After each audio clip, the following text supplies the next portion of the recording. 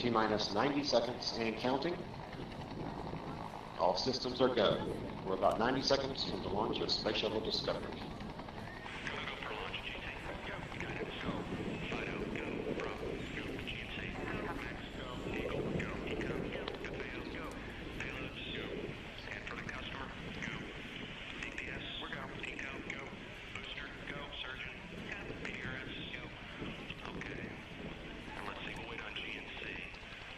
T-minus 60 seconds and counting. We are transferring to orbiter internal power at this time. Discovery is now running off its 3 onboard fuel cells. Coming up on a go for auto sequence start.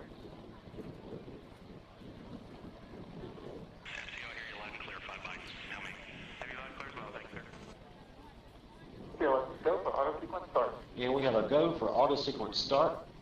Discovery's onboard computers have primary control of all the vehicle's critical functions. T-minus 17 seconds and counting. 15, 12, 11, 10, 9, 8, 7, 6, start, 2, 1, booster ignition, and liftoff of the Space Shuttle Discovery, returning to the space station, paving the way for future missions beyond.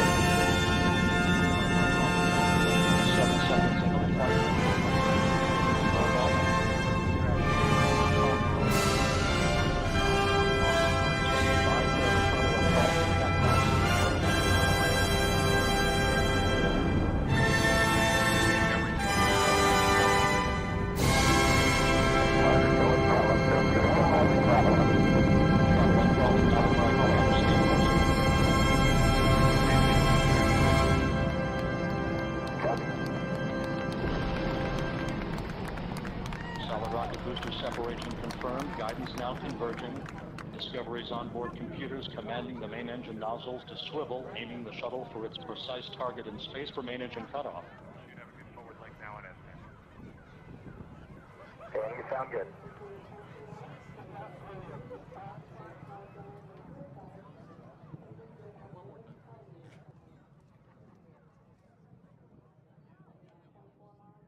Discovery Houston, negative return. Copy, a negative return.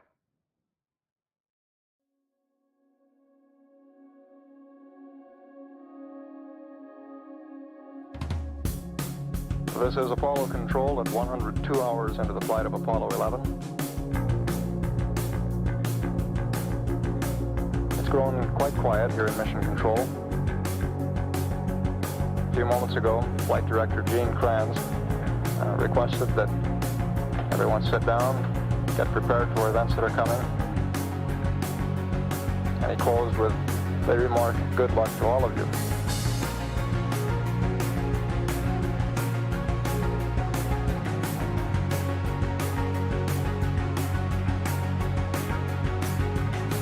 Minutes now until ignition for powered descent. Everything's still looking very good at this point. Okay, all flight controllers, gonna go for powered descent. Retro, go. Fido, go. Guidance, go. Control, go. Telcom, go. GNC, go. Ecom, go. Surgeon, go. Capcom, word go for powered descent. We're off to a good start. Play it cool.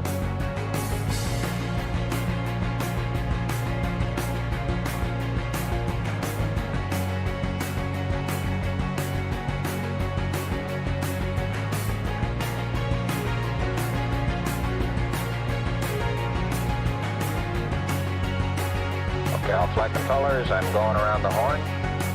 Okay, retro, go. Fido, go. Guidance, go. Control, go. Telcom, go. GNC, go. Econ, go. Surgeon, go. Retro, go. Fido, go. Guidance, go. Control, go. Telcom, go. GNC, go. Econ, go. Surgeon, go. Capcom, we're go for landing. Okay, everybody, let's hang tight and look for landing radar. 75 feet, down a half. 1202 alarm. 60 seconds. We're going that flight. We're going that alarm. 40 feet, down 2.5. If it doesn't reoccur, will we go? 30 seconds. 1201. 1201. Roger, 1201 alarm. 1201 alarm. Same time, we're go flight. Okay, we're go. We've had shutdown. Listen, Tranquility Base here. The Eagle has landed.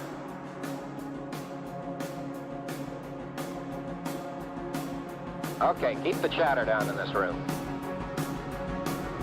T1, stand by T1.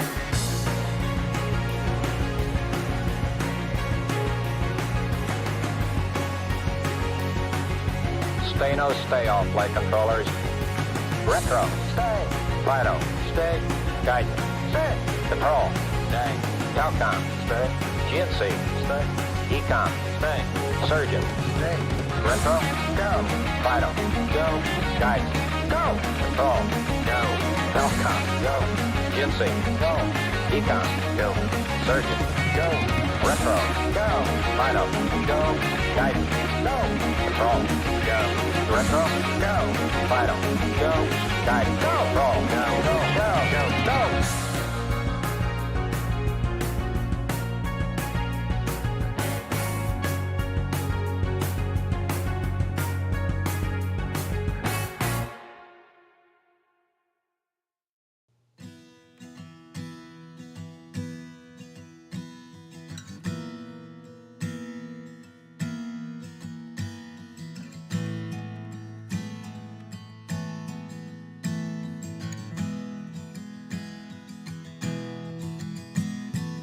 When the night's getting cold, you're needing a shoulder. Puff out your chest and be a little bolder. All we do is we buy and hold. There will be shills who wanna steal your thrills. There will be friends who hold till the end. There will be doubt, fear and cloud, but it's all in your head. Those hedges are dead. Panic and fear really are near, but it's not ours to own. We have shown that all we do is buy and hold. Oh, there will be shills who wanna steal your thrills, and there will be friends who hold till the end, and there will be doubt, fear and cloud, but it's all in your head. Those hedges are dead. So when the night's getting colder, you're needing that shoulder. These apes got your back. We got each other. All we do is we buy and hold.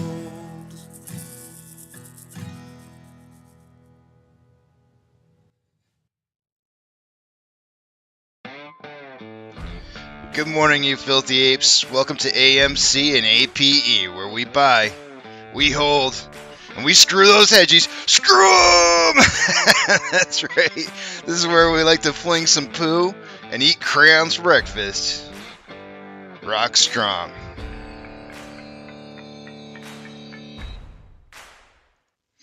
Man, it has been like weird not doing YouTube for even just 24 hours. Was just kind of crazy. It was just like, man, it felt weird. I can't even describe to you guys like how, I mean, you guys are going, it's good to have you back. I'm sitting here going like, it's weird being back, or it's weird having been away. It's weird to like, it feels more comfortable being back.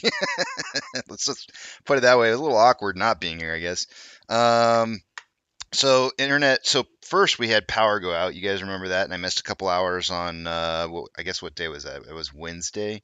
Then yesterday on Thursday, well, actually it was Wednesday night. We got, you guys probably remember this live stream kind of cut short at the very end of the day on Wednesday. That was my internet getting cut off, and so I called up AT&T. Man, let me tell you, that was a pain in the butt. I got a hold of AT&T, and they're like, yeah, we're not sure what's going on. Oh wait, no, we're sure. It's you've got an internet outage in your area. I'm like, great. I actually took a screenshot of the conversation so I could show you guys because I thought it was kind of funny. I go, great, thanks for letting me know. Is there any way you can sign me up for notifications as to when the internet is going to be resolved? And then the next message that comes back across, because I was doing messages with them, and the next message that comes back across says the operator has left the chat. And I was like, oh, thanks. I sat there and waited forever for you to come on, and now I don't even get an answer. So I had no idea when it was going to come back on. I think it came on later on the night last night, and so it's back up. Somebody mentioned that the internet service is better today. I feel the same way. I haven't shut down, like I normally shut down all my peripheral devices that use internet.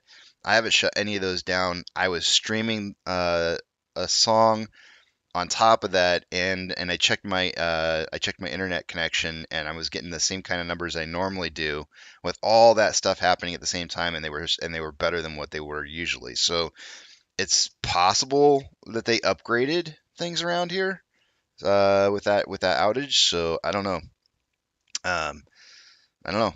Maybe I got better internet now. I can only hope. But my wife said earlier, she's like, "Don't say anything. They'll hear you." It's like, yeah, I probably shouldn't have said this. Oh well. I'm back.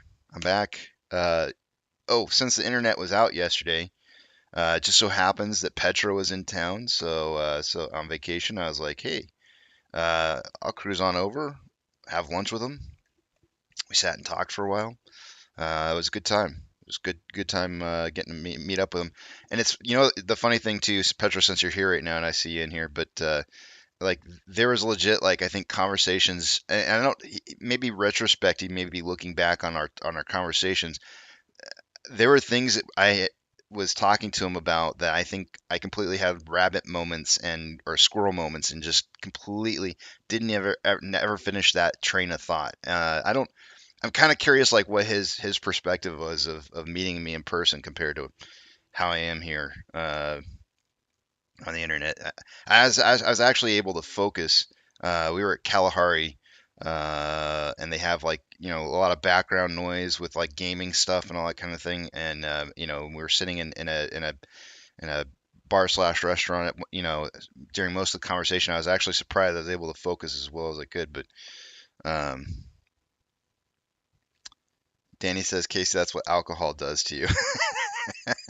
And then the other part of that is we were gonna toast Danny in the video that we posted together. We're gonna toast. I completely forgot to do that. Like, it was bad. Nelly says using dial-up today, Casey. Yeah, well, I don't know why you say that, but so James says, when is Booksy coming on? So I sent him a message last night and I said, hey, my internet's still out. I don't know what time you want to meet up. I don't know if it's going to be on, but I'm hoping it is. And when I sent him the last message, I said, if it is on, what time do you want to come on tomorrow? And he said the last hour of trading. So I think he's going to be on for the very ending portion of the day today. So if you want to tune out now, James, go for it, because he's not going to be on here until probably the last hour. Let's see here.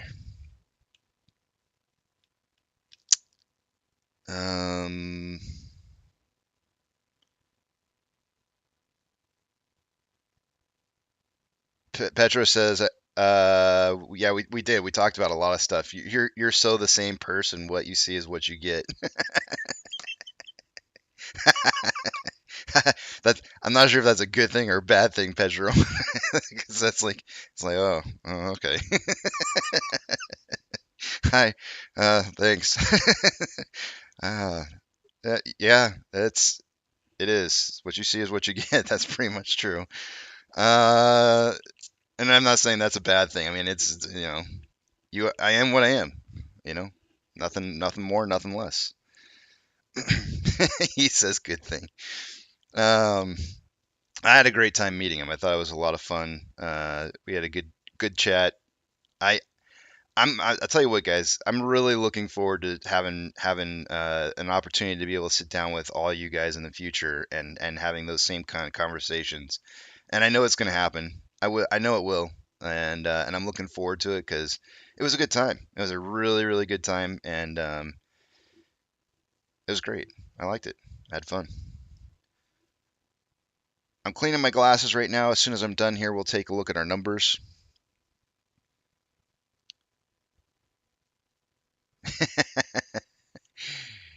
Danny says he's booking a flight to Dugerville.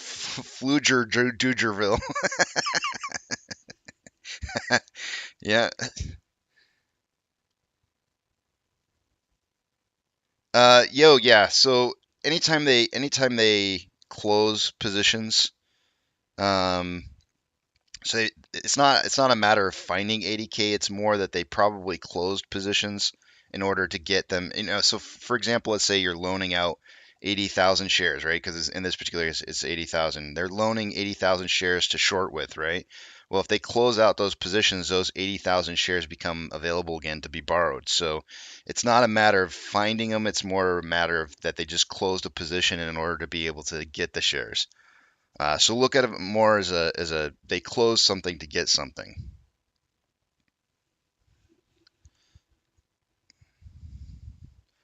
Jay says I had a business meeting, so don't forget your break time. Thank you very much, Jay. I appreciate it. All right, it is time to take a look at the numbers, guys. It's 6:20. um,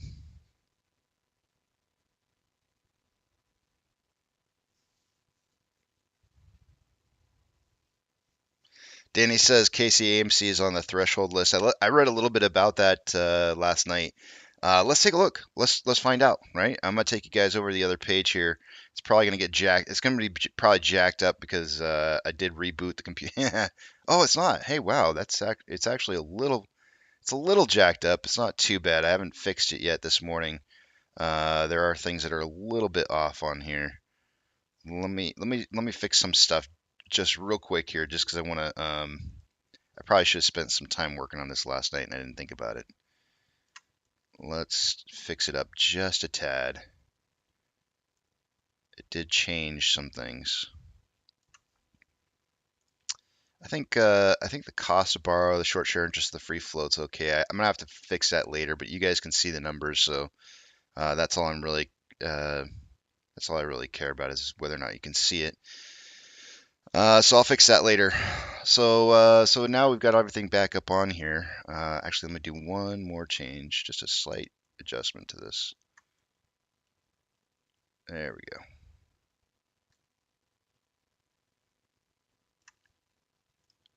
Much better. All right. Let's expand that out just a tad. There we go. All right, here we go. That's too high.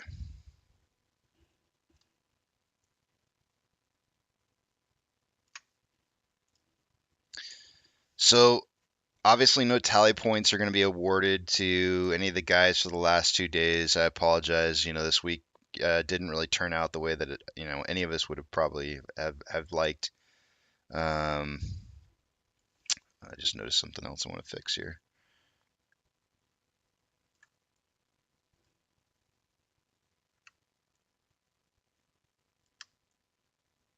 There we go.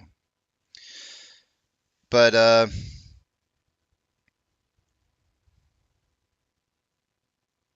yeah, it works. But it is what it is. We'll move on. We'll move on. We've got the last day of the week here to take a look at things. I would have loved to have been here for the nice last 2-day run, but as fate would have it, not possible. Price prediction tally points. I guess we'll just go into a tiebreaker for the day today. On that, I will have the guys put in a price prediction, and we'll just do like a winning tiebreaker for the day today with as normal. Taking a look at short exempt volume. Let's give this a refresh and see what we got going on here. 323. So since we kind of missed yesterday, I'll just kind of go over yesterday's numbers, just whatever I can, just to kind of like give you guys an idea of what we missed out on. So yesterday, short exempt volume for AMC was 543,180. Today it's 323,769. So 323.7.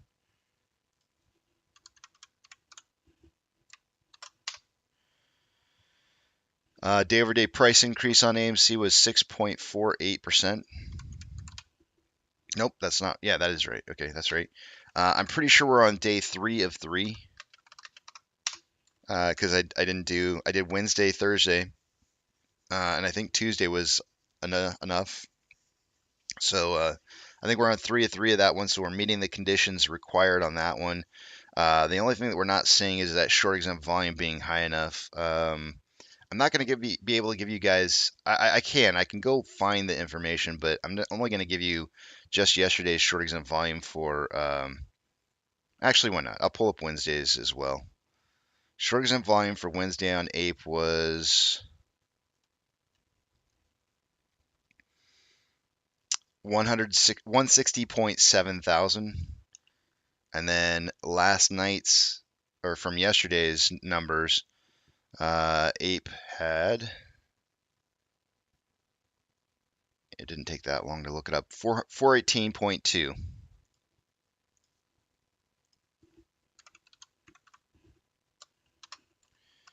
And then APE was up day over day 10.55%. Let's check out utilization and see if we're still at 100% here. Oh man, this internet's. Don't say it, Casey. Just shut up. It's so fast though. It's so fast. The pages open quick. Utilization. Let's see here. We got we went from we've had 100% the whole time. So I got to add 2 days to the counter here. But I'm still showing 100% utilization for yesterday's numbers. So that's going to put us at day number 17 in a row of 100% utilization for AMC. And on APE, utilization is currently showing at 88.53. So the dip on utilization on APE actually occurred 2 days ago. If you guys remember, we were running around like 92, 90, almost 93% as of 2 days ago. Yesterday, it dropped down into that 88 range. But we'll cover those numbers here in just a little bit. But it's 88.53 currently. Oh, it says 92.77. Yeah, that's what it was. We were real high up there. 88.53.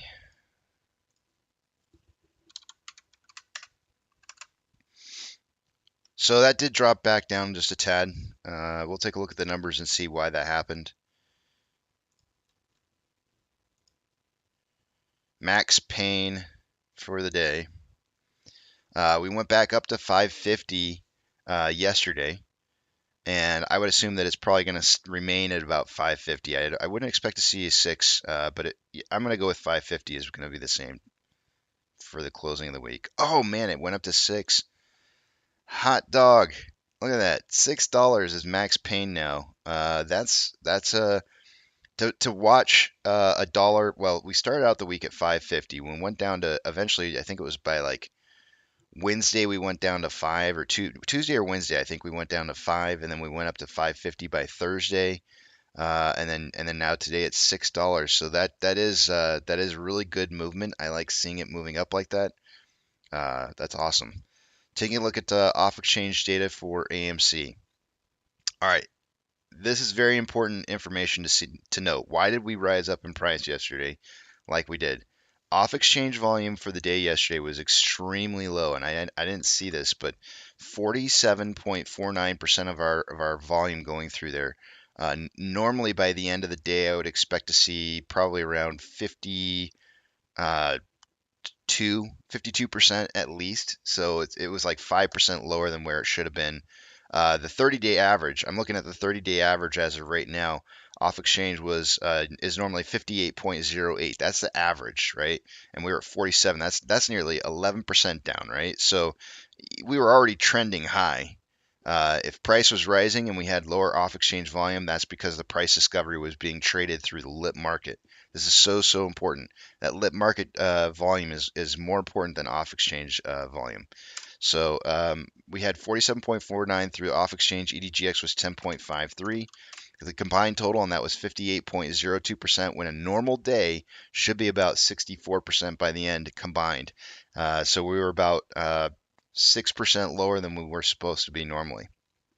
On a normal week from the past, that's low. CHX volume back up on AMC again. Our 30-day average is 1.26%. Remember, a couple months ago, it was only averaging 0.25% per day.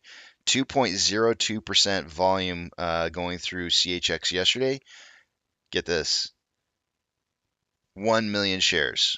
1,001,013 shares through that exchange. I've told you guys in the past that it's always like whenever you see that million share movement through that CHX, those are positions getting closed out. So you guys, you're wondering, like, where did they find an additional 80,000 shares? They're closing positions. Taking a look at APE, off exchange volume is at 53.01%. EDGX is at 7.55. The combined total 60.56%. Again, 64% is kind of a normal number. You can see the 30-day averages were well below those on the right-hand side of the page there, where it says 30D percentage. And CHX volume is elevated on APE as well. Our 30-day average on that one's 0.06%. We had 0.12%, which equated to about 70,000 shares. GME had CHX volume at 0.2, which is a little bit lower than their 30-day average, and HYMC CHX volume was definitely elevated. Their 30-day average is 0.09% of their daily volume. They had 0.27, so like 3 times the amount of volume that they normally have going through that exchange. Taking a look at institutional ownership, 136,848 was the number that I had last. The new number currently being reported through Fintel is at 137,199. That's actually the numbers that I have on my notes are 137,379. So it looks like it briefly dipped down and then came back up a little bit. So I'm going to change my notes, and let's move on to open interest. I just refreshed this a little bit ago here. I kind of wanted to make sure when I logged in today that I didn't have to log into my broker, so that's why you guys didn't get the speech. But as it stands right now, highest amount of open interest is at a $6.50 strike. Now, 2 days ago, because I haven't updated the notes from yesterday, 2 days ago, our highest amount of open interest was at 5.50 for calls, so it's gone up a full $1. And we currently at $5.50, we had 26,000 contracts. At 5.50 now, we only have 15.4. At 6.50, we now have 22.7 thousand contracts. On puts, highest amount of puts is at a $5 strike, and 2 days ago, it was 29.4 thousand contracts. It's now 34.9.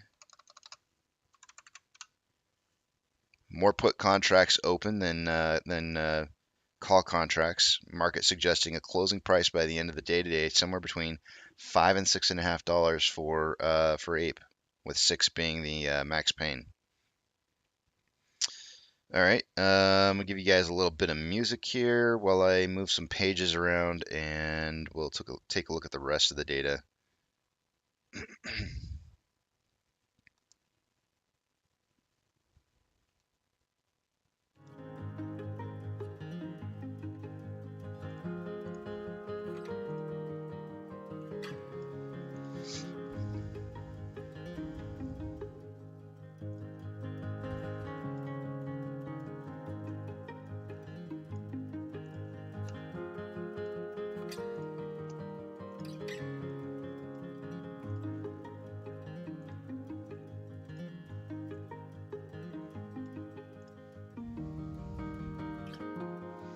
Alrighty. Combined right now, our total price on AMC and APE is $9.19. We definitely had a great move the last couple days. Did start out that looks like yesterday we started out the day kind of almost about where we closed it. You know, price ran up quite a bit to about 950 in total between the two, and then came back down. Do know 878 was a red line that I had put in from the past, where I said that there was a signal that we would potentially rise up to that price. I think I got rid of it since, but it was an ascending broadening wedge that might have been back here somewhere. And I said that when the price drops out of that signal, that we would see it come down to perhaps a secondary touching point. I don't remember where that was exactly, but it was somewhere back in here. I've already deleted the charts, and you can see that we have completed that pattern and found that we did touch on 878 as a very significant touching point for at least once or twice we've kind of stalled out on that. So we're currently bouncing off of it right now and finding some more price improvement coming here. I'm gonna go ahead and delete. I don't know what this 950 range is right here, but I think that's a that's a value that we've hit from the past several times before that we've struggled to get through is 950. So I'm gonna leave that. As it does look like we're kind of consolidating between 878 and 950 combined between the two prices.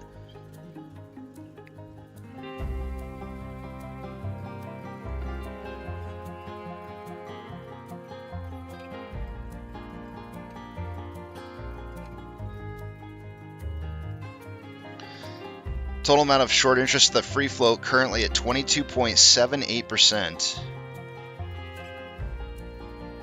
So there's our utilization at 100%. On loan amount day over day. So over the last 2 days, we've dropped from 185.93 million shares on loan to 181.9. So when you're asking those questions about like where are they finding these new shares to borrow, it's because they're closing out positions, right? And that's going to be where those new shares pop up from. But 181.9 million is what we're at currently. Dropping from 183.15 to that 181.9, which is about, let's call it 1.215.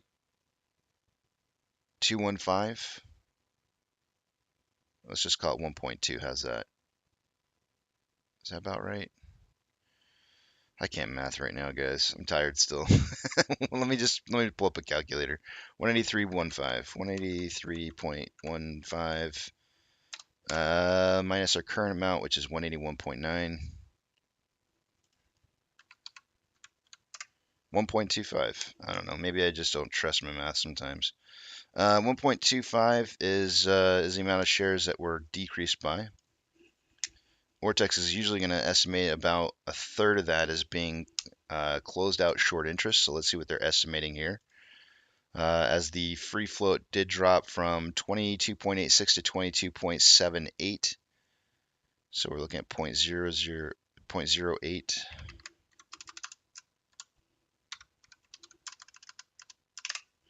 That's about 413,000 shares having been returned in short interest.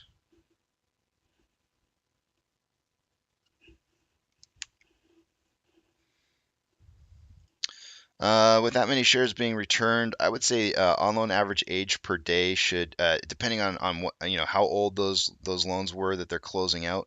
If they're really super old, then you'll probably see on loan average age per day flatlining. If they're super new loans that were closed out, then we'll see this skyrocketing. Okay, so I would say mediocre to old newer loans were the ones closed out as that number rose from 96.88 to 98.33.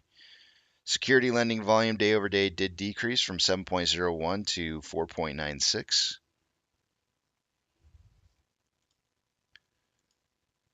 On APE, wait, let me go back here. The threshold list. There it is. There's our threshold list. First day on.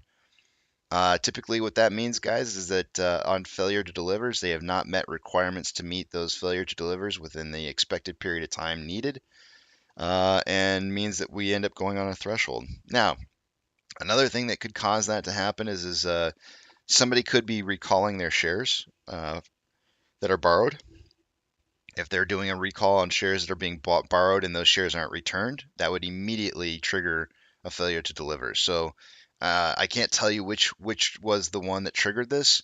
I just know that somebody requested shares back and they weren't returned. One way or the other, I don't know how it worked out. Like either somebody was owed shares or somebody requested shares to come back and they didn't. So, but we are on the threshold list as of today.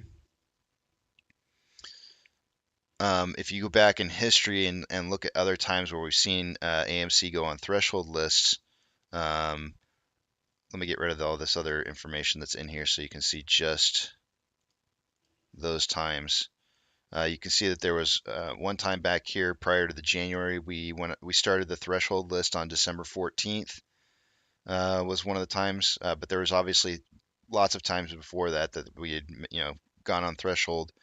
And then actually we didn't go onto threshold until after the run up back in June. The first day on the threshold list was June 21st.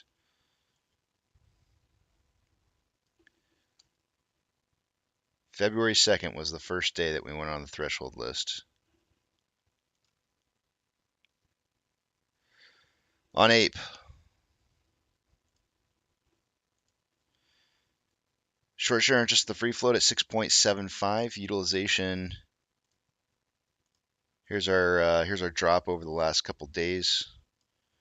2 days ago we were at 92.77. We dropped down to 88.76 yesterday, or 2 days ago, and then yesterday we dropped down to 88.53. So dropping a little bit there.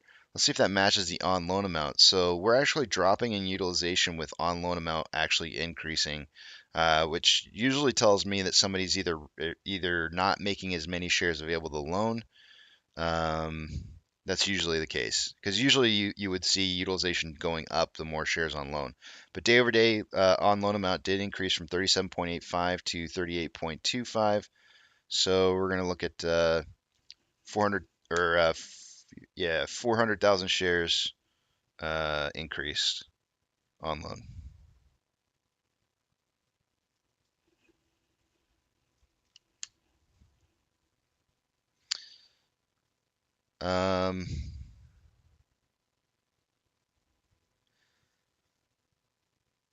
Short share interest of the free float change rose from 6.73 to 6.75 day over day. On loan average age per day, even though they didn't take on a whole lot of shares. 400,000 shares isn't really enough to, but I wouldn't suggest would be enough to cause this number to drop, which tells me that since we're starting to see a dip on loan average age per day. And so if that's the case, then more than likely what's happening is any closing of positions that they're doing for the day are on older positions, because 400,000 additional loan shares is not enough to cause that number to drop. Shouldn't be. So more than likely they're closing out older positions and then replacing them with newer positions. What's next? Oh yeah, security lending volume. Day over day, security lending volume on Ape went up from 3.4 to 4.33 million. Orders by Fidelity customers from the end of the day yesterday. Let's see here. Looks like these should just be the last 4 minutes of the day from yesterday's closing amounts. Let's see if AMC Ape or GME made the list here. AMC is on the list. In the last 4 minutes of settlements that occurred, we had a 63% buy to 37% sell ratio. So we're looking pretty good there. I don't see Ape or GME on the list here.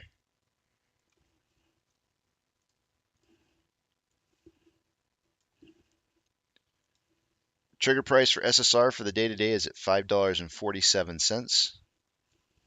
Let me rewrite Apes down here because I don't have it set up yet. Hold on. Big sneeze. Let's see here. We had closing price at 2.83 yesterday. That's going to put SSR at 2.547 for the day today.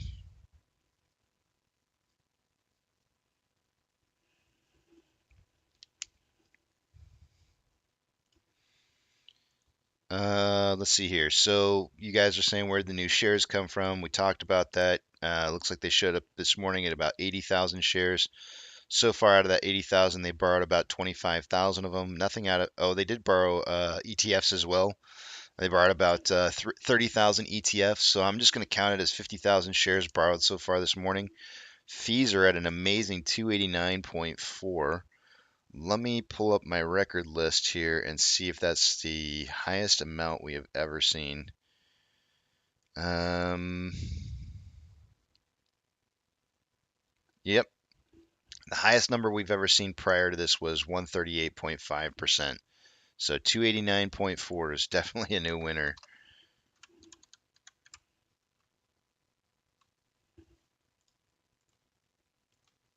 There's currently 85.7 thousand contracts out of the money on the calls versus 38,000 contracts that are in the money. 85.5 thousand contracts are out of the money on the puts versus 11.4 thousand contracts that are in the money.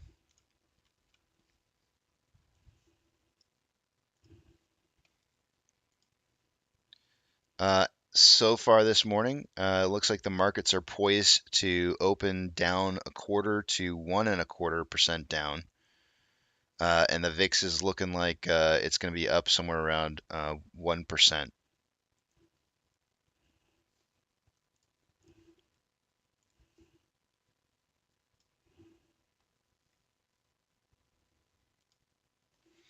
International markets overnight. Mainly red. Those that were up either anywhere from 0.25 to 1.5% up. The ones that were down anywhere from anywhere from about a little over 0.5% to 1.3%. So kind of some mixed numbers. We've got really strange stuff happening with the DXY yesterday. I was kind of noticing. Ethereum Classic currently is up 5.05% right now. Let's just take a look at that real quick. I want to see what that looks like on a daily. Still starting to move up. We did have what appeared to be like an inverted head and shoulders to me, and it would have completed around 123. We still got some more consolidation after that, but we are starting to see it move upwards. I would have expected maybe a little bit more of a sharp turnaround a few days before this, but it's starting to move now. DXY, this is the one that's kind of perplexing to me. I mean, we're on the verge of absolutely watching this thing break to the top side of this very long descending wedge. I don't see how this breaks down going down further. It would be really weird to see have happen, but we basically are following the top side of this trend here on this level of resistance on the US dollar blowing up on us. If the US dollar blows up, it should cause the market to go down. So, I mean, I don't know. Lots of volatility, though, here. You can see it in the marketplace. WTI is down 4.5% yesterday. SPY is currently down in the pre-market 0.58. Let's see. Tesla in the pre-market's up 1.05. Amazon down 4.04. Cinemark up 3.8. Doge is up 1.64, Bitcoin's up 0.2, GameStop is up 0.44, HYMC up 0.72, HUD is down 1.35, CS is down 0.54, NCMI is up 1.92, APE is up 3.18, and AMC is up 3.29. Inflow versus outflow for the day yesterday, we had approximately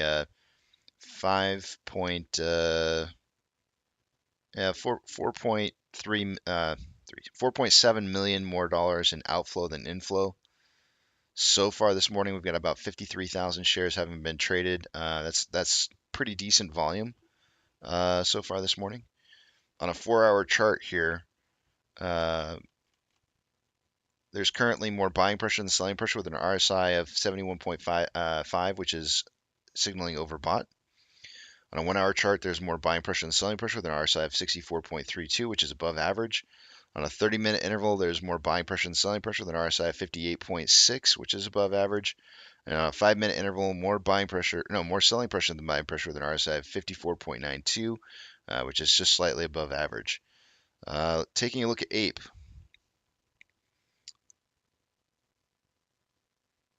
$6.4 million more inflow than outflow yesterday.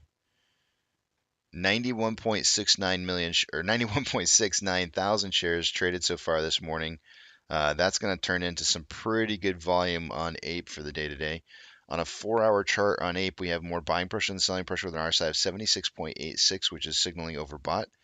On a 1-hour chart, we have more selling pressure than buying pressure. What looks like a determined crossover on the vortex indicator on the 1-hour chart. RSI at 66.94, so it's cooling off quite a bit from some of the run-up we've had so far. So RSI is just above average. 30-minute interval, there's more buying pressure than selling pressure with an RSI of 58.79, which is above average. And in a 5-minute interval, more selling pressure than buying pressure with an RSI of 47.74, which is just slightly below average. A lot of whipsaw kind of going on over here on the vortex indicator. Taking a look at the 1-hour time interval, we have Ichimoto cloud. You have the lagging line above price line. Conversion is above base, but notice how many times we've hit the conversion line here. We've hit it once, twice, and we're about ready to hit the conversion line on a third try, looking like today a little bit. There is a thinning portion of the green cloud. Doesn't necessarily mean this is where we're going to have to move through. As there is a widening green cloud in the future. That's not very typical. Normally the clouds get bit, they look like a poop. They pinch off on both ends. Yeah, so normally I would say that on a thicker portion of a cloud where it's kind of pinching off here and then it's starting to get bigger again, kind of tells me that there's a strong possibility this continues to rise in value. But there may be a little bit of weak support today. So we may see price come down just a tad bit. That would cause the future cloud to kind of pinch off a little bit and could mean that maybe going into next week sometime, there might be some downwards momentum. Do note we are above the current point of contact for volume, which is well below where we're at currently. The last time we've seen volume in this range has been a hot minute. So we are bouncing off of a Fibonacci retracement that I've got here at $2.94. So if we break through that and if we bust up beyond that, I'm gonna have to start creating some new Fibonacci's. Let's see here on a 4-hour chart. Oh wait, on the 1-hour chart, I think price would need to be above 298 at some point going into the day to continue to get more additional buying pressure.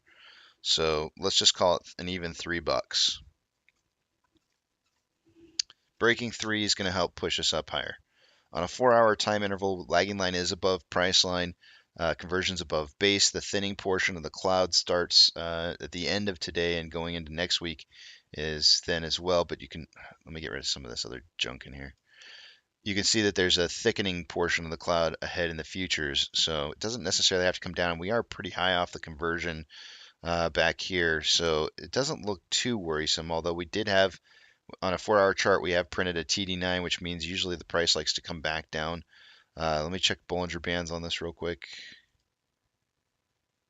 Yeah, we may see price attempt to come back down towards the simple moving average, which will continue to move up to meet up with it. And so we might see price kind of drop down to like the 250 range maybe next week.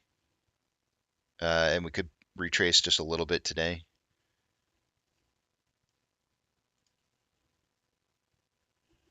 In order to have additional buying pressure going into the day, I mean, there's not a weak signal on this. The only thing that we need to see have happen for the day to have potentially good momentum is to keep the price above the conversion, which for the day today is going to be about 264. So I'm going to write down 264 and $3 are going to be my two numbers. Got to stay above 264 and $3.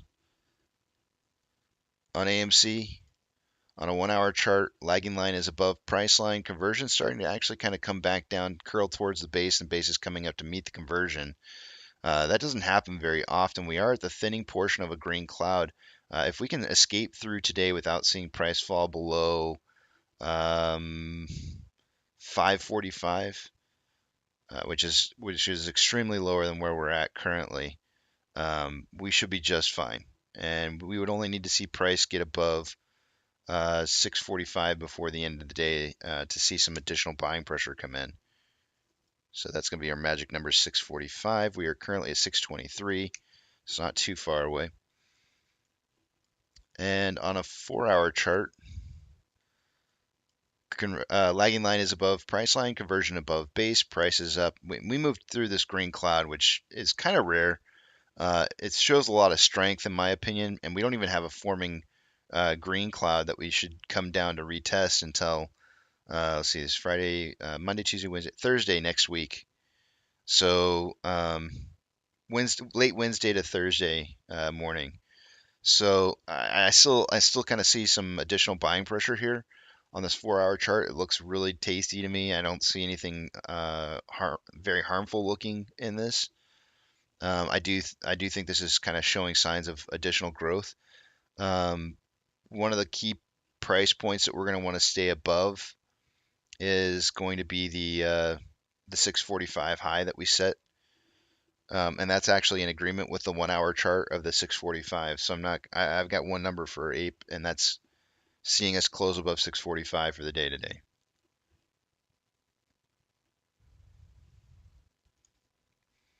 Looks like there is some news here. Let's see what it is. Probably nothing I care about.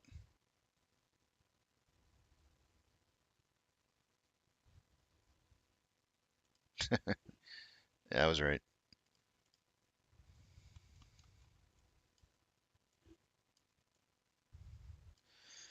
And it looks like the order book is pretty thin on AMC. Ape's order book is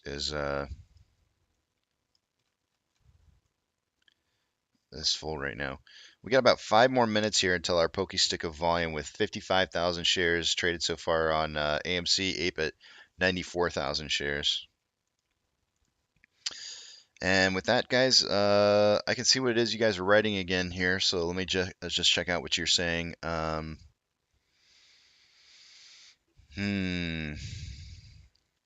Guts for the long term. Good morning to you. Forrest, thanks, man. I appreciate that. I miss you guys too. It didn't feel right not being here.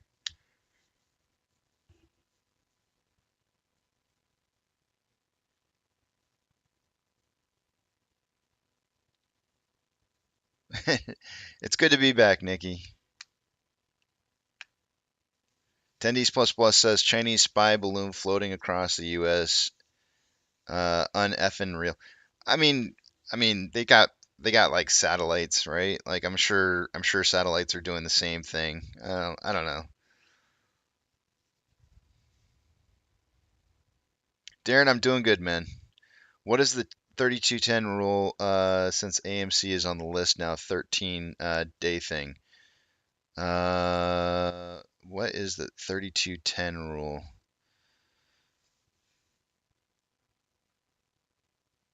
Give me 1 second to look it up.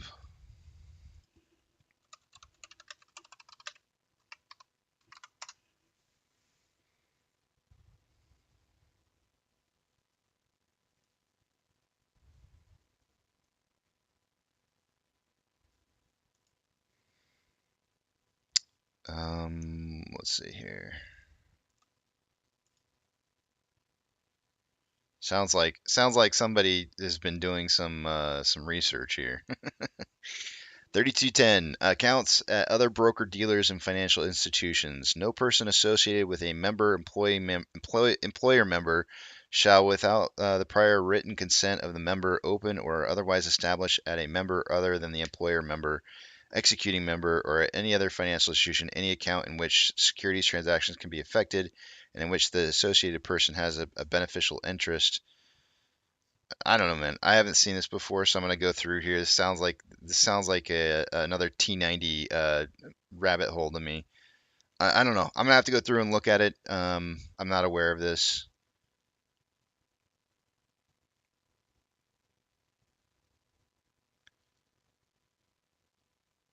I don't know what this is about.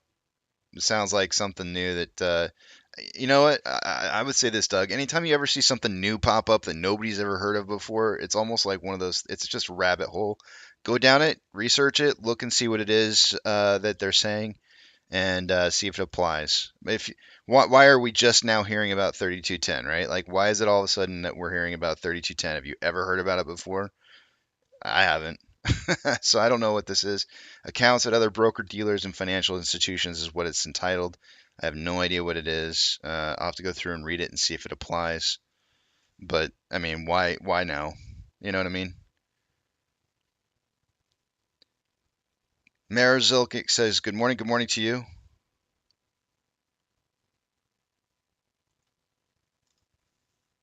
Danny says, Casey, do you think many people sold AMC to buy into Ape? It doesn't seem like it to me. We haven't taken a look, Danny, at OBV, and I would say that the days that we were seeing reported volume on AMC, it was always way more buy orders than there were sell orders. So, but there have been days that uh, haven't produced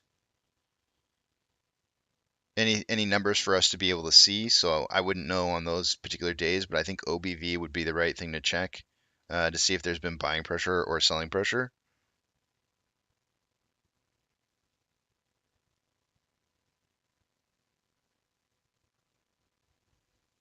Doug, I'm gonna have to take a look into it. I've never heard of 3210 before, and I can't do it while I'm live streaming because I can't work like that. So you won't get any answer out of me anytime soon. I'll probably, if it's something that I need to look into, I'll look into it after the live stream's over.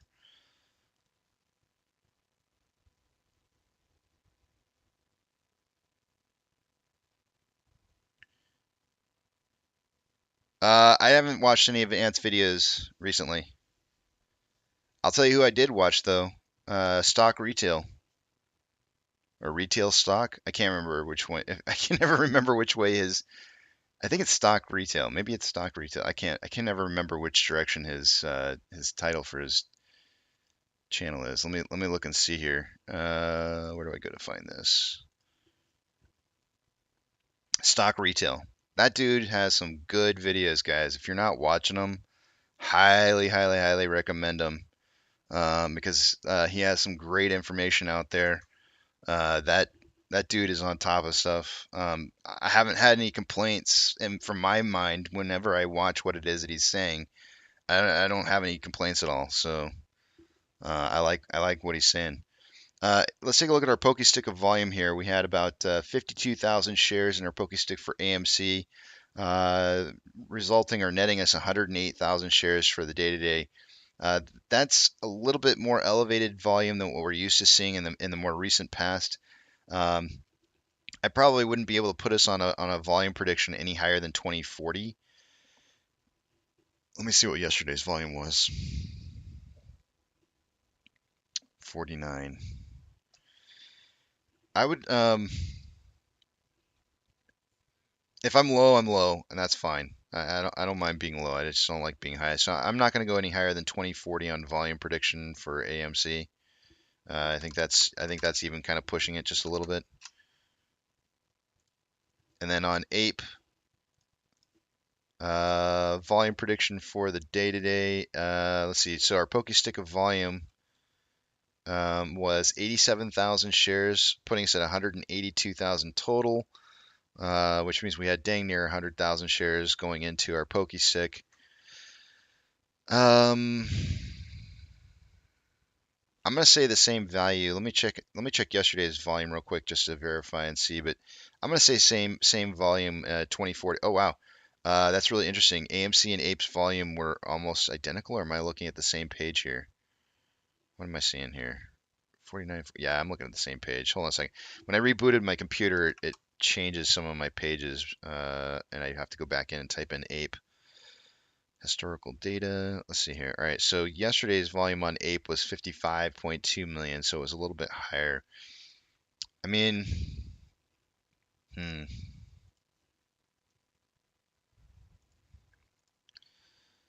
I think on volume prediction for Ape, I'm gonna probably give it the same number, 20 to 40. Again, if I end up being low, I'm all right with that. I'd rather be low than high on volume predictions.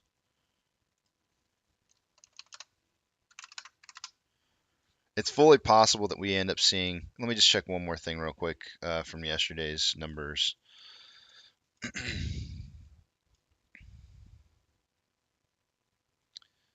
68.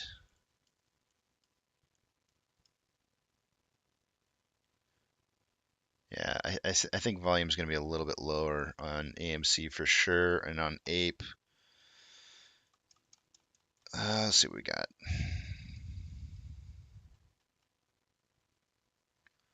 96.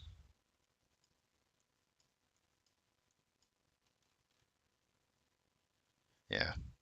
Yeah, we'll see a little bit less volume today, I think, on AMC and Ape. But it'll probably beat my expectations of 20 to 40. But probably lower volume than what we saw yesterday on both of them.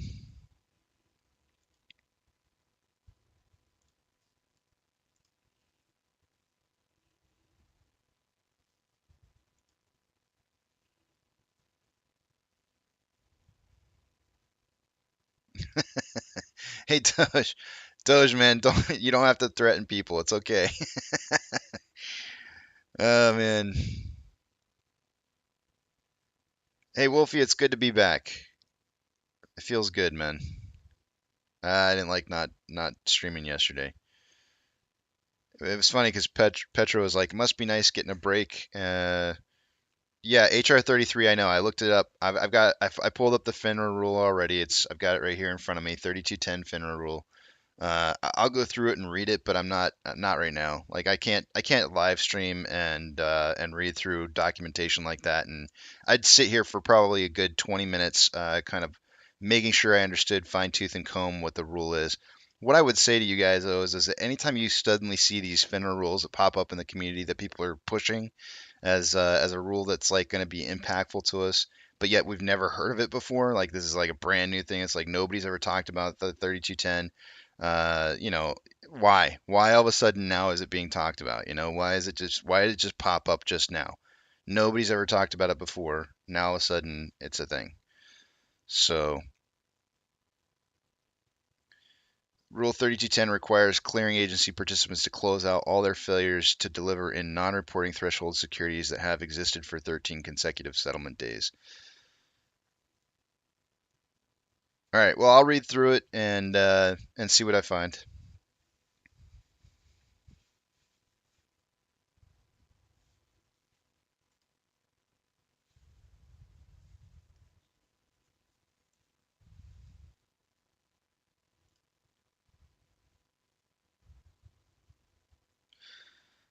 Sherlock says today we have jobs report. I do have that. I have the page for that. Let me pull it up here. Let's see, not that one. Is it this one? I don't usually watch that report. Everybody always asks when, like everybody always wants to know what the numbers are on those job reports and whatnot, and I don't really watch that very much. And I'll tell you why. Like, I think the jobs report is such a piece of pile poo right now. Uh, there's people who haven't been working for a long time that are able to work since COVID and have not returned back to work, and it's like, you know what? It's who cares? Who cares what the job report's showing? Because if there's an excess of inventory of jobs but people aren't working, that's a strain on the economy. So I don't I don't put a whole lot of I don't put a whole lot of weight into the numbers that are coming out of the job reports right now. Maybe from the past, but it's an antiquated number anymore. It's such an old number to be going off of that doesn't really do any. It's kind of a disservice if you're kind of trying to estimate how the economy is doing. I don't think that those are good accurate numbers anymore. Just really old.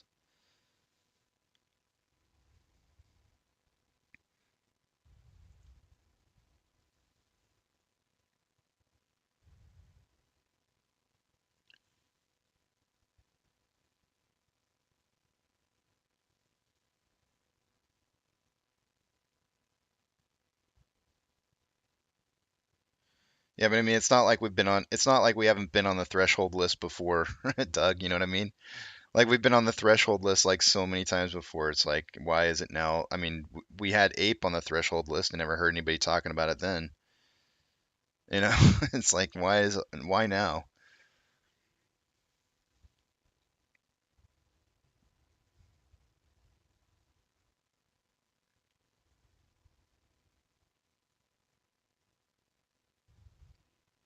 But people just bring up these, new things all the time, and it's just kind of like, okay, it's like the same thing with the T90, which I can't even remember the 1660 or 16600 or whatever it is. It's like nobody ever heard of that before, and all of a sudden it became a massive talking point. And then you saw everybody like get all disheveled over the fact that there was like was there or wasn't there a T90 period of time, and there is an actual T90 rule. It's just that it didn't apply to us for Ape, and but yet everybody was going nuts over it, and it was like I just didn't understand it. It's like why is this a thing? Nobody's ever gone nuts over some of these rules before, and all of a sudden they're going nuts over them, and it's like just relax. It's not changing anything.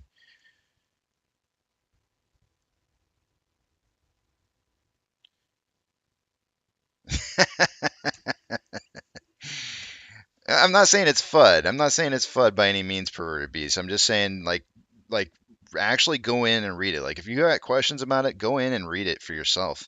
See if it actually applies. But like asking me my opinion on it, it's just the same thing as asking you your own opinion on it. It's like go through and actually read through it and see if it applies. It's just like with the T91, right? When we went into that 1660 thing, it was like it was very obvious right off the bat, like the very first sentence disqualified that rule as being a part of anything to do with ape being created, like completely. Like they're the very first sentences, and but nobody read that. Nobody actually went through and read it. They only read what people were highlighting, which was the third rule, which said that there had to be delivery of shares by T90 days. Everybody started flipping out, going, oh my God, T90, it's this thing, 90 days from now. And it's like, no, the rule didn't apply. There was like, it's very clearly stated in the very first part of it that it did not apply to us.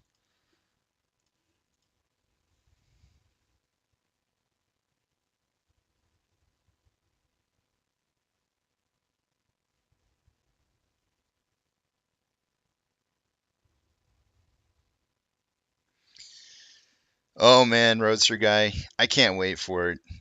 When we're done, when this is all done, we're gonna be doing that for sure.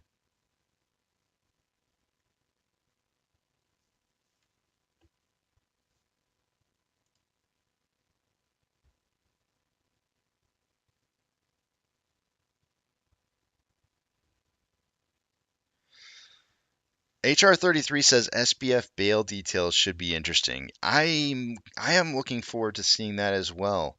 I don't really understand what's going on there a whole lot. HR 33, what the whole deal is with with discovery of who, how he got his bail or who bailed him out. And I don't know why that's such a hot topic. I'm really not in the know on it, but I do think it's interesting though. I do agree. And I want to find out too. I think it's I don't even know why they would cover that up. Some people are saying because it would put the people who bailed them out in harm's way. And I go like, so if you're gonna bail somebody out, that's then maybe I don't know. Like I'm not saying you should be in harm's way, but I mean maybe you shouldn't be bailing out people that shouldn't be bailed out. You know what I mean? Like if you don't want to be seen bailing somebody out, then maybe you shouldn't be bailing them out. Uh, Sorry, but it should be public record. It should be public record. If you're going to bail somebody out, then we want to know who you are. Short and simple. And do you have something to gain? It's almost like it's do you have something to gain from bailing that person out, or lose? Do you have something to gain or lose from bailing somebody out of jail? I want to know about it because it's part of the puzzle. Einstein, I've got you down. Don't forget today is going to be a tiebreaker. 798 to 1098. It got you down, brother. Thank you very much. Let's see, 798 to 1098.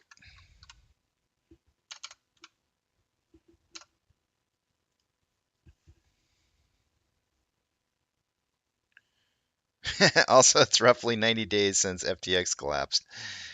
Thanks, Jericho. That's pretty funny.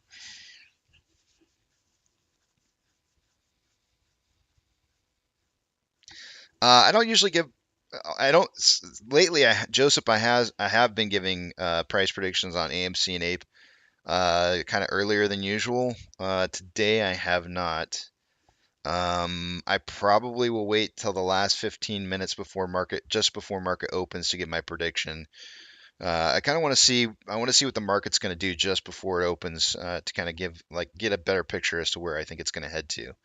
But also, Joseph, just throwing this out there, don't. It's not meant to be financial advice. I don't ever want you guys to think that because I'm putting out a price prediction that it's financial advice that's where we're gonna. I've missed, guys. I've missed so many times. Like out of the 4 people that are currently on my list of people who predict, I have missed more than anybody.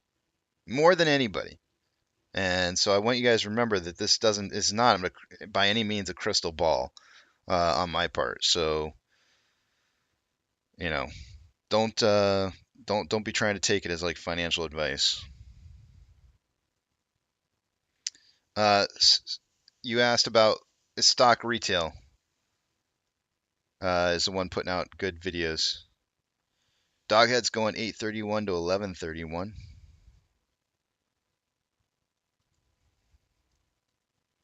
Billy says 6 to 4,000.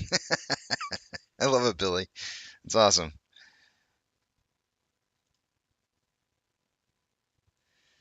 We won't know cost to borrow, Kenny, until after we see some of the first borrowing going through, which likely could be the case now that the banks are open. But I don't normally refresh until 30 minutes after market open to get the numbers. But I'm pretty sure they're going to be. I mean, I can look and see. Hold on a second. We may be getting some borrow amounts going through here. Okay, so for AMC, the cost to borrow min is 655.41, average is 655.88, and max is 705.41. Guys, I don't know if any of you guys saw this, but I had a very colorful individual talking with me in Twitter about cost to borrow yesterday. And I just want you guys to know I wasn't pissed, and I was just more or less having fun with the individual. They were very obviously a shill, and I was just having a good time. So just note that, and I don't go back and I don't delete anything that I write because it's, I say what I say, and I'm not gonna do takesy backsies on on screwing around with the shill. So if you ever see me acting like, kind of like maybe trolling a known shill out there, just ignore it. It's just me giving them a hard time right back because I know that that's all they're doing is just trying to give us a hard time.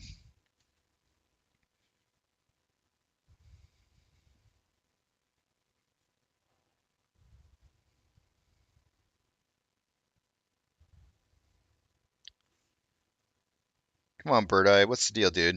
You know the rules.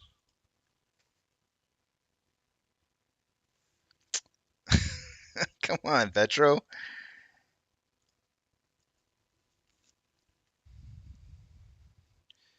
Last CTB was max was 905. That's correct. I wouldn't really use max or min as an indicator of what it actually is. Average is probably the best thing to be looking at. Why are we okay? We're just gonna cut that out right now.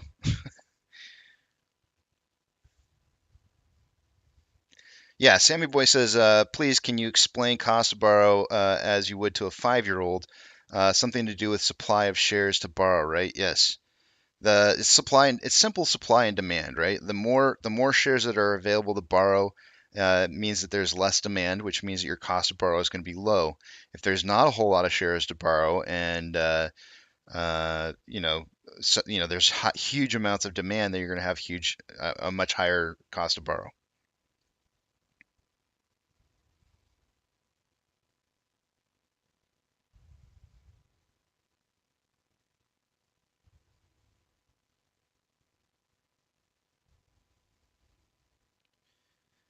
Yo says, Casey, do you agree or disagree that shorts don't necessarily need a thesis to short a stock? Um, I would agree that they don't need a short thesis, but that's more rare than it's like a rarest piece of steak you've ever seen. That's straight up what do they call it? Tartar. It doesn't happen very often. It's only because they're in a position to where they have to, right? So in a squeeze type position, they have to continue to short it because they're in a game of life or death. Now, do note, do note that just because they're in a game of life or death in the shorting thesis, even if the thesis is taken away, you have to look at it from two different perspectives, right? By taking away the short thesis, you've now said to long institutions, this is a good purchase, right? And we know retail doesn't move stock price. Who does? Institutions move stock price. So by removing the short thesis, it's not that you're saying that the short thesis that shorts are going to go away. That's not it. That's not what anybody should be saying. They should be saying it's giving a signal to the rest of the institutions out there to start buying. And that's what we need is that buying pressure to start moving in from institutional buyers.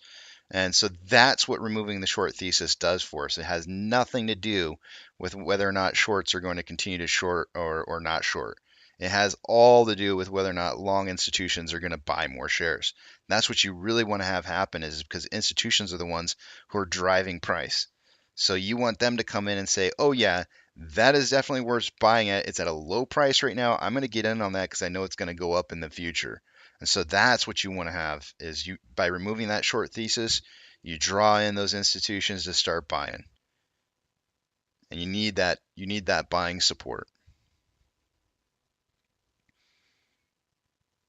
Sammy boys, they do lend some of our shares, but what depletes the supply is how much has volatility. Volatility is what really kind of depletes the supply.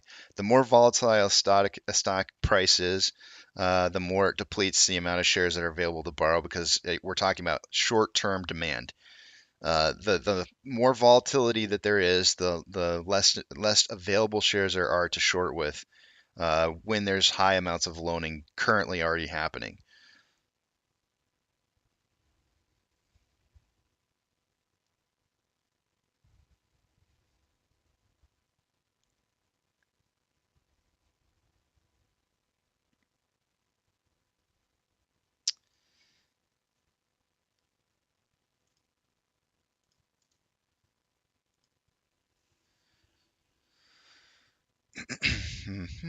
One second here.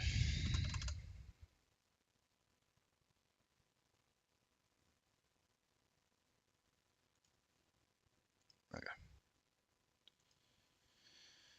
They viewed us as dumb money doesn't mean their thesis isn't stupid. Yeah. You're welcome, Ayo. Thanks, Grandpa. It's good to be back, man.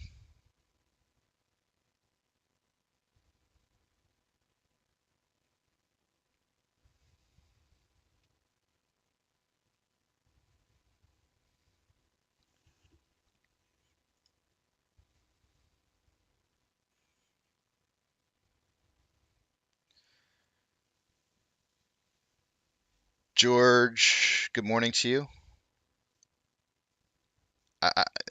I said your first name weird because I was thinking about trying to say your last name, and then I was like, nope, just gonna skip it. All right, I'm gonna try. I'm gonna try. Let's see. I'm really bad at pronouncing names here, so let's give this a shot.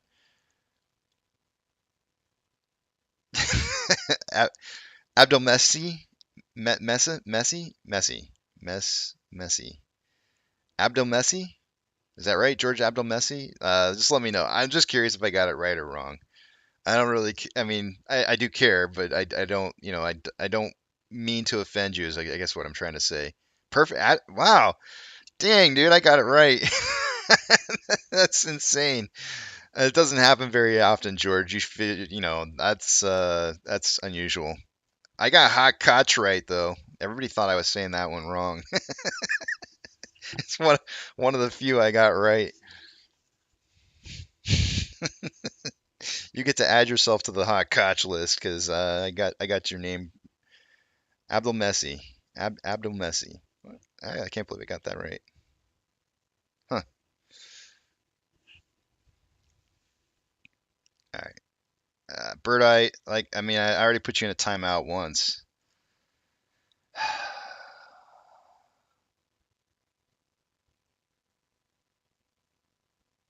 I mean, what I don't want to remove you, dude. You know, like, why? Why do you have to keep pushing it?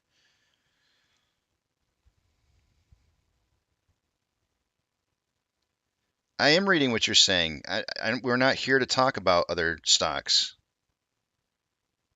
It's like one of the major rules here, and it's not directly related to AMC. It's not at all.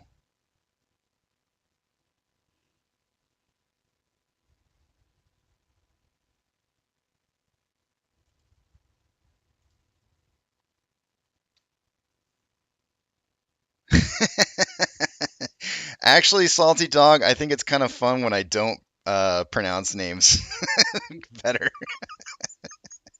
It's kind of just fun that way. Just note, BioLife Hemp, that the average this morning is based off of 165,000 shares borrowed so far. So not a huge amount of shares, and so those averages are going to change the more shares that are borrowed throughout the day.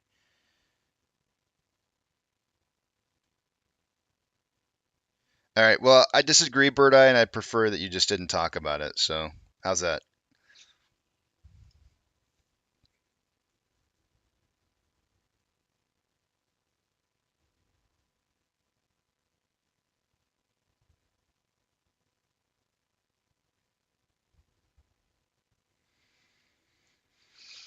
Hmm.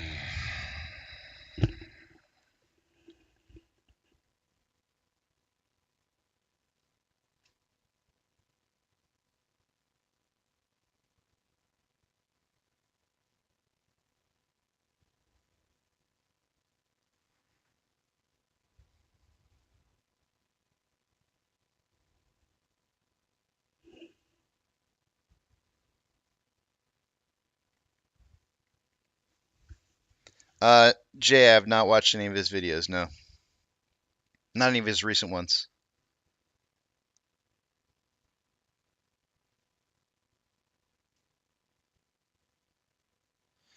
Barbara, as far as volume prediction, 20 to 40 million shares is what that 2040 means, 20 to 40 million. But I tend to think, Barbara, that I'm going to end up being on the low side, but that's just me. I don't wish I was better at it either, though, Salty Dog. I really I don't want to be better at it, but I don't want to be worse either. So it's like I'm happy with who I am.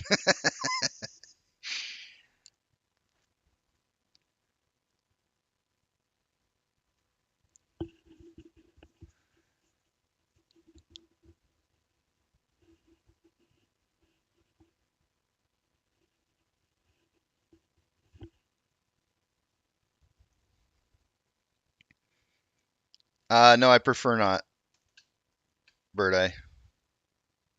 Anybody can look up that information for themselves. See, I think one of the biggest mistakes. I was actually talking to Petro about this yesterday. One of the biggest mistakes that we make out there, Bird Eye, is to point at Citadel and say that they're our number one problem.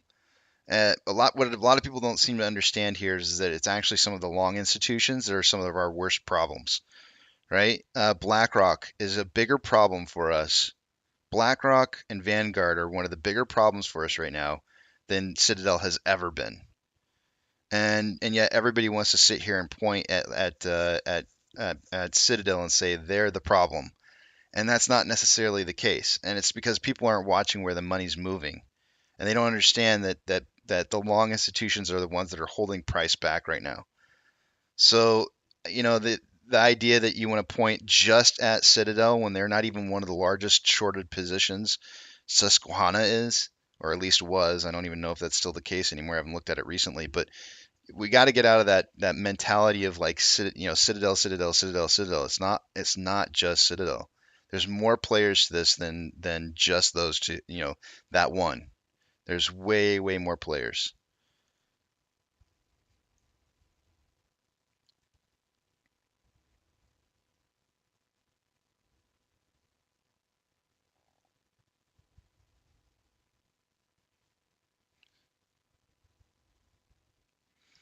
Yale says, Casey, do you think it's significant that we are in the green and the SPY is red? So I have a great page for that, Yale, and I can give you a link for it. And it does take a little bit of time for us to really get like a good sampling of data to kind of support the idea that we're negative beta to the rest of the market. But I can give you this. Link here. And essentially, what you can do is you can go in here and you can pick out a stock. Look at that! Wouldn't you know? Very first thing that's up there. Let's pull up AMC. Right, and you can pick. I think it will only do 3 months spreads at a bare minimum. So like you could do like December to February. So let's do December of 2022 to February of 2023, and then we can calculate the beta based off of that. And according to this, we're positive beta to the market of 0.96 for the last 3 months, meaning we're following the market plus. So if the market's up, we're going to be up extra. If the market's down, we're going to be down extra. It's like we're basically following the market. Actually 0.96 should be maybe slightly less than what the market is, but I mean it's really you can see that it's not negative. That's for sure. We're definitely moving with the market over the last 3 months. If we start moving in the other direction massively, it should change this number. Even though you're pulling the data for a 3-month period of time, it should change the direction. So like if you were to monitor this page on a consistent basis, then you would watch this number dropping pretty quickly, right? So that might be something that you might want to do, start watching that to see how that's kind of changing over time. But it would be significant, but we need significant movement to the other direction from the market to show that it's changing.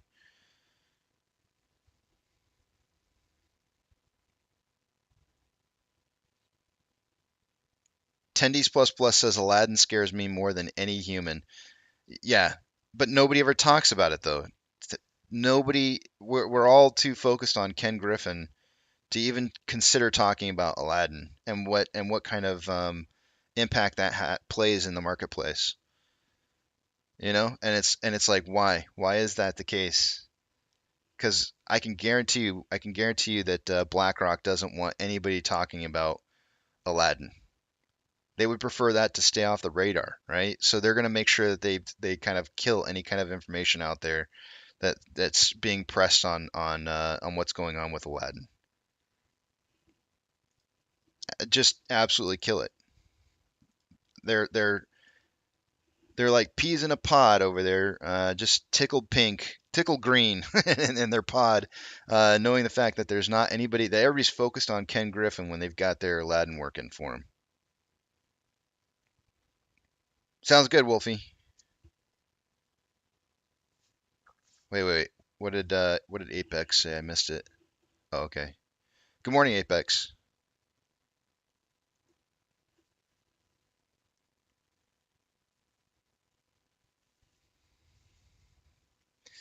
The benchmark that they're using to calculate beta, I think it might be listed on that page. Let me see. I'm not positive. A stock beta calculator to compute the beta for any stock, exchange traded fund, and mutual fund listed on the major U.S. stock exchange and supported by Alpha Vantage. Some stocks traded on non-U.S. exchanges are also supported. Indexes are not supported. A common benchmark used to compute beta is S&P 500. However, the calculator does not support actual S&P 500 prices, but it does support S&P 500 inflation-adjusted monthly price data from Yale University economist Robert Shiller. The calculator uses percent returns derived from monthly closing prices for the stock and benchmark. The Shiller closes are real values rather than nominal values. The monthly prices are adjusted for splits and dividends. It talks about the whole calculator there.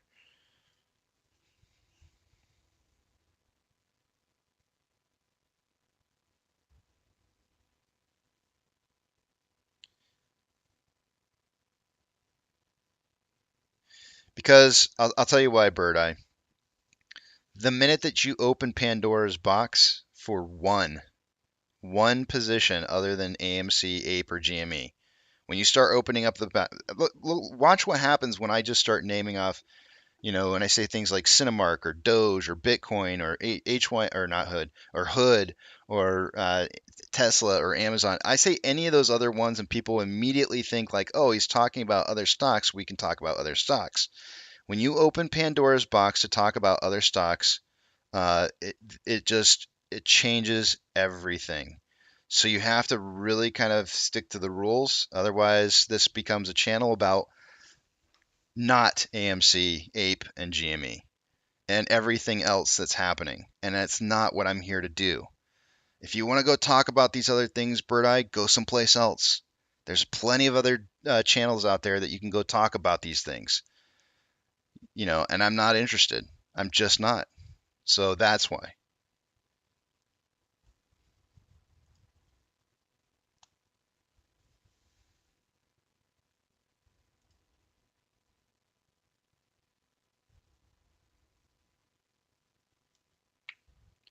I mean, you guys know there's like a billion other stock channels out there for you to talk about stocks, right? There's so many other live streams.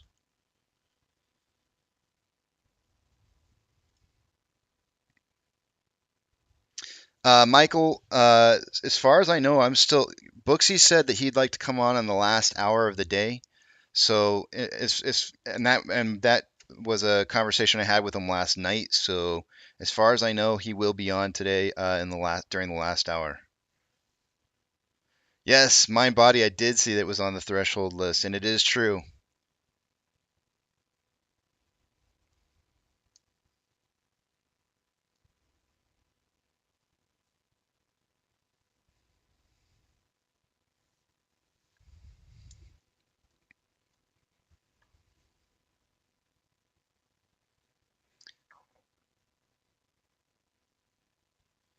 I'm not here to influence people like that, Bird Eye. That's not what I'm here to do. You seem to think that this is like some kind of this is not a place to tell people what to do with their money, man. People can shop wherever they want to shop. They can. I didn't say stocks. I'm talking about where they spend their money. I'm not here to tell people how to spend their money any way they want to. Everybody, you know how I'm married. You ever told your wife what to do? What happens? What happens when you tell your wife what to do? Don't you dare do that. You don't go around telling people what to do with their money. That's their choice. I'm not going to do it.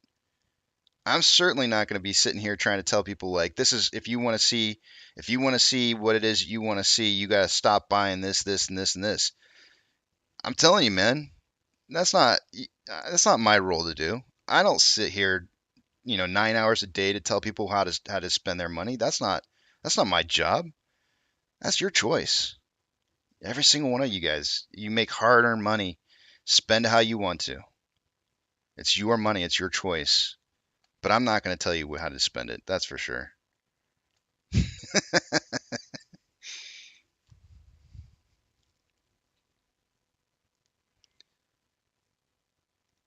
Micah, I want to see on the pokey stick of volume 1 million shares hit by that time, which is 7 a.m. my time, 8 a.m. Eastern. If we hit 1 million shares at that time, that can equate to could equate to about 2 million shares traded in the day. 2 million shares traded in a day is massive amounts of volume and should be a really good indicator that there's going to be some hefty movement. So that's the number that I'm looking for, is 1 million shares by that 7 a.m. Period of time.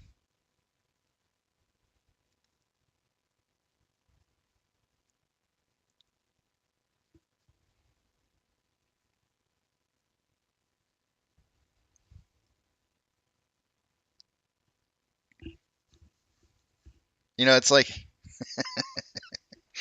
Petro, I don't know if you're still listening or not, but it's like I feel like I'm going to throw you under the bus on this one. I'm not going to do it. I'm not going to do it. I have had personal conversations, Bird Eye, off air, right? And people tell me things, and I go like, oh, that's cool, like I bought this or I bought that, and I don't have a problem off the air, talking to people about that kind of stuff. It's not, it doesn't bother me, not one bit. Like if you want to go onto the Discord and start talking about this stuff, uh, go for it, man. Go on the Discord and go put out as much as you want to about all that stuff that you're talking about. But here's different. Here is AMC, APE, and GME. That's what I'm here to talk about. So leave all that baggage behind and put it someplace else, because here's not the place. I didn't throw you under the bus, Petro.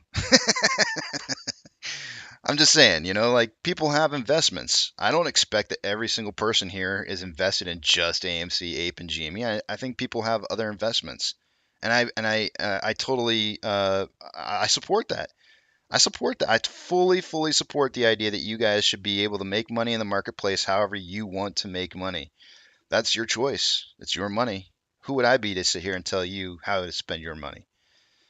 But that's not why I'm here doing this live stream. I'm here doing this live stream because I'm recording history, and I want to provide numbers for those stock tickers, and that's it. That's true. I blame you for everything. Oh man, Sam, screw them. Screw them, Sam. Screw them good. I agree. No, 200 million, Roadster guy. 1 million pokey stick at 7 a.m. is 200 million. Did I say 2 million? 200 million for the day.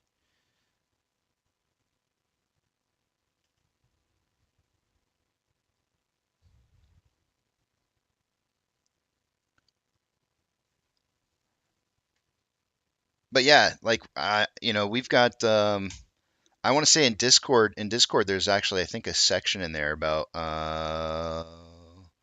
miscellaneous, or I mean we could even create another feed in there where people can just talk about any stock they want, any plays that they want to, or anything that's happening. And like I've never ever stopped anybody from talking about other stuff in the Discord. It's completely fine. Yeah, I know, Jared. That is a great question. What I would say is that the pokey stick of volume, which can usually be found on any stock that's out there that's trading in the pre-market in substantial amounts of volume, anyways. Um, a lot of people, the best answer that you'll find on the internet is that it's settlements that have occurred from the previous day that weren't able to be cleared before closing of the previous day. That's going to be the best answer that you're going to find out there, right? But the problem that I have with that is that if that's the case, then why is it that one day, like some previous day, you might have like 30, 50 million shares traded in a day, and then your pokey stick of volume shows up the next day, a million shares, right?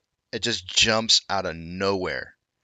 You can't sit there and tell me that those are settlements that occurred at the end of the day prior, when you only had 50 million shares traded, and now you've got this pokey stick that's representing something for the day. I personally believe, Jared, and this is going to be a trust me bro moment here because I can't really prove it other than the fact that I think that it does a great job of predicting what the volume does for the day, and I think I've proven that over time that it's really darn accurate. Not always, it's not 100%, but because I do think that there are market events that changes things. But for the most part, what I like to refer to it as is like a scantron. You remember scantrons way back in the day, and the teachers had the key. They would fill out the scantron with a key and say like, this is what a 100% score looks like. They'd feed it through the scantron, and then every other scantron was consider every single one of those other scantrons from people taking tests as the orders going through for the day. You want to have your total amount, that's your volume for the day, right? All those tests, you want to have those tests kind of, and yeah, number two pencil, that's right. You want all your tests to kind of go through, or your volume to go through. You want to set an expectation for pace. If you wanted, if we know that the stock market's traded with these high frequency trading algorithmic systems, right? If you wanted to know what the pace was going to be today for the day, or if the systems wanted to set a pace for the day, then the pace could be determined in one point in time. In other words, the 7 a.m. pokey stick of volume is the key for the day for the rest of the algorithms to know this is what volume we're expecting to have for the day to day. Make your trades based off of the key because this is what we expect to see. Now, if there's something else that happens, something unexpected, a market-wide event or something even just small, some kind of news or whatever, then your key obviously is not going to be good, right? Because it's an event. It's an event that was unexpected, and so then you have these, deviation that goes off of the key. But I really view it as like the key for what volume expectations are for the day by institutions.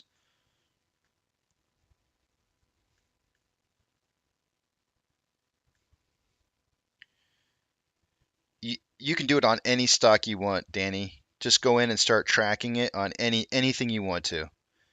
Pick one. Go find one, pick it, watch it for like a couple of weeks straight and see what it kind of averages, and then you can come up with your own expectations for where volume should move to per day. Any one you want to, doesn't matter as long as they have significant amount of pre-market volume trading, then it should apply.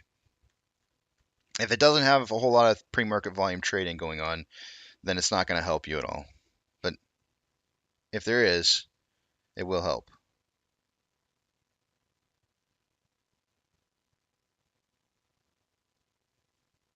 Yeah, you're welcome, Jared.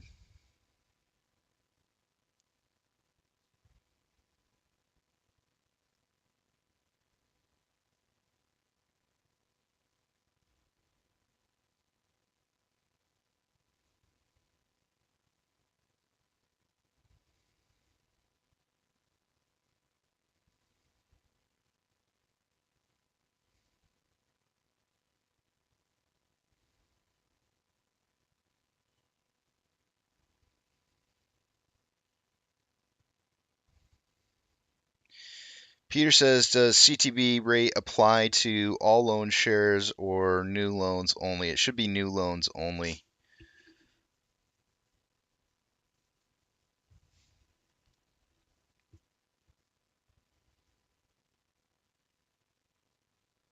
Hey, Bird Eye, we're still good, man. Trust me, it takes a lot to go on my crap list.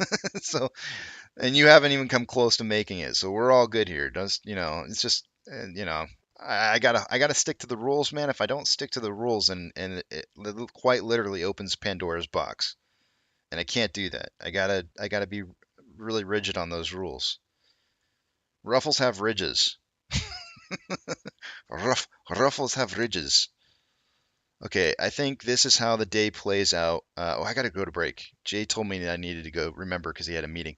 Ape will close 356 and AMC 660 with a combined closing price of 1016. So Apex is going to go 866 to 1166.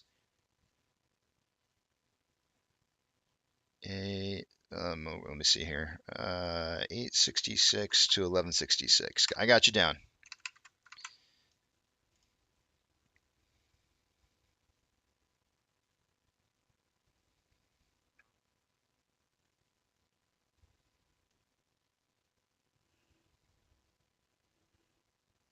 Was that a question, Bird? I missed. I can't tell if that because it says it's got an L on the end of Cineworld, and I'm looking to see if like oh yeah, it looks like that may have been a question.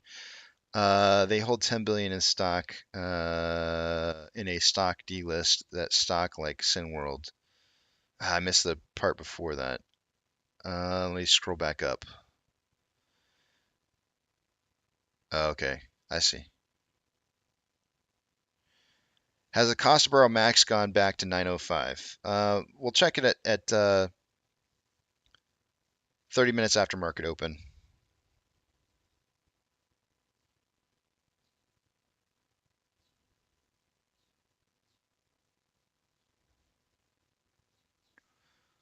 Oof. Barbara, I have no idea. It all depends on how long people decide to hold on for. We get to determine that answer.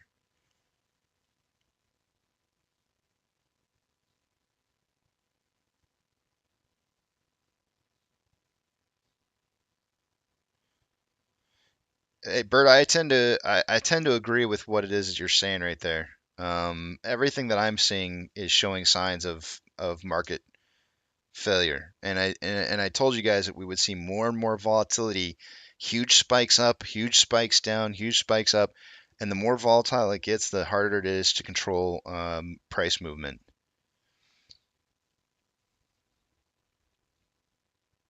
Uh, I have not seen the tweet road through guy, but I heard about it, and that's kind of crazy, isn't it? Especially at these kind of rates. It's good to be back, Wade. All right, I'm gonna go to break, guys. I'm gonna head out of here.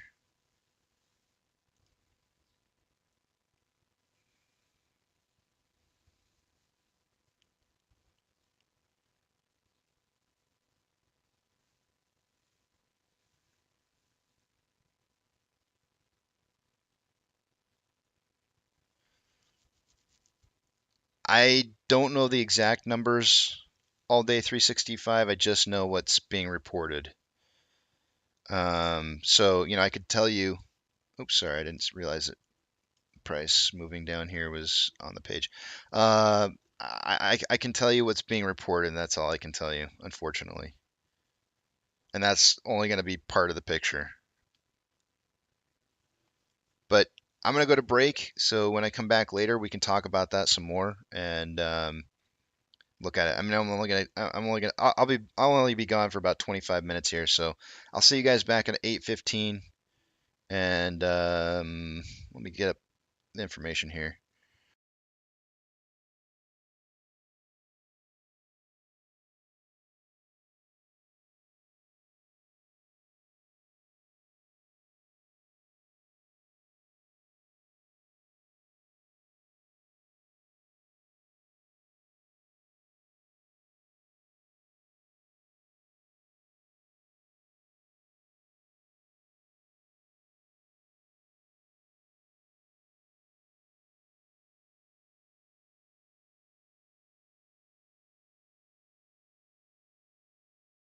I came back to say one thing, and I'm going to rephrase what Dana said there to you, Bird Eye.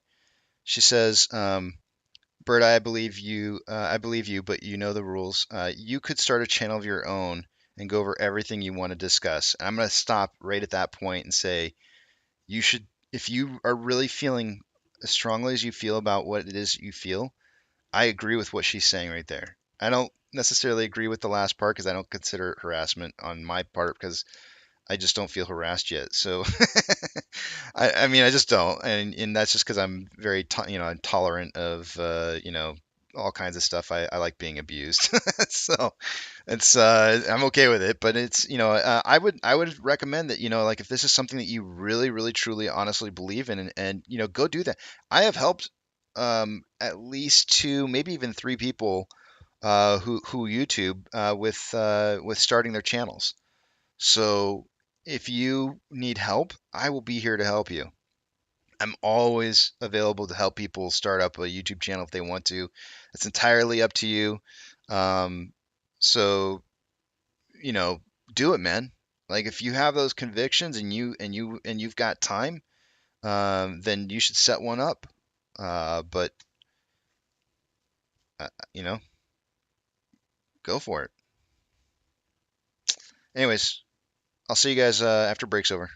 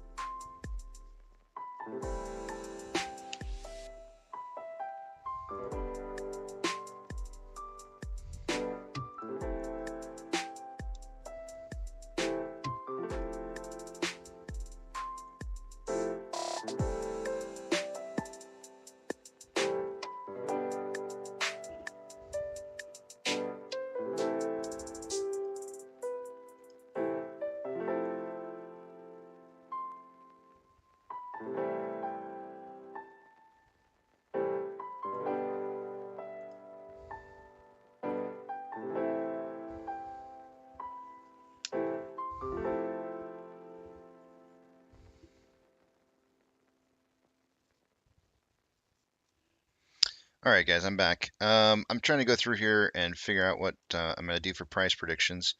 So as of right now, I've already got a number written down here for AMC, which is 575. I'm going to be hedging off the idea of 575 for the day-to-day on AMC. And on APE, I'm looking at about 254, I think, is what I'm going to probably hedge off of. So adding those up together, carry the 1, 13, 5, 6, 7, 8. Combined price looks like 839 is what I'm going for.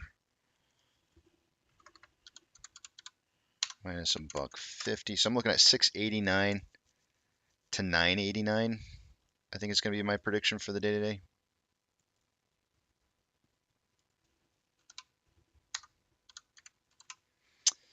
Also, I want to kind of start putting in some different numbers in here on the page real quickly before market starts, just because. So I'm not gonna be able to see what it is you guys are writing here. I just went ahead and modified the synthetic or SSR trip point here on APE, which is going to be this red line right here. 2.547 is the number for the day today.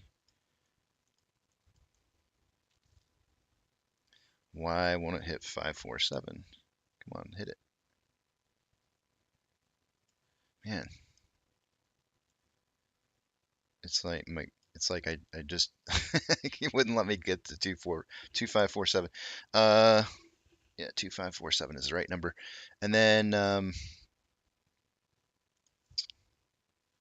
I have full faith they're gonna probably try to drop at that 10% and hit right on that SSR tripping point, and then just kind of hold it there, a crash and stick kind of situation. Taking a look at AMC, because I don't have that number plugged in. What do we got going on here? We got 547 is the SSR tripping point, so I want to make sure and plug that in. I get that up on the page.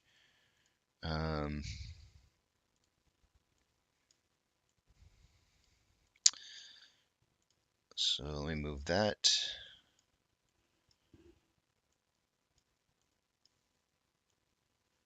I've got 547 as being the tripping price for SSR. Interestingly enough, the 575 that I'm predicting on closing price on AMC, it would probably, I don't know if it's going to bounce off of 547 or not, but I think the APE is going to at least test for it. One thing I need to really quick also do is just make sure that I have my synthetic price failures set up in the right spots. I want to make sure that's all set up hunky-dory. So let me just go ahead and make sure that my numbers are accurate here. Last high, 645.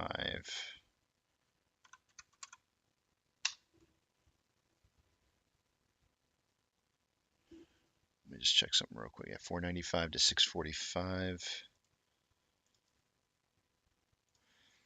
So the uptick from 495, this low that we had, let's see, 1, 2, 3, 4, 5 trading days ago. The rise up to 645 was a 30.3% increase in value. To get a synthetic price failure to show up, we would need to see price drop anywhere down to 519 would be the range. Let's see what I've got my numbers set up at.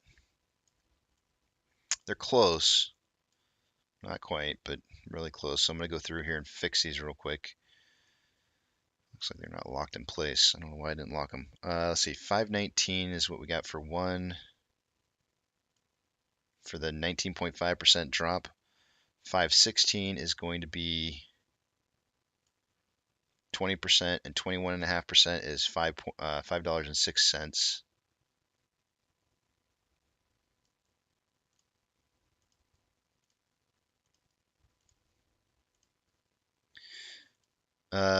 This blue line back here, 559, that was 15% up from the last low that we had down here at 495. I think that's what that is. So just kind of note that's going to be like that will be end up being some kind of level of support at the very least. So if you see it drive past the blue line there, then there's probably a pretty dang good chance that we'll see SSR tripped at 547. Now, I know that seems like a long way down. And you're probably going like, Casey, why the hell are you talking about these low numbers? Like, what the heck is going on? And it's like, well, this is why I kind of save price predictions for right before market opens, because I like to kind of take a look if the market's going to swing in one direction or the other. And it does look like the market's taking a little bit of a bearish stance for the day-to-day, as of right now, the futures in the marketplace are indicating an opening down anywhere from 0.5% all the way to as much as 2.15% down for the morning. So we're seeing some red numbers kind of rolling in right now. The VIX is showing up already 3.53% for the day, so in the futures. So that's what I'm kind of seeing right now. Let me go ahead and make sure I've got Ape set up the right way too, before I get any further into this. All right, let's see. We'll go to the 30-minute. Just make sure I got the right numbers in. I want to make sure I got the most recent high of 298, which I probably don't.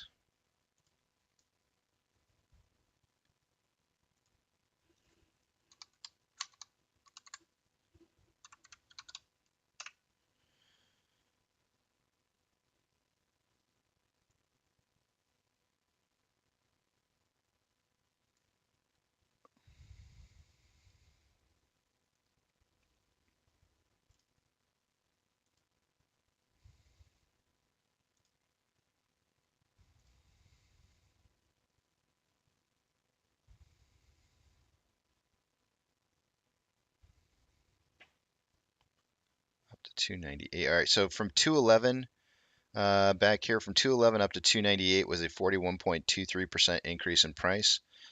Synthetic price failure on Ape would start at around 239, 238, and 233. Those are the 3 points that I'll be putting in here.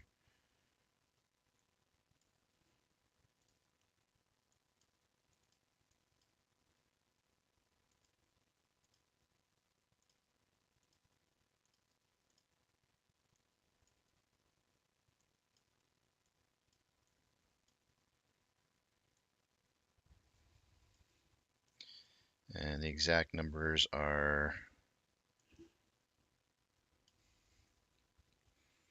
239.8.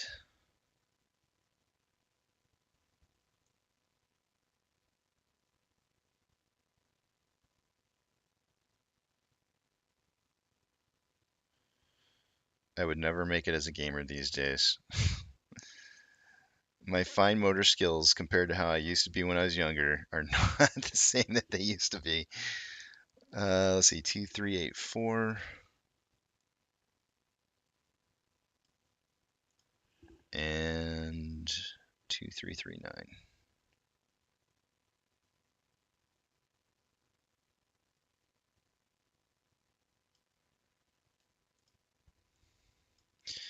All right, got all that set up in there. Oh,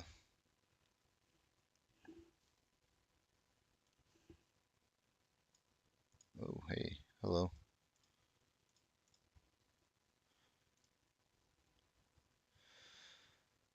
Alrighty, now I can see what it is you guys are writing, but I'm actually going to be starting the intro here in just a second, so I probably won't really comment on anything specifically.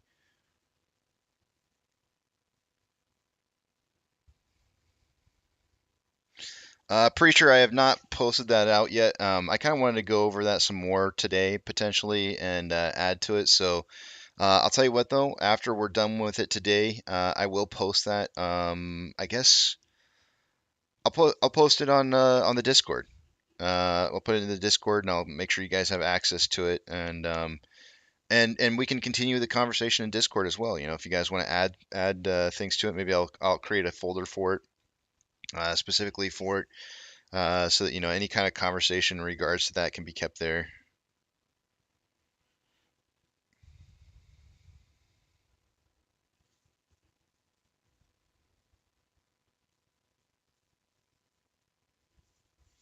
All right, guys, let's get this market started. I'll see you on the other side.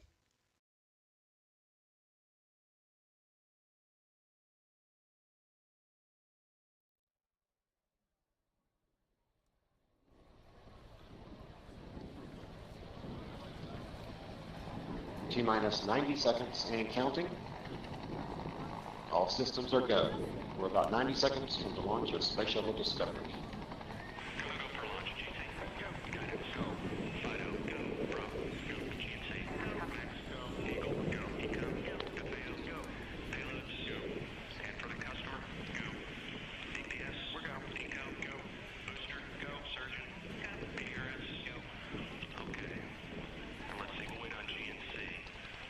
T-minus 60 seconds and counting.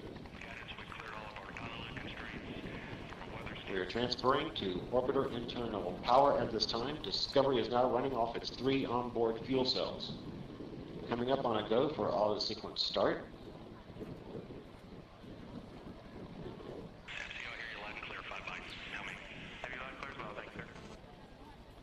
Okay, let's go for auto sequence start. And we have a go for auto sequence start. Discovery's onboard computers have primary control of all the vehicle's critical functions. T-minus 17 seconds and counting. 15, 12, 11, 10, 9, 8, 7, 6, start, 2, 1, booster ignition, and liftoff of the Space Shuttle Discovery, returning to the space station, paving the way for future missions beyond.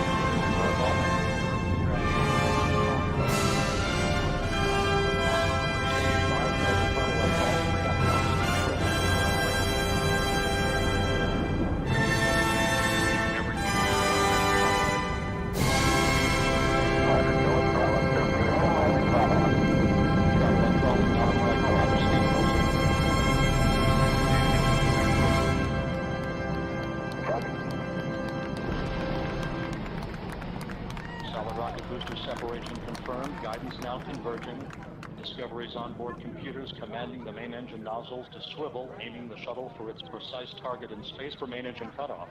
Should have a good forward leg now at SM. Okay, you sound good.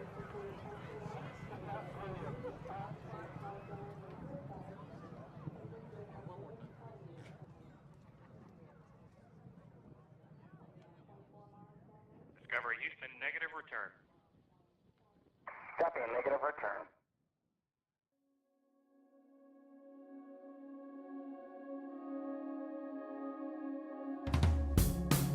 This is Apollo Control at 102 hours into the flight of Apollo 11. It's grown quite quiet here in Mission Control. A few moments ago, Flight Director Gene Kranz requested that everyone sit down, get prepared for events that are coming. And he closed with the remark, "Good luck to all of you."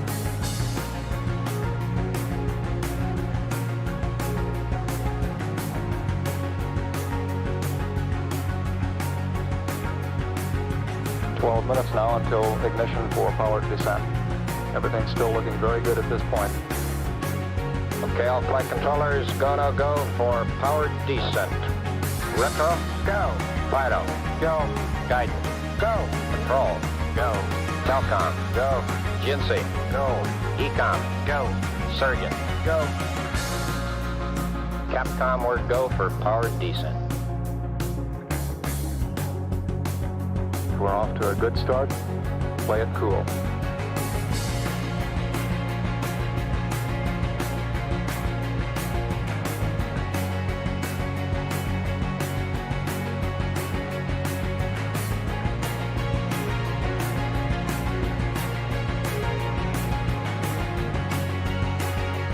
all flight controllers. I'm going around the horn. Okay, retro. Go. Fido. Go. Guidance. Go. Control. Go. Telcom. Go. GNC. Go. Econ. Go. Surgeon. Go. Retro. Go. Fido. Go. Guidance. Go. Control. Go. Telcom. Go. GNC. Go. Econ. Go. Surgeon. Go. Capcom, we're go for landing. Okay, everybody, let's hang tight and look for landing radar. 75 feet, down a half. 1202 alarm. 60 seconds. We're going that flight. We're going that alarm. 40 feet, down 2.5. If it doesn't reoccur, will we go? 30 seconds. What was it? 1201. 1201. Roger, 1201 alarm. 1201 alarm. That time, we'll go, flight. Okay, we're go. We've had shutdown. Houston, Tranquility Base here. The Eagle has landed.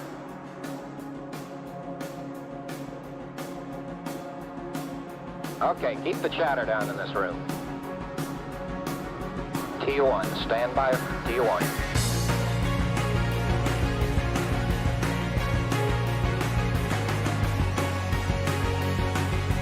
Stay no stay all flight controllers. Retro. Stay. Fido. Stay. Guidance. Stay. Control. Stay. Telcom. Stay. GNC. Stay. Econ. Stay. Surgeon. Stay. Retro. Go. Fido. Go. Guidance. Go. Control. Go. Telcom. Go. GNC. Go. Econ. Go. Surgeon. Go. Retro. Go. Fido. Go. Guidance. Go. Control. Go. Retro. Go. Fido. Go. Guidance. Go. Control. Go. Go. Go. Go. Go.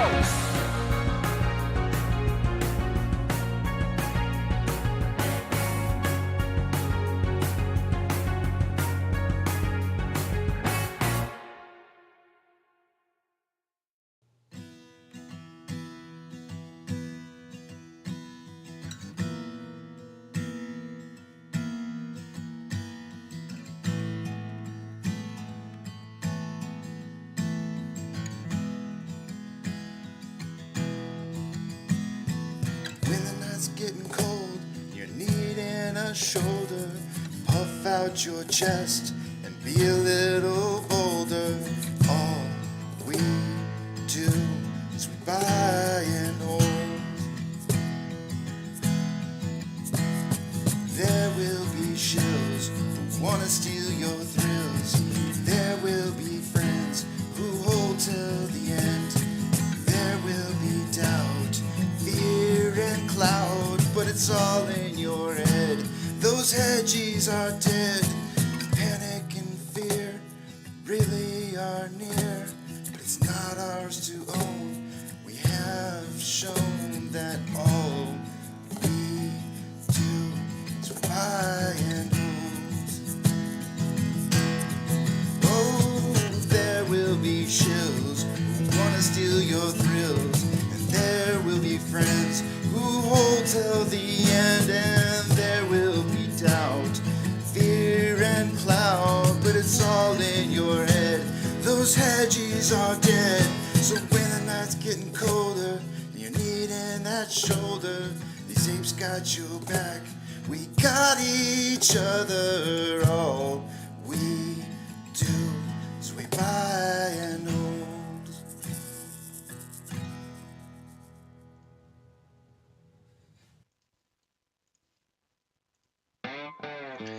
Good morning, you filthy apes. Welcome to AMC and APE, where we buy, we hold, and we're screwing those hedges. Screw 'em! That's right. That's where we like to fling some poo and eat crowns for breakfast. Rock strong.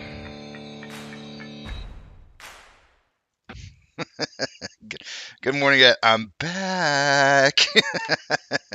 It's good to see you guys again. Yeah, I know. I've already been back, but I come back again. I almost thought about playing that Backstreet Boys song. I was like, no, hell no. I like one of these choices better. So that was that pick of song choice right there was by, let's see who put that in there. That was Buzzman. Buzzman was the one that picked that song. It's called Go! Exclamation point by Public Service Broadcasting. Pretty cool song. I don't think I've ever heard it before. Didn't even know it existed, so I'm glad he kind of mentioned that one. Uh, so yeah, it's a great pick. I liked it. In fact, I liked it so much, it'll probably be one that I replay later on down the road. Maybe a little more appropriate time than what it is currently, but you know what I'm saying. It's a little bit later, a little something down the road. But yeah, I really did like that song. Good choice, Buzzman. I appreciate the selection there. He actually listed two. He put another one called The Race for Space, and I hadn't heard that one, which is also public service broadcasting as well. I haven't heard that one. I didn't play it. I'm wondering if it's just as good though. I can't wait to go check it out. I'm gonna listen to it later and see if there's like a better day that maybe I'll play that one on. Casey, go. What's the rest? Can you link? Yeah, I'll link both of them, man. Not a problem. Hold on a second here. Let me. So this is the link for Go that he posted. There's the link for Go, and then that's the Amazon album ones. Sorry, that's the one he posted. I actually pulled it up on YouTube and played it straight from YouTube. Give me a second. Don't ignore that one. I'll post you the YouTube one that I pulled. This is the one that I pulled from YouTube right here. Right about there. You guys are throwing out cost to borrow numbers. I have not pulled those up yet. We'll pull them up in about 20 minutes from now. But the numbers that I pulled earlier this morning at the bottom of the page, some of you guys were kind of wondering, what's going on there. Last we saw earlier this morning, it was 655.88% for the cost of borrow average. I would say, a lot of people are throwing out the I think the max number. I don't know if that's what you guys are throwing out there right now or not, but I would go more based off of average than I would the max or the min. But the closer you have your min and your max together, the more you know that there's not a whole lot of play, not a whole lot of room.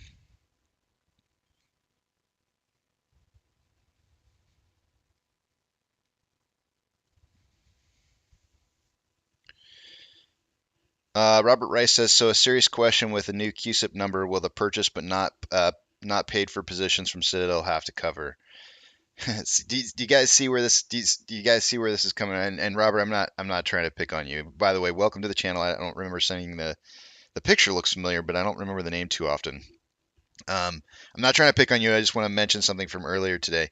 This is more than just a fight with Citadel. I want you guys to know that this is a fight with the entire institutional process, both long and short on AMC. But I just want to kind of point out what it is, because a lot of times we're focusing on just Citadel, but there's way more to this. But the other part, to answer your question, Robert, specifically is that I would think of these as like ledgers, right? And so a lot of these institutions have these ledgers. I don't believe personally that those ledgers have to be closed. They just simply they carry over to the new ledger, right? So you have an old ledger, you have an old black book of ledgers, and now you have a new black book of ledgers, and that's just all going to transfer over. So I don't believe there's going to be any forced covering of positions due to a new QSIP number. That's my opinion. Not everybody may hold that opinion, but I don't think that any institution is going to want to change that up.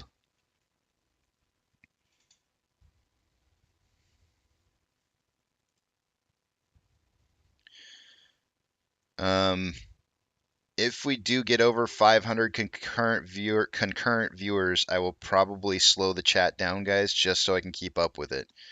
Not trying to screw with you guys or anything. It's just that it gets more difficult, I noticed, around that number. So it's not a threat. I'm threatening you guys. If we go over 500, I'm slowing you down. That really did come out like a threat, though, didn't it? All day 365, the max cost per hour has risen to 1.01 and an average of 621. Nice. Russell says, Charles Schwab has been sending me emails about loaning my shares. I called them yesterday to tell them to remove me from the contact list. On top of that, I told them to make my account a cash account. Russell, I think that's probably one of the best decisions you probably will feel. I have a feeling later on down the road, based off of what I've seen from the past, I have a feeling you're going to feel really good about that decision process making decision that you made. It's I think Adam Aaron's probably been one of the when he says cash is king, um, and I know cash account doesn't necessarily mean cash, but I think that I would say that that kind of carries over. A lot of people who are in margin accounts are not probably going to be happy with their positions when this does start cooking off. Do your own research, your own DD. Go back and look at what happened to people who had margin accounts from the past when they were a part of GME. That's all I'm going to say. If you don't do your own DD, then you just don't know. You don't understand. Go and research your history. Find out why. I'm not going to do it for you.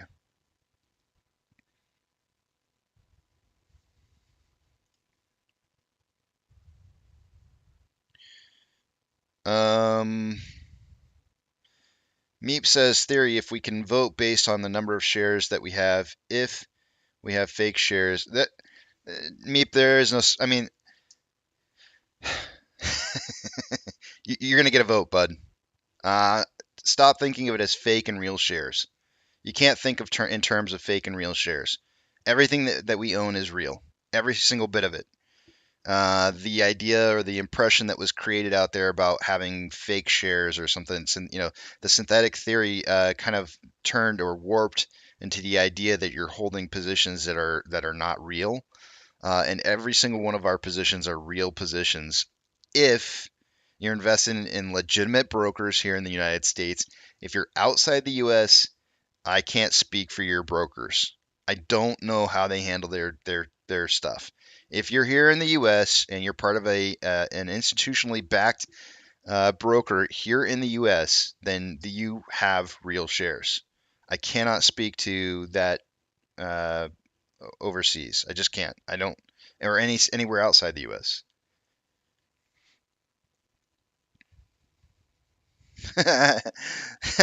I never was. I don't feel like I ever was spoon feeding, Tammy. I never really felt like I was spoon feeding. It's just that there's no way that anybody's going to believe me, and they have to do the research for themselves. Otherwise, they'll just continue to just not believe. Amy wants to run and destroy the Hedgies with a fierce determination and a will to succeed. She dreams of a world without their greed, where the markets are fair and everyone is free. Damn, that's a dude. I love that, man. I'm copying that. I'm copying that down. Hold up. That's gonna go in my list. That might have to become a song lyric later on. That's pretty good. So I gotta ask you guys a question. We missed Groundhog Day yesterday, and so we didn't get a chance to do the trivia for Groundhog Day. I gotta ask you guys, do you want to redo that today and not have a winner until after that's over? Or Jeffrey says I won. Or do you guys want to just pretend like this week never happened and move on to next week? I'll leave it up to you guys. Oh wait, I guess I should probably put up a poll here. Hold on a second. I'll do a poll so you guys don't have to put it in here. Hold on a second.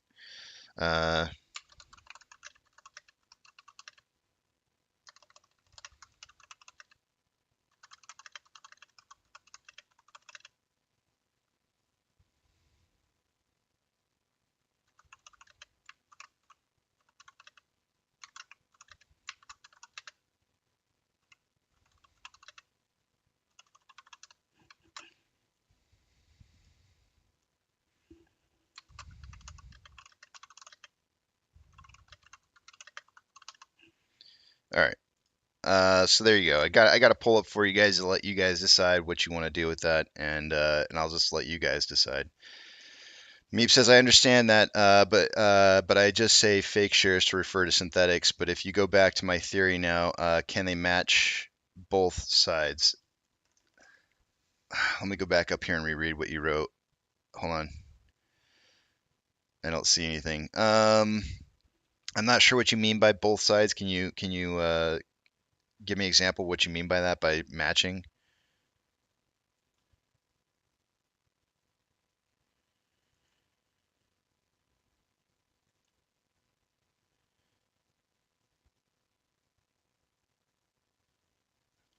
I meant you used to tell us you were not going to spoon feed us. Oh, yeah, I'm not. I'm not gonna spoon feed anybody. We're all adults here. We can all do our own DD.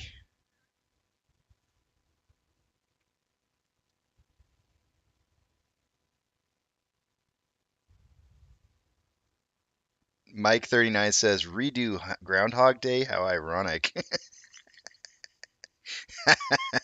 I know, right? Do a synthetic. Let's do a synthetic Groundhog Day trivia. Why not?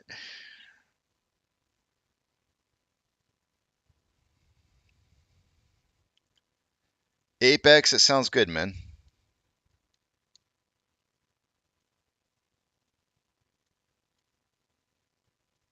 Dr. Zeno says adults and then started laughing.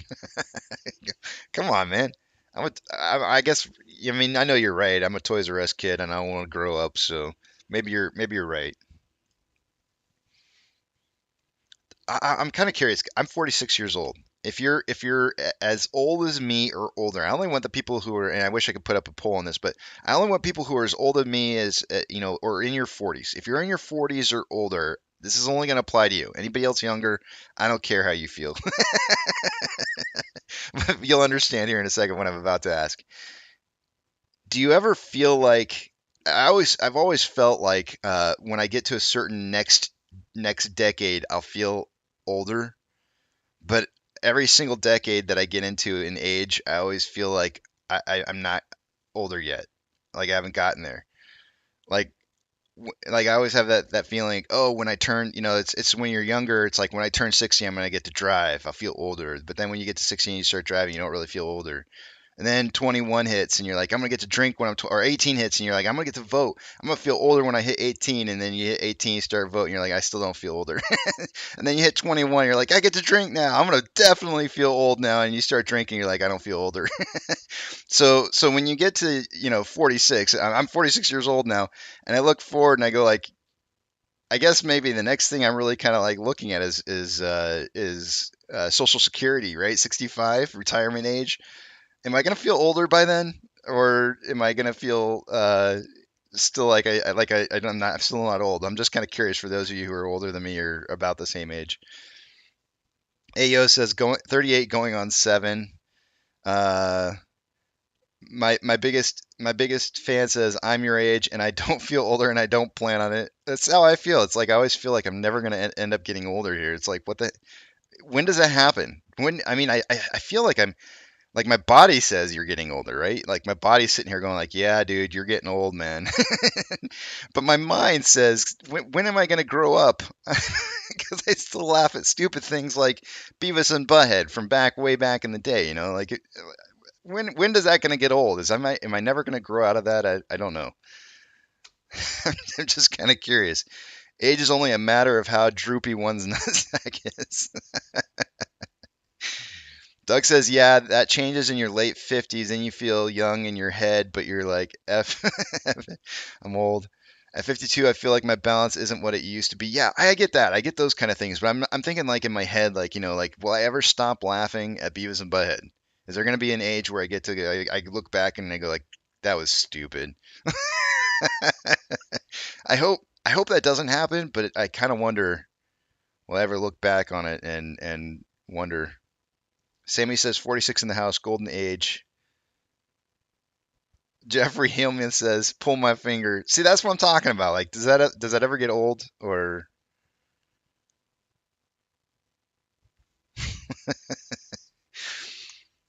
I wonder sometimes.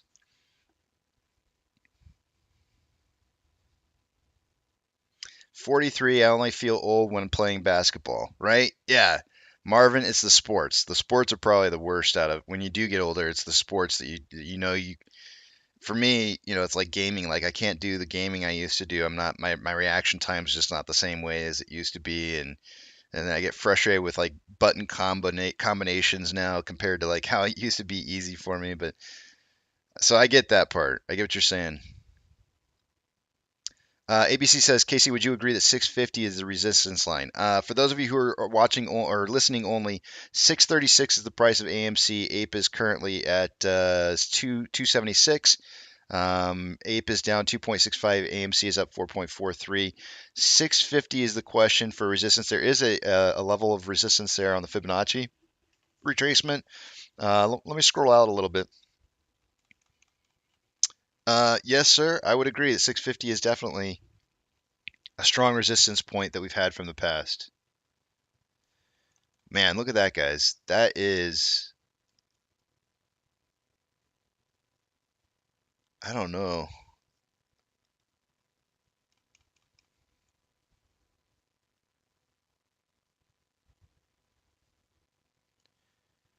If that's a cup and handle, it's a really crappy looking one.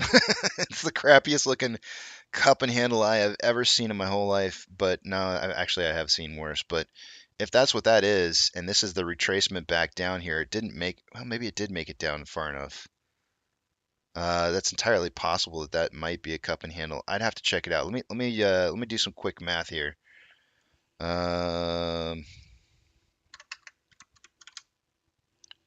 Minus 495.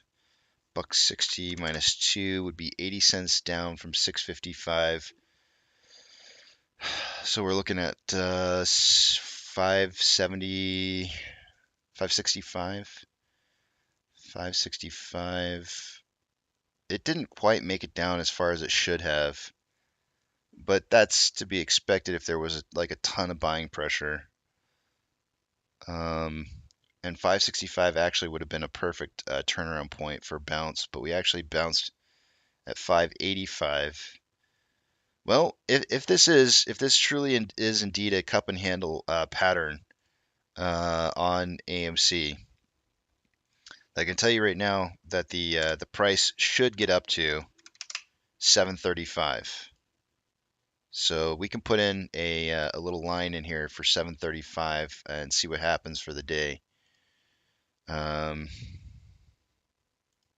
see what happens.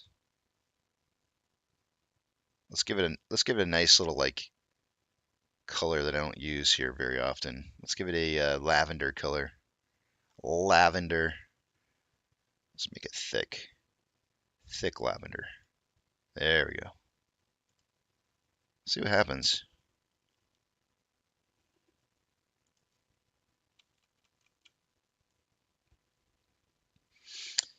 We did crawl right up the backside of this Bollinger Band. Oftentimes, whenever you see something like this happening, price will usually come and find its way back down to the simple moving average as the simple moving average is coming up to meet it. So expect to see price kind of come back down and retest the simple moving average at the very least. If it bounces off the simple moving average and continues to move back upwards, then it's just going to be a kind of a little bit of a consolidation period from moving so fast up so quickly.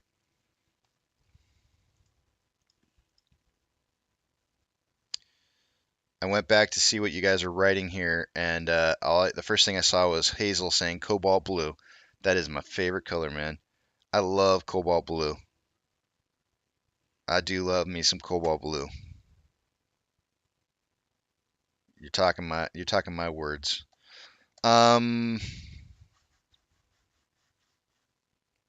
Joe says, I'm 62 and I feel like I did when I was 30 mentally. Knees hurt a little bit when I picked myself off the floor.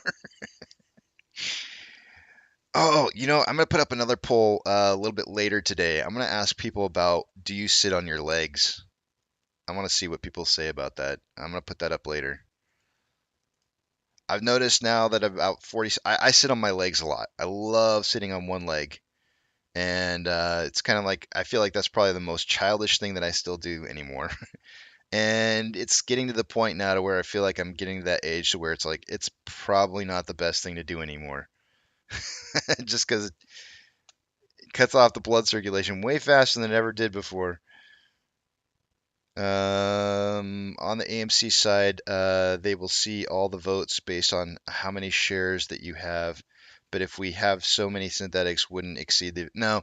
So the problem is MEEP is that very much like our voting election, we if you go back and you look historically at the voting, it's really low, right? So even if like 10% of the population of registered shareholders came out and actually voted their entire amount of shares, it's not going to be nearly that many votes, and it's I would never use a vote count as a representation of how many shares are owned. Just I wouldn't even go there. Too much emphasis is placed onto counting shares from votes when the turnouts are really low usually. So I wouldn't put a whole lot of faith into that. MGTO says you recognize mortality when you have to take pills twice a day to avert a medical emergency. Interesting.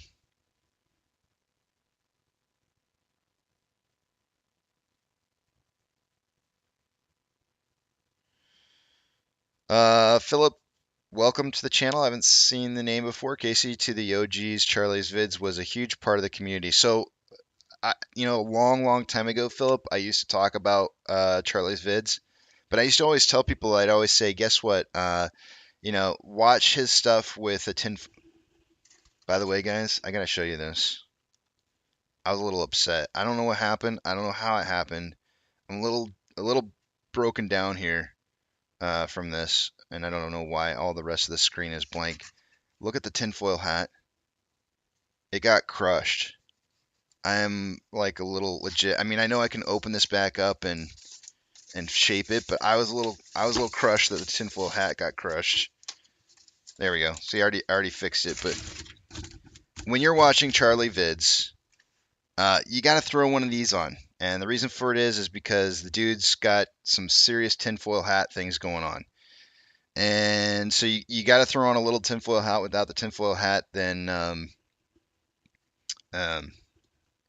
and the other part too is that you got to remember that he is not a huge AMC supporter. He doesn't. Well, I don't. He didn't used to say that he owned AMC, that he only held GME. So anything that he says out there, you got to remember too that he's not a huge AMC supporter, and so oftentimes you'll see him talk favorably about AMC, and then sometimes he'll flip on you out of nowhere and suddenly start saying crap about AMC like left and right, and it's like, dude, which is it? Are you do you genuinely believe in AMC or not? Which is it? Which side do you stand for? And it's like he flip flops all the time. So I'm just telling you right now, be careful when you're gonna watch him. I love his research into some of the stuff that he does, but every time I have to throw on a tinfoil hat with that guy, I start cringing because it's just like it's just he goes way too far. I wish he would just stick to his deep dives into documents because he does a great job on his deep dives into documents, but um, Charlie's vids, that's who flip flops. So, and I'm not into that. I'm a straight shooter, and I don't like it when people flip flop on me like that. It just doesn't settle well.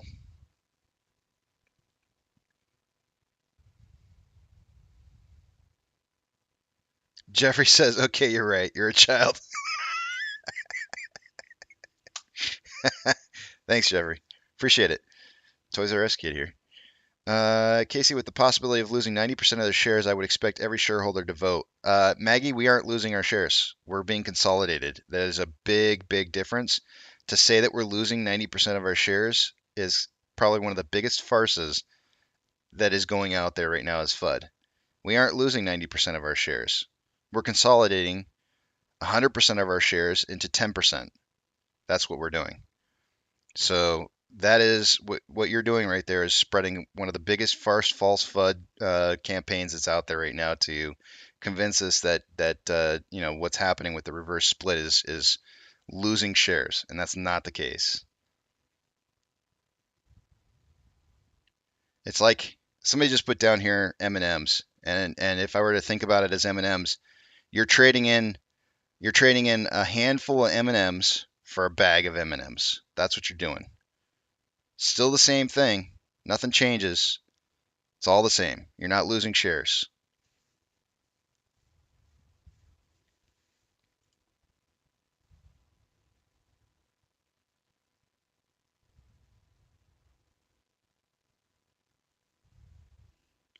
All right, it is time to do the numbers, guys. So let me take a look at it. Yeah, it was. I didn't say it right, Novocaine. Thanks for calling me out on it. But you're right though.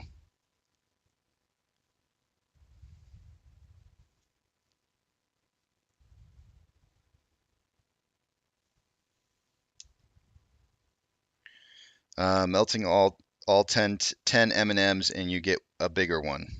Yep, that's exactly what it's like. Melting them all into one.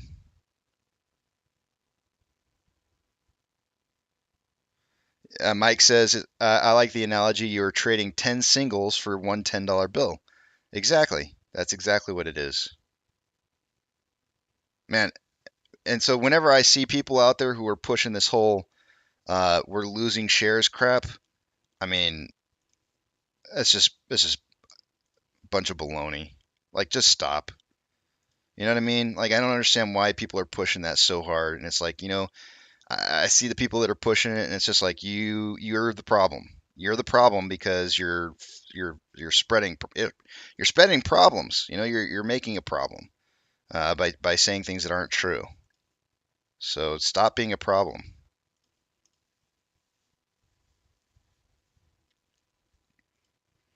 Alrighty, guys, here we go.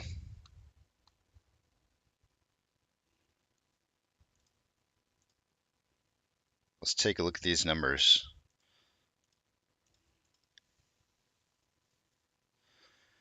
Alrighty, these are the first time that I'm going through the numbers since market open, so we're going to cover through all this stuff here. It's a lot to cover, but let's get through this. Remember, guys, I'm not going to be able to see what it is you're writing until you see the big tramp back up on the screen, so hold those comments and thoughts or things that you want me to touch on until after you see the big tramp back up. That sounds so bad. Don't let me touch on anything until you see the big tramp. I never thought about how bad that sounds. Oh, man. Hold on a second here while I log into my broker. So I'm going to go ahead and give you guys a two-factor authentication speech. If you don't have it, you may want to get it, as it could prevent somebody from getting into your account that shouldn't be in your account. When you do set it up, make sure and have a secondary device set up for yourself in case something happens to your primary. You'll still have access to your account by being able to send that code to another device. I'm also asking people to start taking daily pictures of their portfolios. I just heard, I think it was yesterday, people who were TDA had TDA as a broker, had their complete positions wiped out, like just gone. And then all of a sudden later they came back, the positions came back up on the site, then we're gone again, and then there was talk later that it all had to do with the fact that TDA is switching over to Schwab and that you would have to create an account with Schwab. I don't know if any of that was true. I didn't really dive into it a whole lot. I don't have either of those, so I don't know. Maybe you guys can fill in the details a little better while we're talking about it, but this is the reason why you need to start taking pictures of your brokerage account. Mistakes happen. Mistakes happen with our brokers and banks all the time. Take pictures, put them into folders, and save it with the date that you took the picture so that you know what's happening with your account on a daily basis. If you don't have a whole lot of activity on your account and you want to just do it on like a once a week basis where you're saving the pictures, fine, whatever. But try to protect yourself a little bit here, guys. I don't want to hear anybody coming back to me going like, my account changed. I swear it did. But I don't have any pictures. I can't prove it. But I know my account changed. I knew I had X amount of shares and now I don't. And I don't want to hear it. I don't want to hear that because you got to protect yourself. I can't protect you. You have to protect yourself. Take those pictures. Make sure you're ready for something, to change in your account that you weren't expecting to change. Price prediction tally point for the day today. Hold on 1 second. I I didn't get a text for Eric today. I don't think. He may not know that we're doing the price prediction. I have 689 to 989. Apex has 866 to 1166. Einstein has 798 to 1098. Eric, I'm gonna have to go with his last known numbers that he put in, unless somebody wants to act as a temporary fill-in for him. But you know, I would have needed the numbers earlier. I'm gonna put him down for 620 to 920. He should make it, hopefully. But I mean, this week was kind of sucked because we had like 2 days where I was gone for a little bit, so sucks. Let's take a look at MOASS trigger indicators. Short exempt volume for AMC was 323.7, Ape was 418.12. Utilization still 100% for AMC. There's been 2 days tacked on to the number, putting us on day number 17 of 100% utilization. Ape has 88.53% utilization, which is a little bit down from the numbers from 2 days ago. And day-over-day price increase yesterday on AMC was $6 or 6.48%, and Ape was 10.55%. We are 3 of 3 days in a row over 5% average increase in price. Max pain for the day-to-day rose from $5.50 from yesterday to $6 today. That's actually really good. We started out the week at $5.50, went down to $5. Now we're up to $6. It's great. Loving it. I think that's absolutely awesome. Taking a look at off exchange. By this time of the day on off exchange, I would expect to see about 44% going through the off exchange and somewhere between 10 and 11% through EDGX. Let's see where we're at right now on AMC. Off exchange currently at 52.81 and EDGX at 12.05.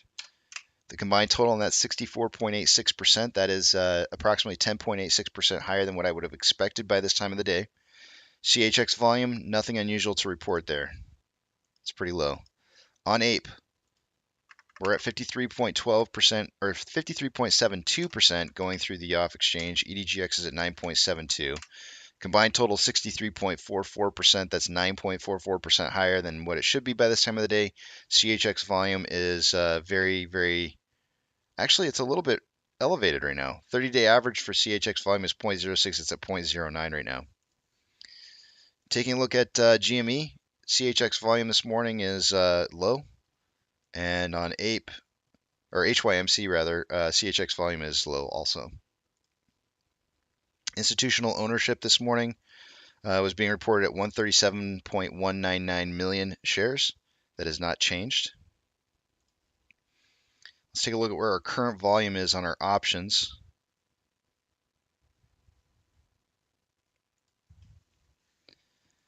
Highest amount of call volume so far this morning is at a $6.50 strike. From 2 days ago, that's actually up by about $1. And the current volume is 15.8 thousand contracts, guys. A normal day for us is about about 3.5 thousand three and a half thousand contracts by this time in the morning.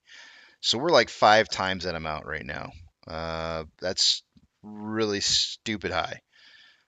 Taking a look at the puts, highest amount of put volume is at a $6 strike. That's $1 more than what it was 2 days ago. There's currently 4.1 thousand contracts. That's a little elevated in volume, but not much.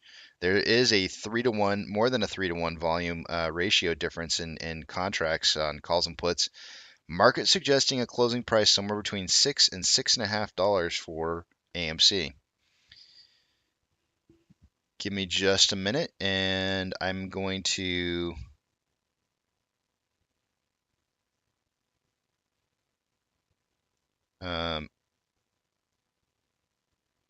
put some music on, and we'll move over to some other pages here.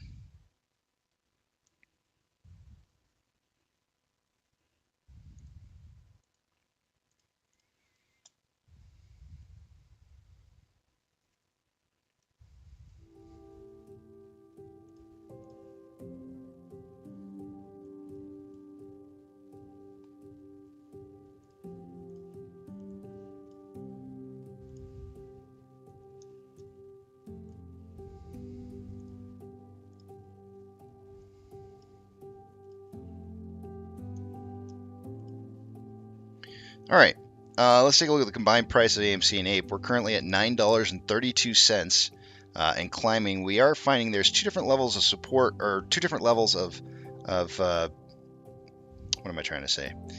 I have a level of support at $8.78 and a level of resistance at about $9, and actually I think it's $9.50. So we've been seeing this, both of those two levels have been levels of support and resistance that we've seen from the past, and you can see that they acted as levels of support and resistance from even yesterday, very strong levels of support and resistance. So if we can break through $9.50 as a combined price on AMC and Ape, we should get some good movement to the top side. As far as a trend goes, currently for us,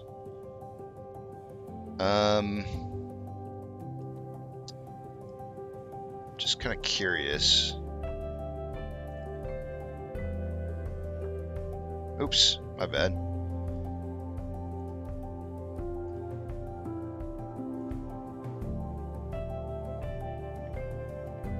Did I just do that twice? I can't believe I just did that twice.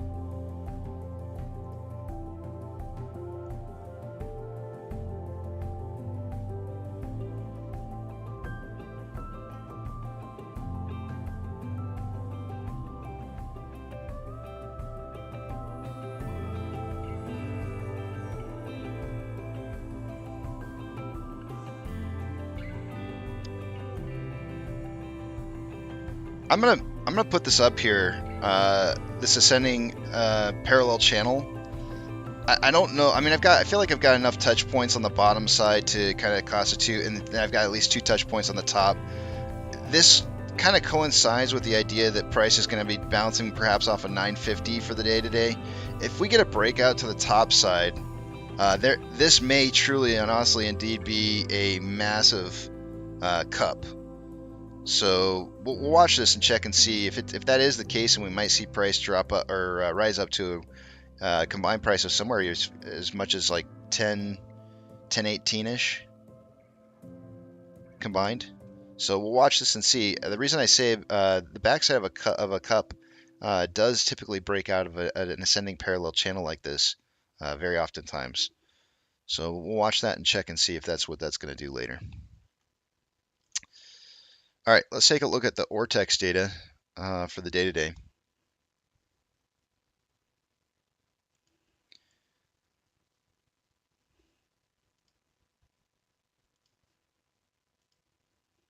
Short share interest of the free float today is at 22.71. So far for the day today, we've seen 1.08 million shares having been returned.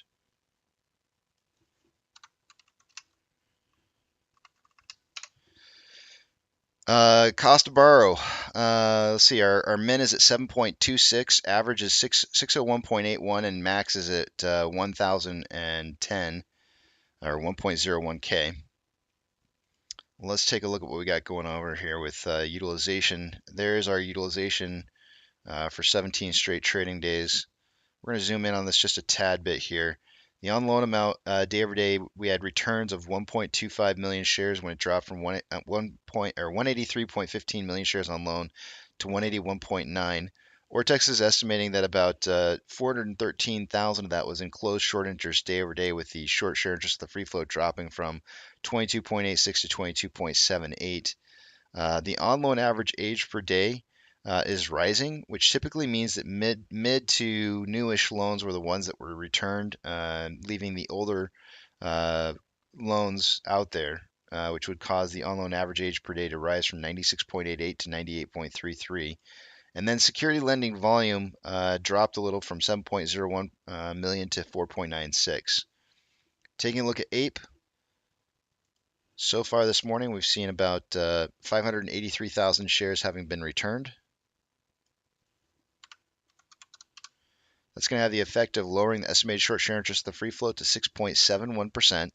Cost to borrow min is at 7.26. Actually, average min and max are all 7.26, which means that of the 13.1 thousand contracts, they were all borrowed at the same rate. So there's only been likely one borrow for the day today so far. Taking a look at utilization. Day over day utilization did drop from 88.76 to 88.53. On loan amount was increasing though from 37.85 to 38.25, or 400,000 share increase in loan amounts. Oftentimes when utilization drops but on loan amount increases, that means that there's probably an institutional loan, an institution who is loaning shares but decided to reduce the amount of shares available to borrow. On loan average age per day is dropping as shares are being borrowed, which typically will tell you that they're closing out older positions. So as you can see for the day to day, we have 596,000 shares returned, only 13 borrowed. So they're returning a lot of older positions and not borrowing very many new ones. Security lending volume day over day increased from 3.4 million to 4.33 million.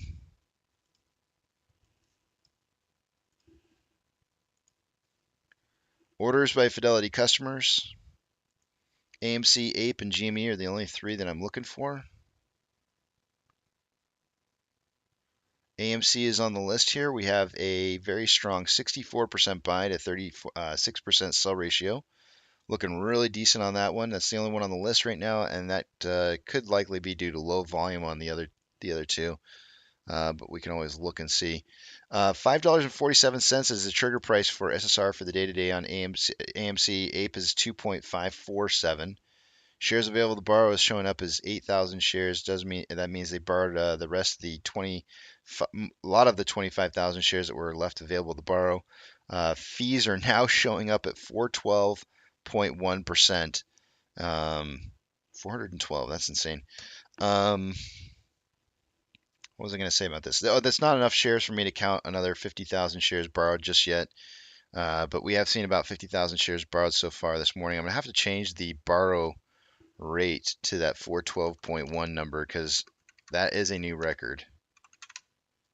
And I am keeping track. So that's really high. This 289.4 earlier this morning was the new record earlier. Calls, we have 63,000 contracts in the money. Puts in the money, out of the money, we have 60.7 thousand contracts. In the money puts, we have 4,000, and out of the money puts, we have 92.8 thousand contracts.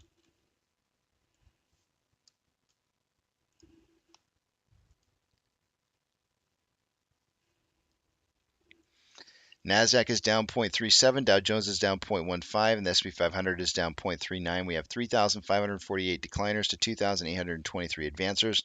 The market is declining over advancing. Ethereum Classic is currently showing up 4%. DXY, or the US dollar, is up 1.11% at 102.88. Well, that's taken off. I don't know, man. Is it going to fully break past this? I have no idea. We'll have to wait and see till tomorrow. But my goodness, that is definitely breaking out there. WTI, or oil, is currently showing up 6.66%. Mortgage-backed securities for Vanguard and BlackRock are showing down 0.81 to 0.85, and the SPY is currently showing down 0.4. VIX is down 2.03, VTI is down 0.38, VB is down 0.39, Tesla is up 5.13, Amazon is down 4.69, Cinemark is down 1.09, Doge is up 1.64, Bitcoin is up 0.73, GME is up 2.53, HYMC is down 3.26, Hood is down 1.26, CS is down 1.77, NCMI is up 2.41, APE is up 0.34, and AMC is up 8.14. Inflow versus outflow for the day-to-day on AMC, we have approximately that's just basically, it's almost $2.1 million more inflow than outflow. 13.83 million shares traded so far for the day-to-day after, 52 minutes of trading, putting us on a pace for 103.7 million shares traded by the end of the day today. In pre-market, I said only somewhere between 20 and 40 million shares. To watch that end up being right would mean there's going to have to be a massive push to try and control volume down. Although I'm not seeing it currently, there's actually been two bimodal upward movements on volume spikes through the day so far. So kind of early on to be seeing that kind of movement. We'll see if it continues on going forward, but that's definitely something unique to note there. On a 4-hour time interval, there is more selling pressure than buying pressure with an RSI of 73.67, which is signaling overbought. On a 1-hour time interval, more buying pressure than selling pressure with kind of a little whipsaw action going on here on the on a 1-hour time interval. RSI is at 70.43, which is signaling overbought. On a 30-minute interval, more buying pressure than selling pressure with an RSI of 68.56, which is above average. On a 5-minute interval, there's more selling pressure than buying pressure with an RSI of 68, which is above average. And on a 1-minute interval, more selling pressure than buying pressure with an RSI of 60.32, which is above average. On APE, there is approximately $1.6 million more inflow than outflow.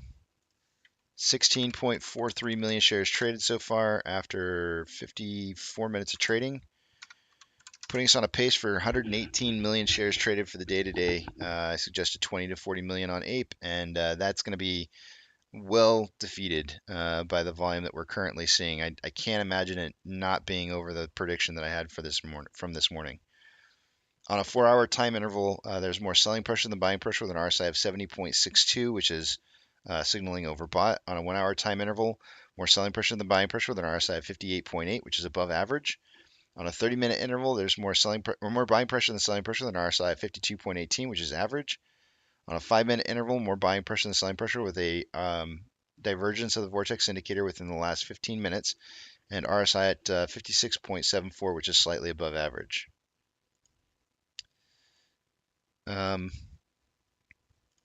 One of the things that I want to kind of cover is Ichimoto real quick here.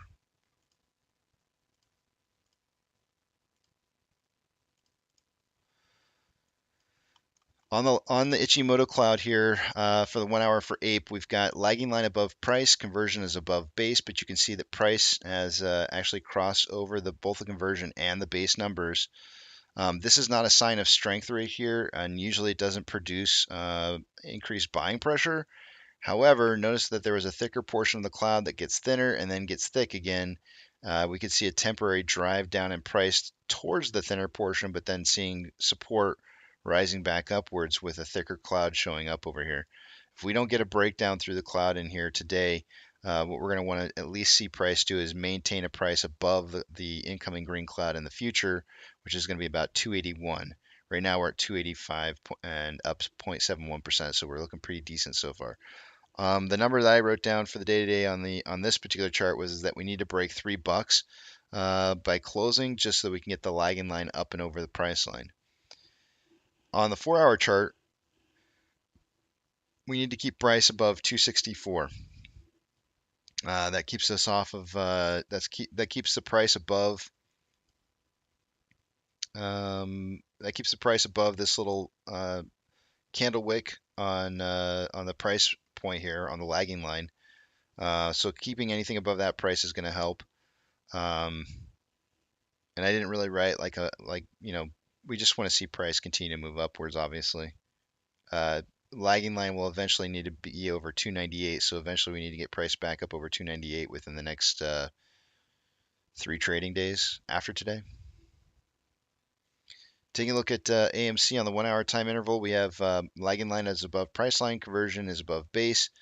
Price touched really heavily down on both the conversion and the base, but then sprung upwards. And saw a high earlier this morning at $6.68. The number that I wrote down, I think that's an agreement on both the 1-hour and 4-hour charts for Ichimoto would be $6.45, and we are above that at $6.56. On a 4-hour chart, that number is going to be the $6.45 number is going to be supported by where the current last high was yesterday, and keeping the lagging line above that. We don't see a green cloud forming for the 4-hour chart for AMC until next Thursday.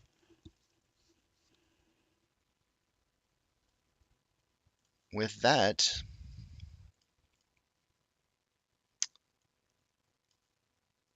I'm finished with the numbers. Let me put the screens back up here to where you can see them.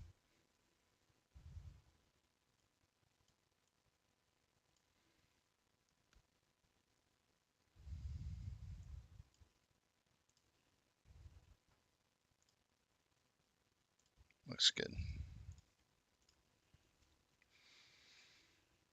Oh no, did I have you guys on the wrong page that whole time as I was explaining everything?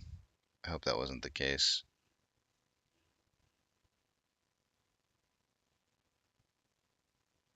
I really hope that wasn't the case.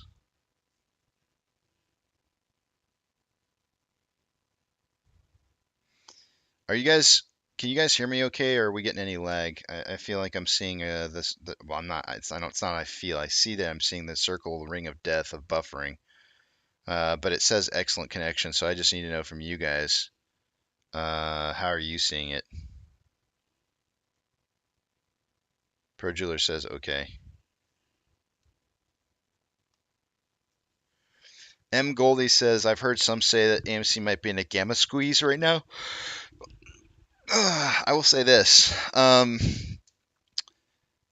Watching Max Payne go from 550 at the start of the week down to 5, and then over just a couple day period of time driving up to 6, definitely sounds, or not sounds like, but definitely would indicate to me that there's a potential gamma possibility forming. Because, I mean, we moved 50 cents per day. It's a very nice ramp that we're building. I guess I'll just say that.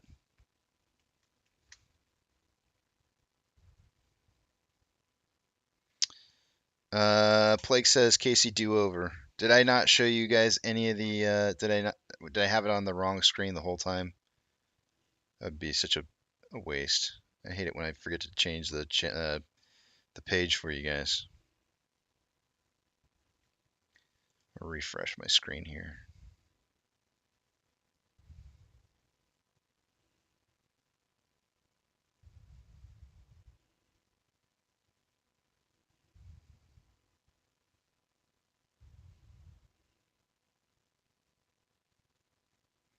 The Egyptians would be proud of this ramp. I don't understand why we have such a hard time figuring out like why or how they managed to build those pyramids. It really, it's like one of the most perplexing things to me that with today's modern technology that we're still perplexed by something that occurred so long ago. That really, quite frankly, it's probably one of the biggest things mysteries that I don't understand. Casey, chill. Thanks all day. I appreciate it.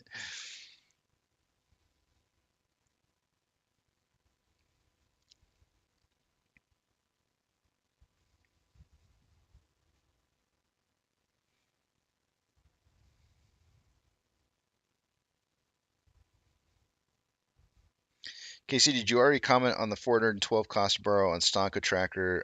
I've been yeah, those are fees. Those aren't the cost to borrow. But yeah, it is super super high. I don't since I've been recording those numbers, that's the highest I've ever seen. I'm pretty sure. Apex says, "Oh, I know I was there."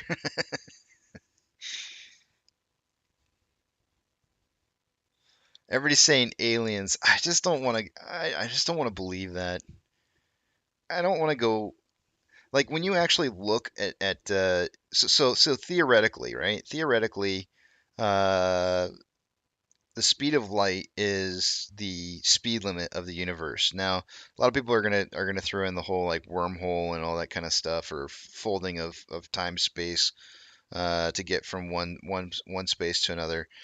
But ultimately, the speed of light is theoretically the speed limit, right? And when you look at how fast the speed of light is in the vastness of our universe, it is so slow. It is like it's not just that it's slow, it's like painfully slow. It's almost worse than watching paint dry. Like legit takes minutes for sunlight to get to Earth. Minutes. And so, whenever somebody goes like, "Oh yeah, yeah, it's aliens," I go like, "Well, okay, either the aliens live inside of our universe already and have been here the whole time, and we just didn't know, and they're like right around the corner from us, and we just don't know it, or they've been here on Earth the whole time, one or the other." But I just don't like the whole idea of like, um, travel between galaxies and stuff like that. I just don't think is possible.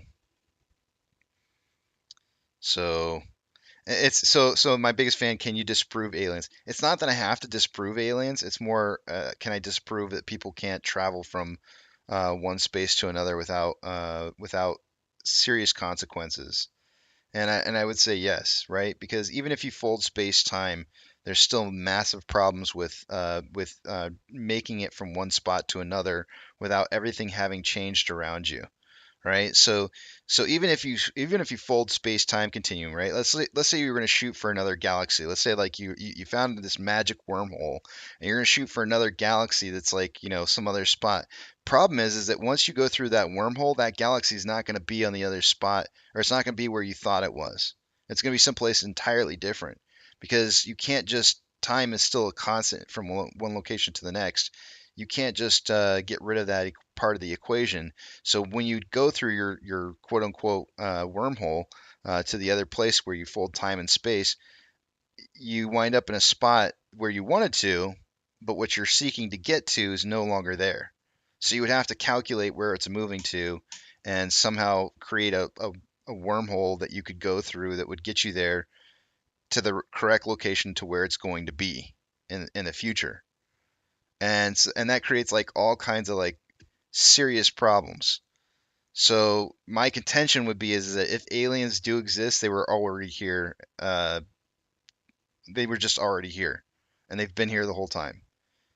Otherwise, I don't buy into the whole like aliens visiting us kind of crap. I just don't buy into it.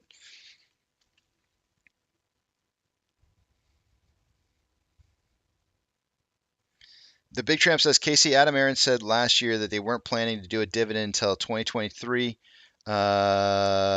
think that it might happen if he restructures the debt? I do. I do think that.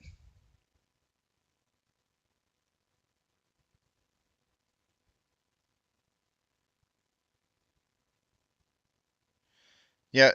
So what you're saying, Maccabees, even if it's true, right? Like even if what you're saying is true, then there's still time issues.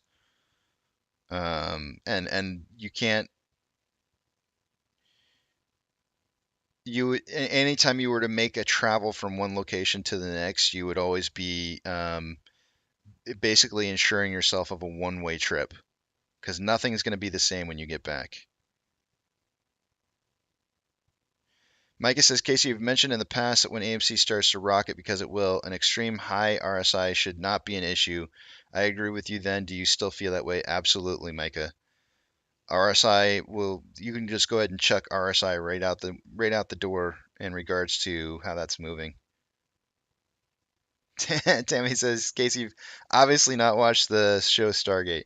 I have watched it, but they're defying how a real wormhole would work. Reverse split, in my opinion, DRS is not wise, and the problem is that while we are not losing shares, they are pushing DRS, and it's a lot easier to DRS less shares. I haven't heard anybody talking about DRS lately, so it's kind of weird. But I don't know, I haven't really been hearing that talk at all. Oh, did you guys see? I retweeted.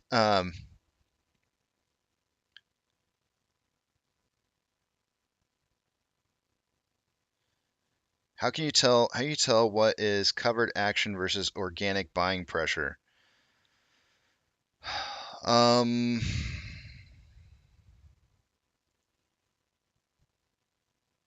wait. All right, hold up, guys. I'm gonna do something real quick here. If you're typing a message, pause for just a second because I'm actually gonna slow down the chat here for a minute here because we're kind of getting a little too fast for me, and I can't keep up. So hold that thought. If you're actually typing something, it's gonna delete it here when I do this.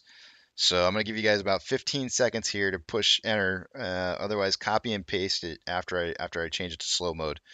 So here we go. 15, 14, 13. I know this is not real seconds. 12, 11, 10, 9, 8, 7, 6, 5, 4, 3, 2, 1. Here we go. That's a Casey countdown for you. Let's see.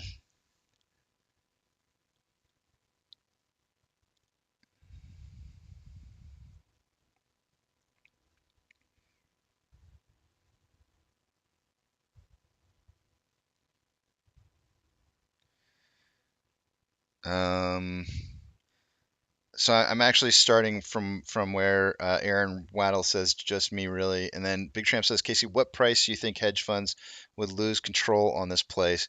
I still think the main number has always been 90 for me, Big Tramp, and it would still be 90 even after a reverse split.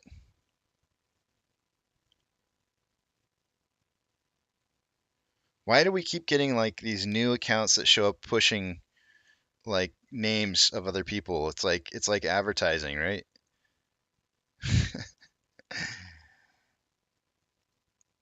We keep getting these people who come in names that I haven't seen before. I guess I feel like maybe I've seen super simplism before, but like it's like you very rarely put anything in. It's like it's almost like it's an ad or something. But you know of Ants Trades, New Kid on the Block, but basically a remake of Trading with Emotions.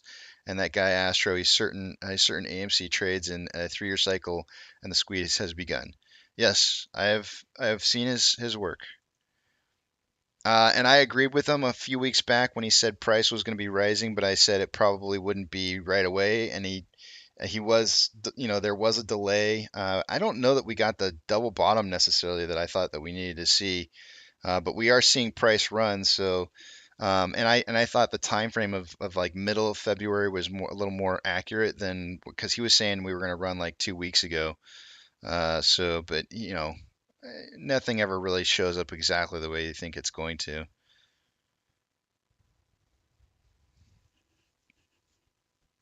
I'm just curious. Are you still in here, Super? Hold on, I gotta see if Super's still in here.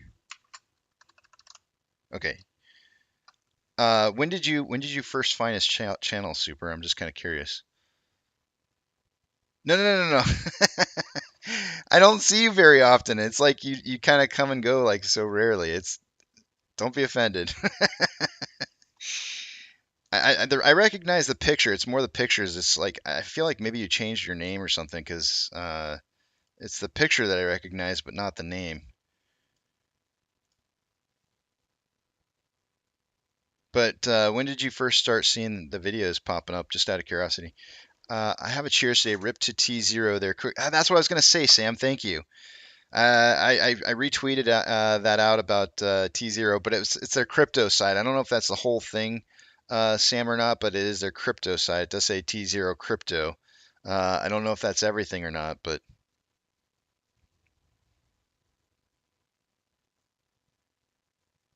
oh, yeah, that's why I recognize the picture probably from then as Twitter. Super. That's probably what it is. I just don't see you comment very often because I don't recognize the name. So I was like, man, why? It's just weird.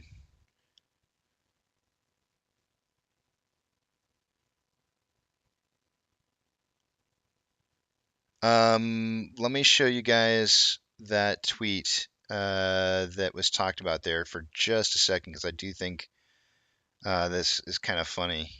At least to me it is. I don't know.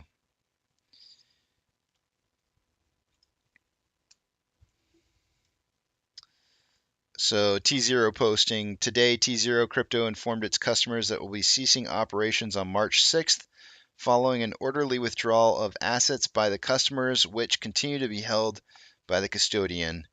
That was one of 7 messages that they printed out, and I put in, I guess you missed out on a large client to keep things up and running? Question mark. I thought that was funny. I'm sorry. Maybe that's not. I don't know. That's probably uncalled for. I thought it was funny. All right. I'm sorry, Super. It's just weird, man. It's all good, man. We're good.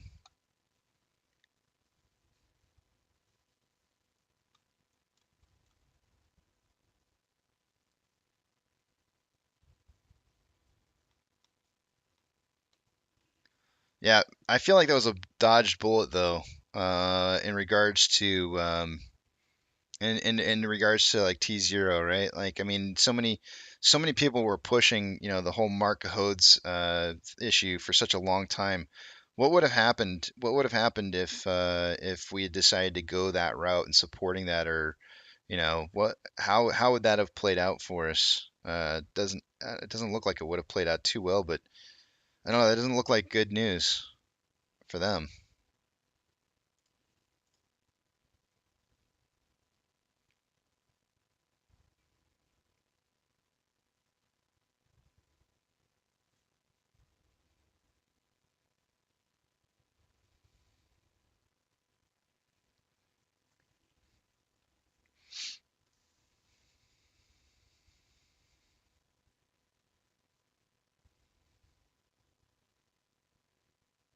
Yucca, good to see you back, buddy.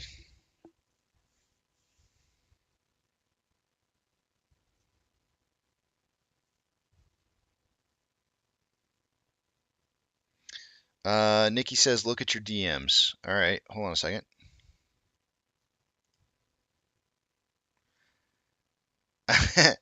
See, Sam, when I see, did you change? I recognize your Twitter account like right off the bat. Like I see, like what I'm looking at right here in my DMs when it says I'm real, not a fraud. I've seen you so many times, and we've had conversations like plenty of times before. I feel like, or we've at least interacted before. But I feel like it's like maybe your name changed or something because I just don't. There's something different. I don't recognize. I've seen your picture plenty of times before. We made it to Friday. Raise your cup to survive another week of what the hell now? That's a good one, Nikki. Yeah, I know you're real, Sam. I know I've seen your picture before, but I feel like maybe your name changed or something. Just I didn't recognize the name.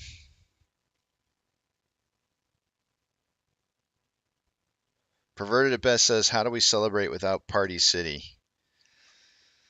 Yeah, I told my wife that my wife used to work at Party City a long, long time ago, and I told her about it, and she didn't seem to be upset. I was like, I thought for sure she would be upset a little bit, being like one of her like kind of jobs from the past, like I guess for me, like one of my first jobs was Subway. I'd feel a little like kind of bummed out if I found out Subway was shutting down. Doug says, Casey, you may have memory issues. I, I feel like Sam's just had like the name Sam, like he added something to the end at the end of it or something. I don't know.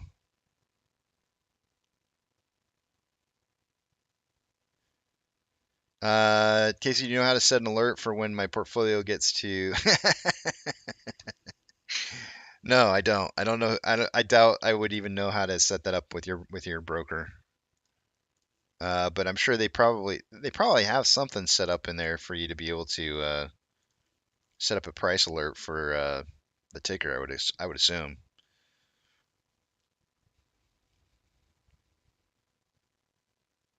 Did I know Jared? That is like the worst joke ever. That's like I hate that. You're not the first person to have said it before attendees. I think it's like the worst thing to ask somebody ever. Like, would anybody want to be related or know that guy in any kind of way whatsoever? Not me. No, there's another Sam that's in here. Sam. Yeah, not you. We're it's somebody else.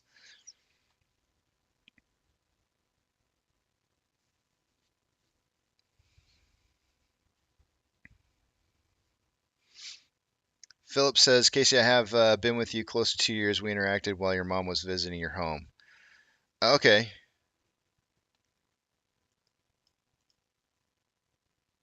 What is the minimum cost to bar? What's the minimum? I guess they could lend for free. I don't think anybody would do that, but I would.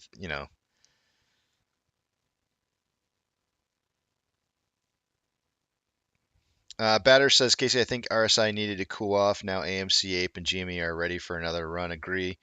We were definitely running hot there for a little bit. 4 hours still really high. The 1 hour was able to cool off quite a bit. The 30-minute is just now starting to break across. Yeah, I would agree. I would agree.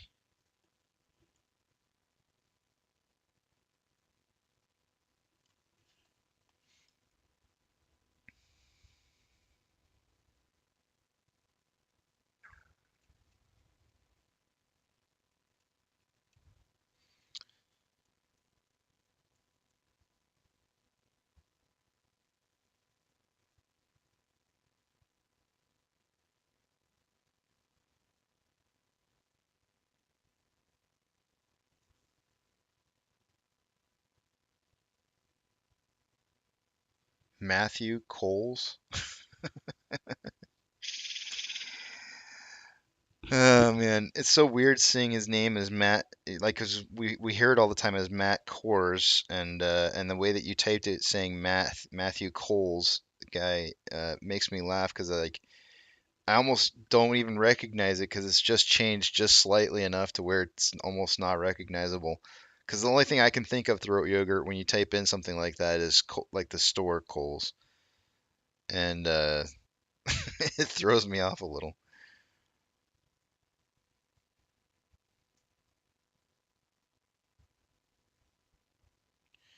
Captain Awesome says Ape will surpass AMC at this rate. Probably not today, but most likely next week.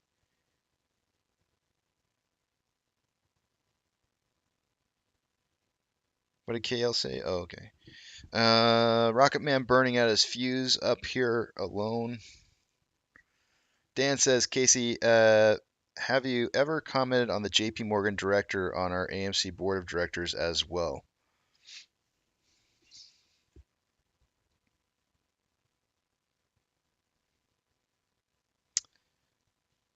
Who are you referencing? Who is it? Is that's not oh shoot, man, I can't think of his last name. Hold on a second here. Later. Philip Later, is that the one that you're talking about? Is it Later? Philip Later, I think.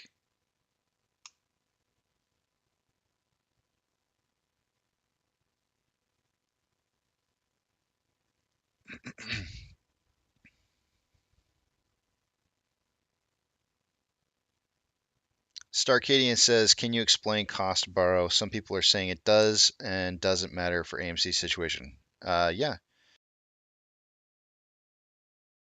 In regards to cost to borrow. Yeah, I'll talk about it here in just a second, Dan. In regards to cost to borrow. Cost to borrow definitely is part of an indicator of a squeeze cake, right? We've talked about in the past, like, what are your main ingredients for a squeeze cake? I don't have it right in front of me, but if you give me just 2 seconds, I will pull it up. And Dan, the reason that I'm answering your comment second and not first is because I got to go find a document that I wrote up a long, long time ago, and it's going to take me a few minutes to look up. So, excuse me, I'm coughing here. Um, give me just a few minutes to go touch on this real fast, and then I'll go back to what it was that you were asking. I'm still trying to find my squeeze cake. I really need to go through my. Here we go. Squeeze cake baking ingredients. These are your order of ingredients here, and I kind of listed the ingredients based off of what I think are some of the more important ingredients to have in a squeeze cake. And cost to borrow is kind of one of the last ones on the list. It's important, but it's not necessarily a mandatory thing. It almost kind of just is a thing that you end up just you do it, right?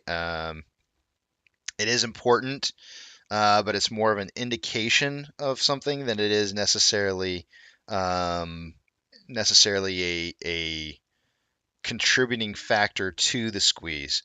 Whereas in a cake, where I have it listed here, I have it as baking powder. In a cake, I think baking powder probably is really important. This might get a little confusing here for you, but like buying volume. Somebody asked a question about like how do we tell the difference between regular buying pressure or whatever. And please, so whoever that was, hold that thought process and come back with that question in a minute after I touch on these two topics because I think that was actually a really great question, and I got sidetracked in trying to slow down the conversation. I do want to touch on that. But in a squeeze cake, buying volume is flour, holding pressure or OBV, which is where how you would monitor that is your milk, right? If people are holding on to their shares, that's another good thing that you need for your squeeze cake. Synthetic shares that are in existence is your butter. Short interest is your sugar. Utilization is your eggs, and your cost to borrow is your baking powder. So those were kind of the ingredients that we all kind of came up with, and to identify what makes a squeeze cake. And without cost to borrow being high, you wouldn't have the indications that it's hard to borrow. And you need a hard to borrow stock to squeeze because you don't want there to be shares out there to manipulate price, right? That's how you're going to have the signs that you need to have in order to get to. And yeah, see, attendees plus plus says baking powder is essential, but a very tiny part by mass and volume. Exactly. That's the whole point here, right? That's exactly why cost to borrow is so important. It causes volatility in the marketplace because there's no volume left to be traded. It's a sign to tell you that there's no volume left to be traded back and forth to manipulate price continuously down, right? So it's kind of that one. It's that one ingredient that seems minute, but if you don't see the signs of it being in there, you're going to know that you don't have a cake, right? If you tried baking a cake without the baking powder, you're not going to get the same thing, right? And it's gonna be something entirely different. So if you're seeing elevated amounts of baking, or if you're seeing elevated amounts of cost to borrow, then you know you've got your baking powder in your cake, and it's gonna grow, right? It's gonna do what it needs to do to become a cake. So that's probably the best way that I can possibly explain it. I don't know if I can really. Somebody else here might actually have like a better way to explain it than I am. Um, but I think that it's more of an indication of low liquidity and extremely hard to borrow conditions, which helps price to move upwards. That's what we want. We want it to be hard to borrow shares, right? This is kind of goes almost hand in hand with the idea of DRS. A lot of people were under the assumption that, hey, if I DRS my shares, they can't borrow them. I'm going to create the conditions needed in order to get those high cost to borrow numbers. And people are looking at GME right now and saying, like, how come GME doesn't have a huge cost to borrow rate when they've taken away all these shares out of the marketplace, and it should be hard to borrow, right? Well, there's a problem with that. When you take your liquidity out of the marketplace and the market is forced to trade through off exchanges, OTC, it gets rid of your volatility, right? You got to have your volatility. No volatility, then you have no cost to borrow because they don't need to borrow shares. There's nothing to try and defeat because you have nothing violently moving up and down. You've taken your shares off the marketplace and you said, I don't want these to trade any longer. And so the market says, great, we'll just do all these trades backdoor and we'll just continue on business and you know, that's fine by us. We can just live off of the X amount of shares that we have already, and we'll just continue to conduct business not on the lit market. So that's the defeating portion to DRS and why DRS doesn't cause huge amounts of cost to borrow. There's no volatility. So you got to have all the combinations of the squeeze cake in order to get a squeeze to happen. And when you remove parts of your ingredients, when you remove your volume, you don't have your volatility, and that's one of the most main ingredients you possibly can have, and that's your flour, right? You don't want to remove your flour. So there's that. Let's go to the Philip later thing real quick here and talk about that because I only got about 3 minutes. I'm going to have to try and see if I can find this document. Give me 1 second here. I don't know that I'm going to be able to find this right now. Oh, wait a minute. It's like right here in front of my face. Is this it? Wow. It's like right here in front of my face. I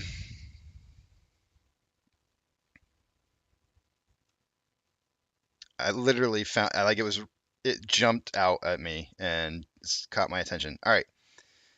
So back in June of 2021, I think it was, when we were doing our shareholder vote and we were trying to decide whether we're going to vote in some of the people that were potential board members that we were going to put back on the board.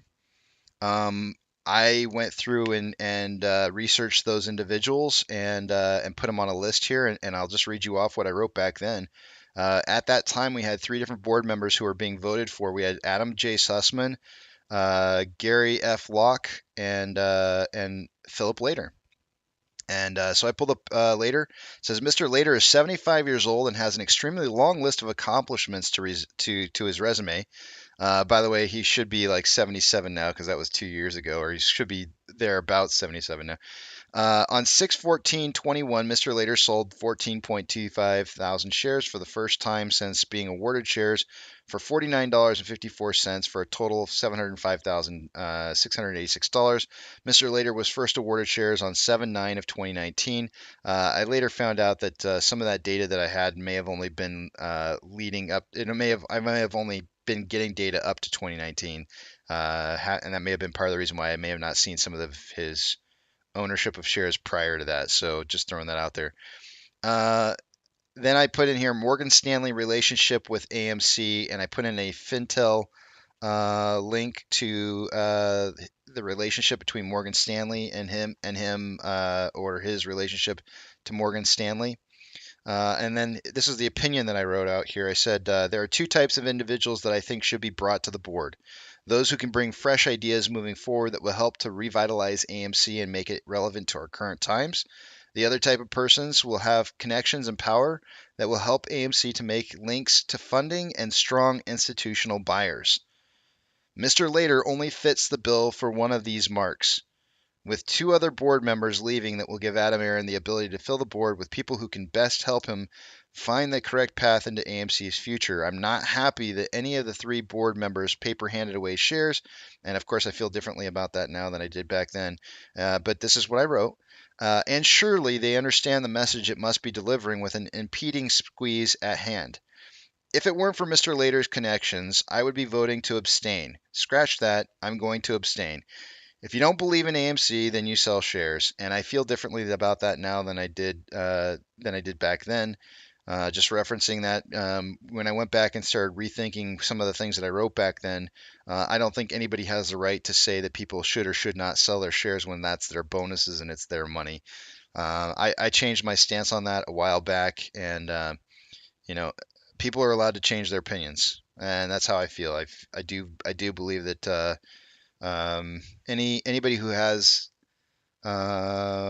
shares issued to them as a bonus, they should be able to sell them whenever they want to. They shouldn't be held accountable for needing to hold on to those shares.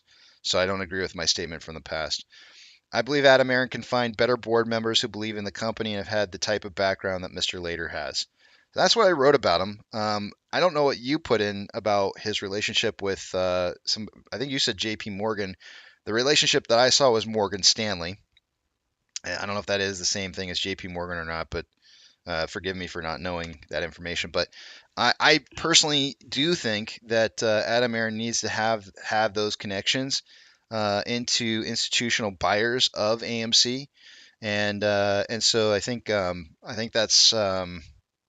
it's really kind of important. And I know people probably go like, oh, but he's got connections to banks, and boo, boo, like those banks aren't necessarily for us. Well, guess what? Banks like to make money too, and they're gonna do whatever it is that they want to do to make money, and that's how they operate business.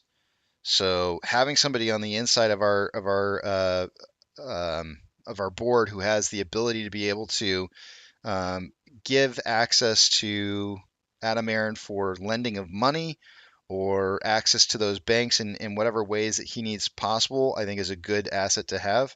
Again, I think there are probably people who are better choices than Philip Later, as I stated from the past. But we voted him back in. Everybody voted him back in, so he's still sitting on the board. And now everybody's sitting here going like, oh, crap on Philip Later, right? Well, guess what? You voted him in, live with it. I'm sorry, but you did. You voted him back in 2 years ago. So live with it, because that's the choice that we all sat there and made. I was abstaining. That was the vote that I made 2 years ago, but that didn't happen. He got back in there.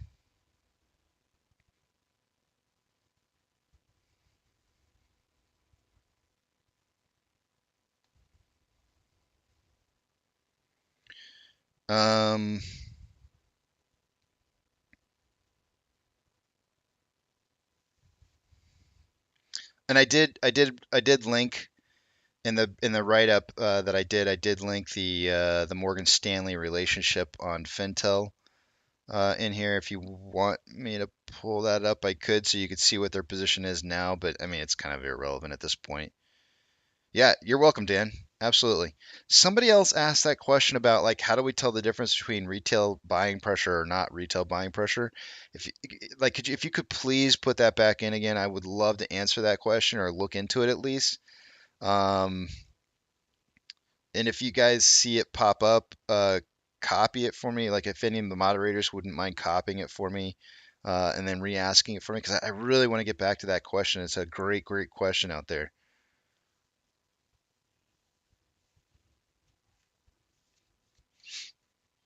Cole says, can you take a look at the long-term sloping resistance from highs on the weekly charts, RSI that we have yet to break out of? Do you see this as a major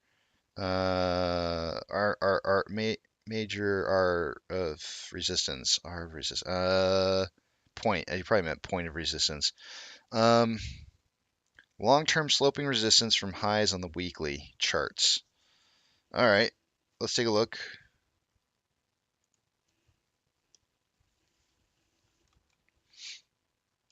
So right now, as it stands, RSI is not very hot, right? It's still underneath average, which is 48 or 50, and it's at 48.44.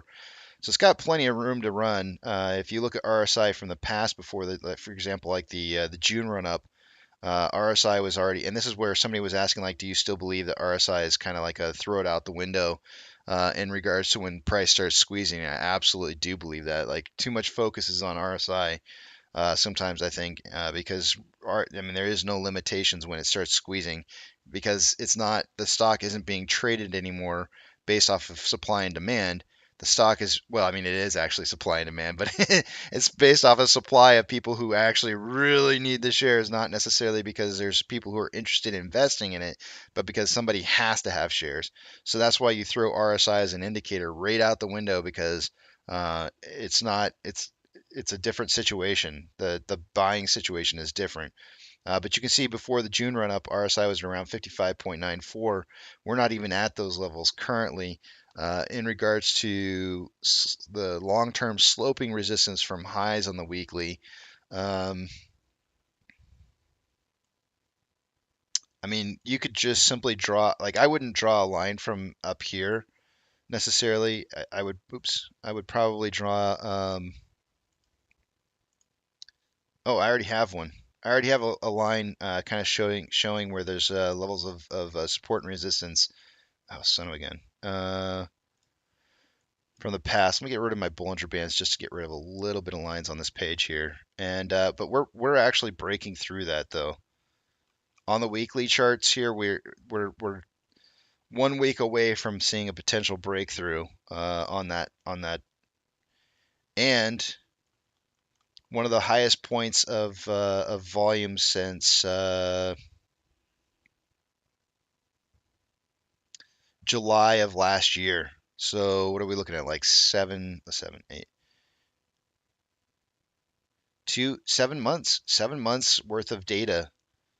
We're at the point of contact for volume, meaning the highest amount of volume that's been traded over the last 7 months is right where we're at right now in price. So if we were to break past that and outside of that weekly wedge,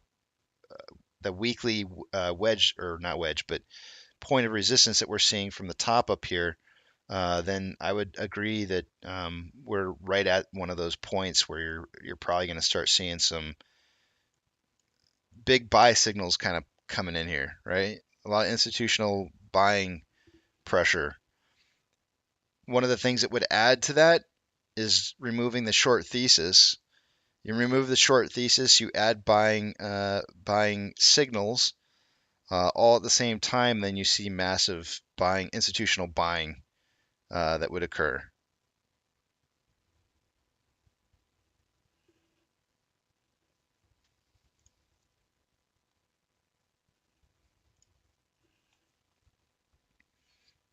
All right, it is time to take a look at the numbers again, guys. Captain Awesome says check out the bottom ask prices for Ape and AMC. All right, so before I do, Captain, I just want to throw this out there. I am not a fan of why people even check that. Like, it makes no difference what these numbers are. Everything at the bottom of this order book is not, it has no bearing whatsoever. There is no, like, there's no, um, what am I trying to say?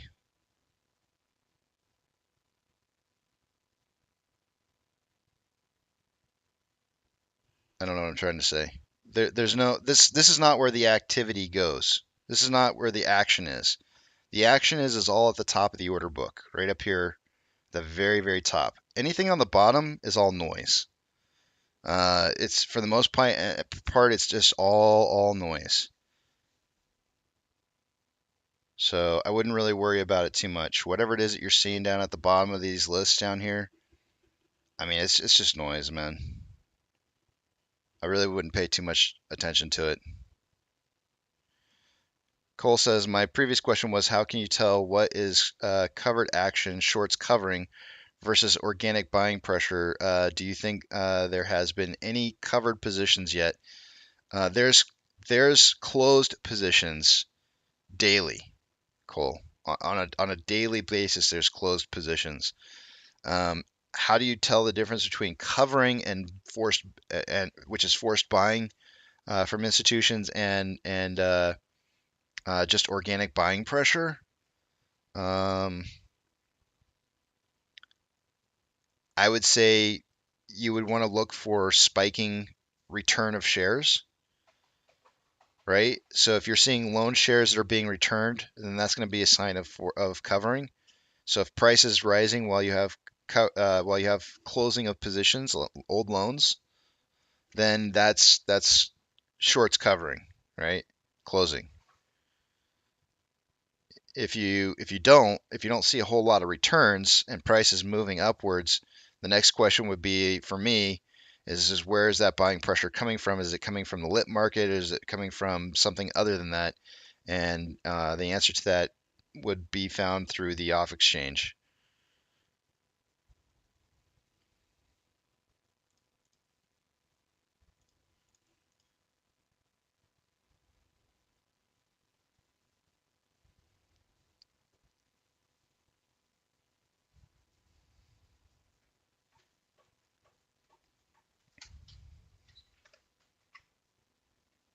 All right.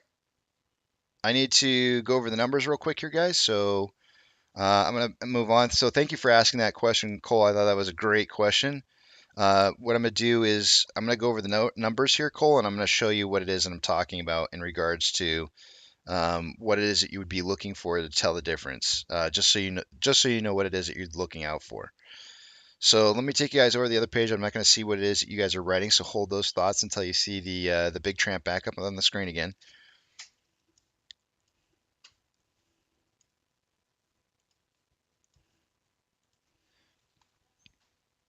And give me just 1 second here while I kind of move some screens around. Alrighty, let's take a look at, first we're going to go over off exchange. Refreshing AMC, by this time of the day, I would expect about 49% through off exchange, and EDGX to be somewhere around 11 and 12%. So combined between the two, I would expect to see about 60%. Right now, AMC has off exchange of 52.81%. EDGX is at 12.05. The combined total is 64.86%. That's only about 0.86% higher than it should be. Oh, you know what? It just refreshed on me. My bad. Let me redo those numbers. 53.87 and 12.61. 66.48%. That's about 6.48% higher than it should be. CHX volume is low. On Ape, 56.41% through off exchange. EDGX 10.01. Combined total 66.42. 6.42% higher than it should be. Not very much. I would say that part of the reason the price is probably running today is we are not seeing a whole lot of trades compared to usual going through those off exchanges. So in regards to this being actual buying volume that's coming in here and not necessarily forced purchasing. I think forced purchasing, the other place you would see it too is CHX volume. And as it stands right now, it's not very elevated on either AMC or APE for CHX volume. Off exchange CHX volume for GME is at 0.1%, so it's pretty low. And HYMC CHX volume is 0.07, so it's also very low. All right, taking a look at taking a look at Ortex borrow rates. And this is the one where you're going to want to look at return shares. Let me make sure you're seeing those numbers up on the screen here. Let me see what it is you're getting. You're getting cost of borrowed change. Okay, well, it's not going to show it on here unless I show you the entire screen. So I will put this over on the other side and show you what it is I'm talking about here. All right, I put it over there real quick. All right, taking a look at what am I looking at?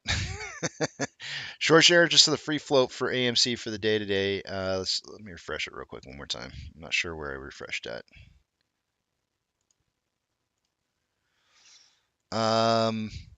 Short share interest to the amount of shares having been borrowed so far for the day today is at 1.27 million shares having been returned. It was 1.08 an hour ago. This is going to be where it is that I would look for what it is you're looking for. Returned shares for the day today is 1.99 million shares. So they've returned basically 2 million shares for the day today. If you want to know what covering looks like, you'd see large quantities of returned shares. That's covering closing. That's all returned shares. Anytime you see that, that's what it is. And it could be an indication, if price is rising, it could be an indication why that would be happening. But I find that oftentimes when they close out positions, you don't really tend to see price rise right away. It's usually delayed a little bit. If it was that easy, I think we all could just sit there and look at return shares all the time and just make a crap tons of money by watching whenever shorts are closing out their positions. Knowing that they're thinking price is going to run, you could just take a position and immediately start making money. It never really quite works out like that. It takes time. But looking at the rest of the data here, cost to borrow min on AMC is at 7.26, average is 528.04, max 1.01K.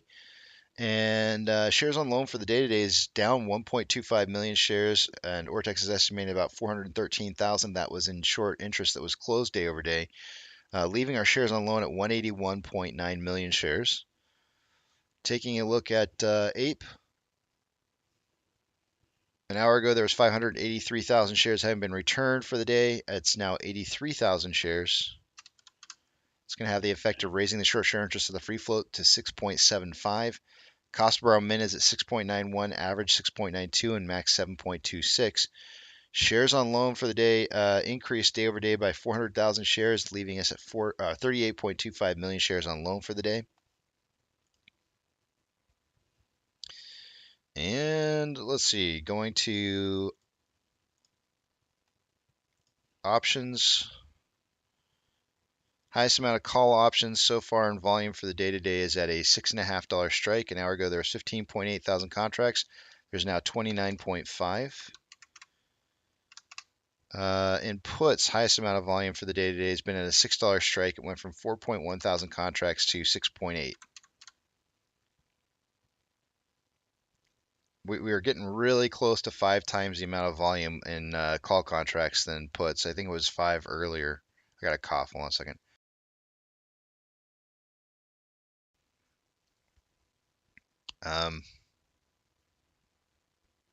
So let's take a look at what I was talking about.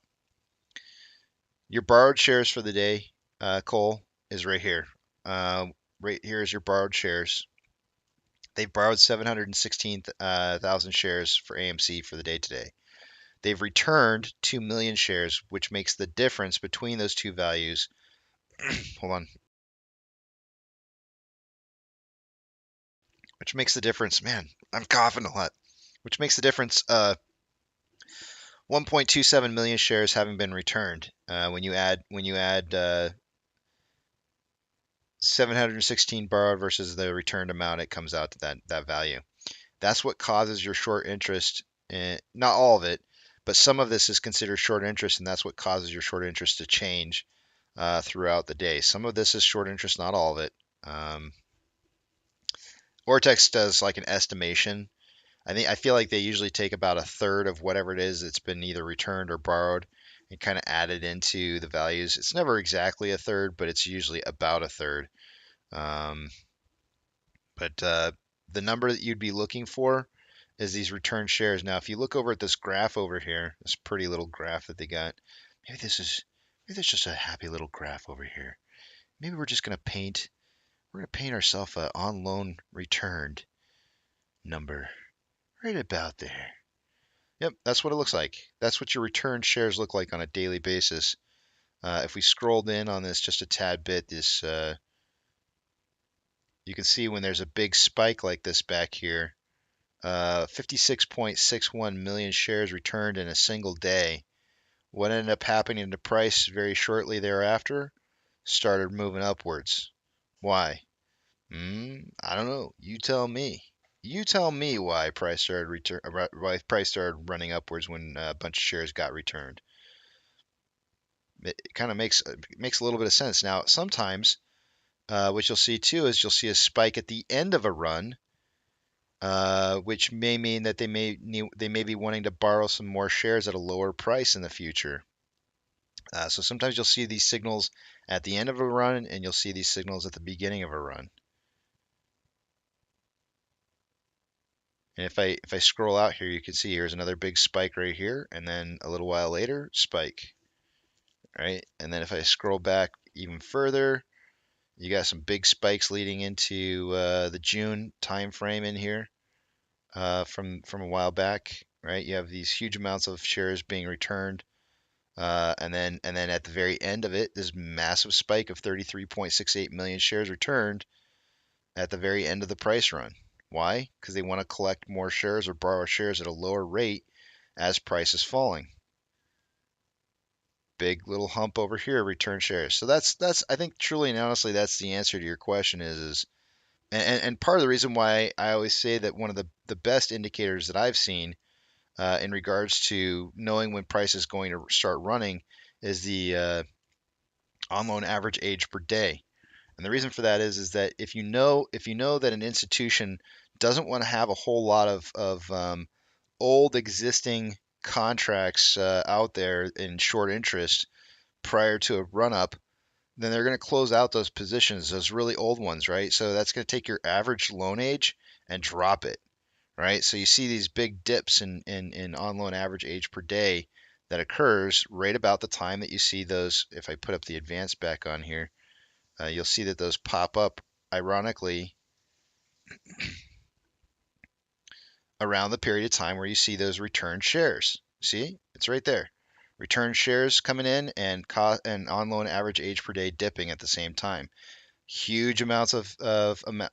Man, I can't draw with this like this. Hold on a second. Huge amounts of returned shares equates. Here's your huge amount of returned shares equates to on loan average age dropping, right?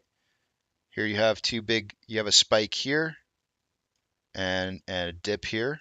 You have a dip here and a spike here and so on and so forth. And I can keep showing you more and more and more of them. But that is truly and honestly how you know when they're closing positions, because that's what they do. They don't want to get caught with their hands in the cookie jar.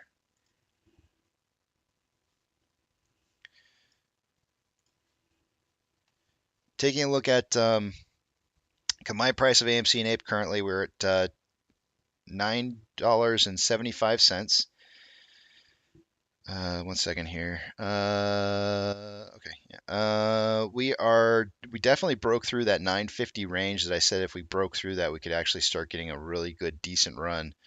And then I think I drew out another line up here somewhere. Yeah, I think it's this 1022 mark up here. I have a feeling we may see that as the point of resistance. If this is truly indeed a cup and handle situation, we may see that price run up to that and bounce pretty hard off of 1022 combined.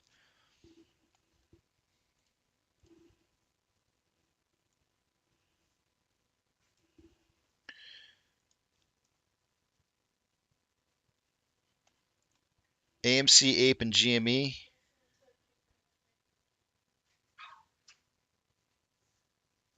AMC is the only one. AMC and Ape are the only two that are on the list of most heavily traded stocks by Fidelity based off of orders.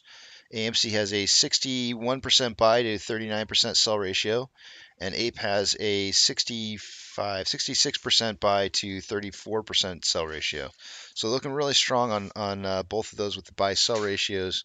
I like what I'm seeing there, and the fact that they're on the top 30 most heavily traded stocks is awesome too. SSR trips today at $5.47 for AMC. Ape trips at 2.547. Shares available to borrow this morning is showing up as 0 once again. Not enough shares borrowed today for me to count more than 50,000. I only do increments of 50. But the last known fee amounts were at 412.1. Do note, guys, fee is not cost to borrow.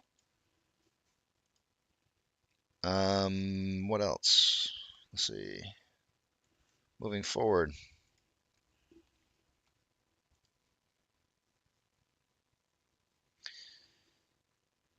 NASDAQ is down 0.11. Dow Jones is up 0.21. S&P 500 is down 0.15. We have 3,295 advancers to 3,110 decliners. The market is advancing over declining, barely.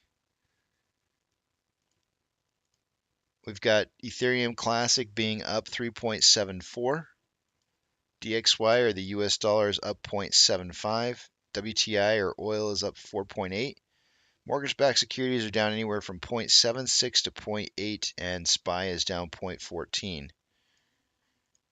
VIX is down 1.44, VTI is down 0.15, VB down 0.14, Tesla's up 4.76, Amazon down 4.79, Cinemark is down 0.08, Doge up 1.77, Bitcoin up 0.69 at 23.6K a coin.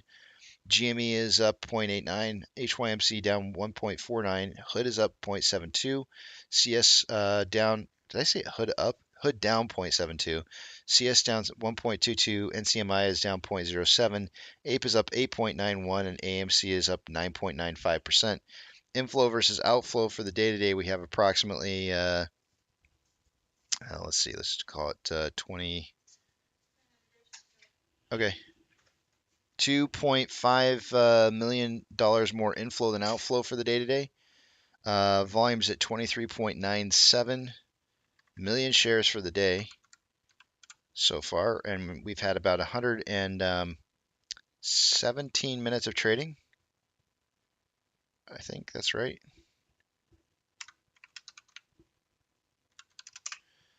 Putting us on a pace for 79.9 million shares, or basically 80 million shares traded by the end of the day today. I suggested in pre-market somewhere between 20 and 40 million shares, and it looks to me like we are going to break that high. It happens. It's not always going to be accurate. On a Vortex indicator, we have more selling pressure than buying pressure than RSI of 74.57, which is signaling overbought. On a 1 hour time interval, we have more buying pressure than selling pressure than RSI of 72, which is signaling overbought. On a 30-minute interval, more buying pressure. No, hold on. I'm going to go with equal amounts of buying and selling pressure with an RSI of 69.87, which is almost signaling overbought. On a 5-minute interval, more buying pressure than selling pressure with an RSI of 60.71, which is above average. On Ape, we have 29.52 million shares having been traded so far after 118 minutes of trading, putting us on a pace for 97.5 million shares traded by the end of the day today. I said somewhere between 20 and 40 million shares, I think. So we'll definitely be high on that one, too, or I'll be low, but the volume would be much higher than I would have anticipated, unless something happens to volume where it just dies completely for the rest of the day. On a 4-hour chart here, we've got more selling pressure than buying pressure with an RSI of 75.64, which is above average. Actually, it's signaling overbought.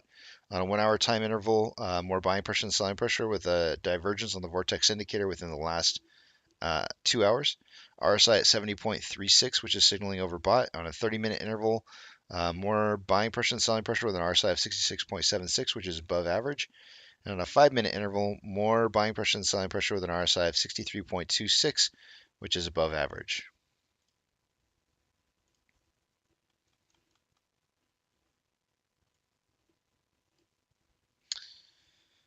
And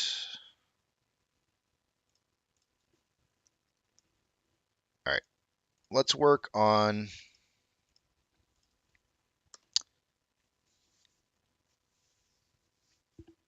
No, Papa Mac, it wasn't my power, it was my internet provider. So they actually and let's say it real quiet, but I think my internet got better after they fixed whatever it was that they fixed. Because I got my internet back later last night, and it's better now. So that's good. I haven't actually turned off any of my peripherals, which means kids are using internet, and that never happens. I can't live stream and have that happen. I even have the ring still turned on, and it hasn't shut me off with you guys yet, which I'm really surprised by that being the case. I hope this means that from now on, I'm going to be able to never have problems with you guys again for internet.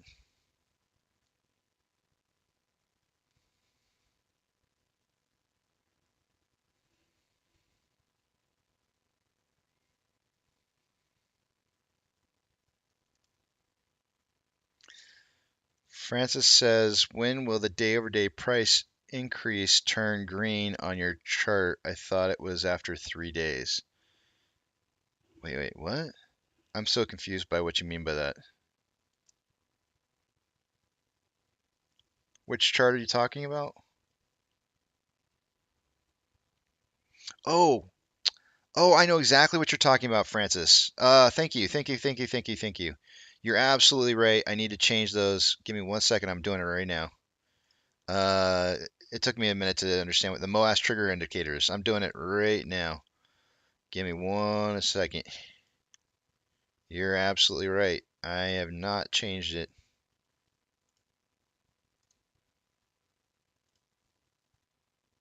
Thank you very much for mentioning that. I appreciate it. There we go. Next time I go, so now when I go over to the screen over here, you should see it. It's green. We got out of the 6 indicators I look for, we got half of them green now. That's good. I like seeing that. Thank you for mentioning that. I appreciate that. That was calling me out on my stuff, man. I like it.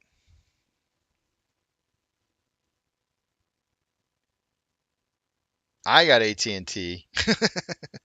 That's what I got.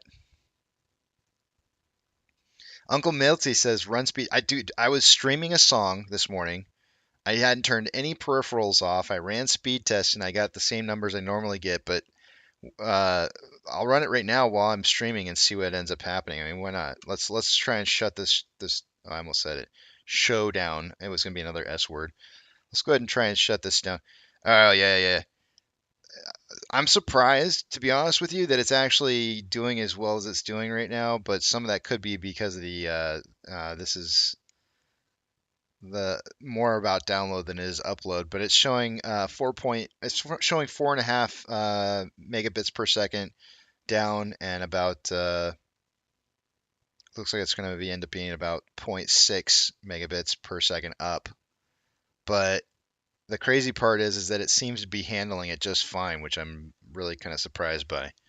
I know those numbers don't sound like you know. I've had to do a lot of tweaking to be able to get it so that I can live stream with you guys. But more so, I like the fact that the kids can be on the internet right now, and I don't have to kick them off to be on here.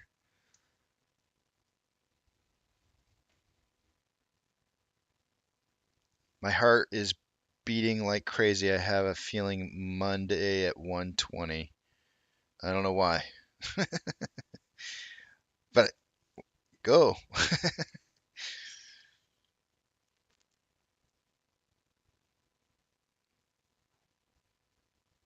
Yep, I'm not lying, Uncle Mitty. It's 4.5.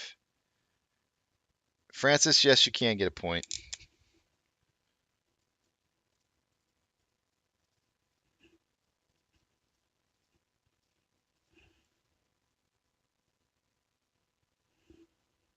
Only because you said please, though.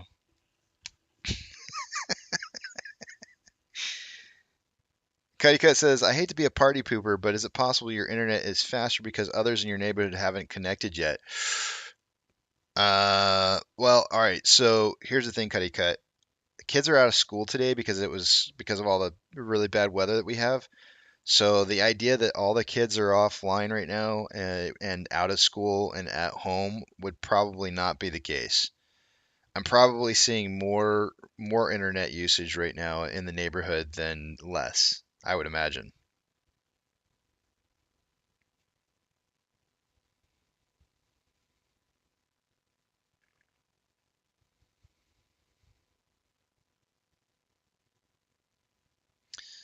All in AMC says, "Can you play in the air tonight when we make the big cup? Only when we're launching like massively. Then I'll play it."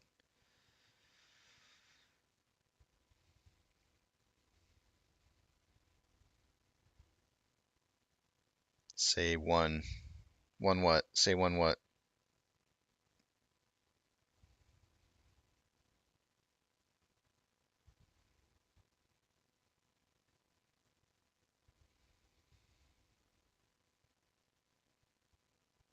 Dang, Curtis, you guys moved a block just to get fiber? That's insane.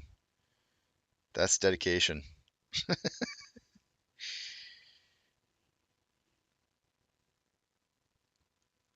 Yes, Sammy, I do. If you go to, and the reason that I didn't move to Plan B when my internet went out was because it wouldn't have helped because I couldn't connect to the internet. But if you look in the description box, there's a backup plan for when YouTube fails. I'm moving to Twitch.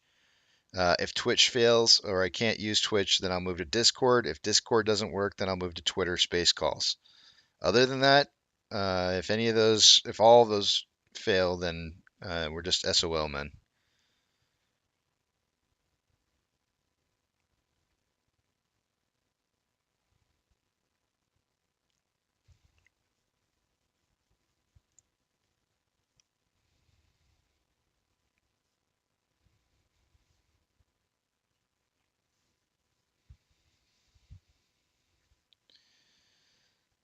It's there's two choices in my neighborhood and only two. Range Rider. It's either Spectrum or AT&T, and I have both. The problem with Spectrum is that when I try, and I think they actually changed their name to something else now, which I can't remember what it's called exactly. But the problem with Spectrum is that whenever if I were to try to start a stream, I actually get great connectivity on Spectrum. But the problem is that every 10 minutes it cuts out randomly. It just drops out for just long enough that I would have to restart the stream every 10 minutes, and I'm not doing that all day long.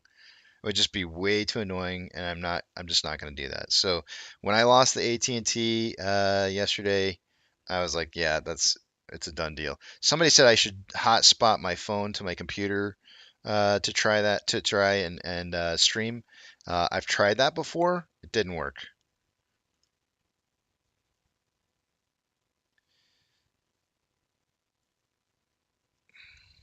Derek, I'll put out the link for the Discord later on today.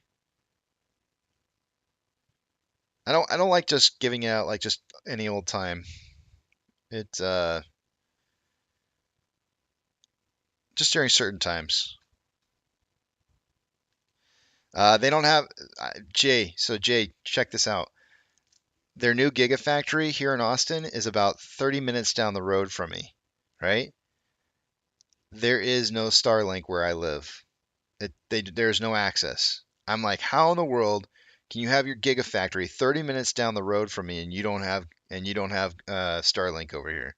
Come on, Elon. I know you can be better than this. You're providing internet to see. I think the thing is I think Elon's more focused on getting internet to people who don't have it than he is focused on giving it to people who do. And if you know anything about Austin, is that they already had Google Fiber set up for Austin, so he probably was like, I'm not going to try and compete with Google Fiber. Uh, it's pointless. So he probably didn't focus on trying to put up Starlink over here.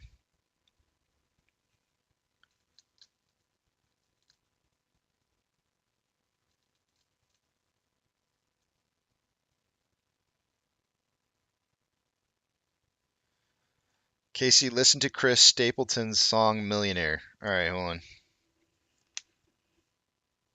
I'm going to go on break in a little while here, so I'll listen to it then.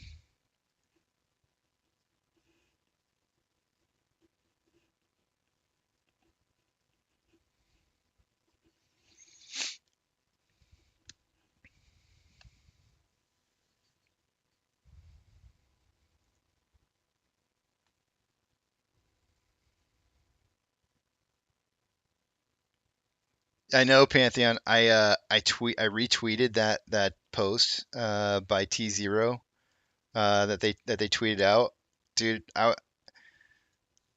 we dodged a bullet, man. We dodged such a major bullet on that. Like, I'm so happy. Now, I don't know if you noticed it was T0 crypto. I don't know if that carries over to like their main portion. But it should be. I would think it would, because that's the whole idea behind creating a tokenized unit of a stock, as it would be like a crypto in a sense. But I mean, it was absolutely nuts when I read it. I was like, dude, I think we dodged like a massive, massive bullet by not listening to that guy. Um, what cycle are we in, please? And Sammy, if you're referring to suck, squeeze, bang, blow, I haven't been tracking that since the dividend. When they created the dividend, everything changed, and nothing tracks on that anymore. So I couldn't tell you.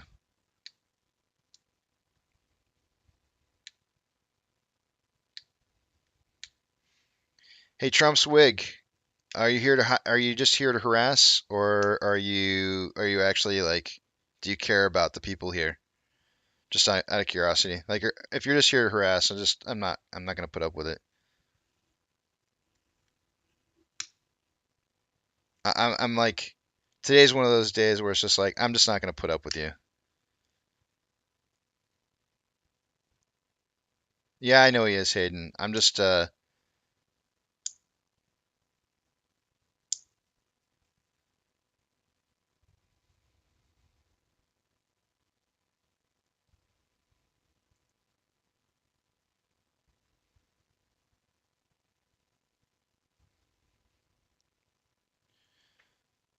let's see here.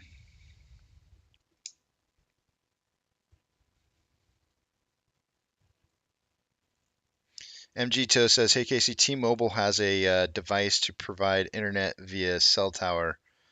Highly recommended if available." I already have. That means I would have to switch everything over to T-Mobile to do that, and I don't know if I'm willing to do that because we get. I don't know, man. It's added costs.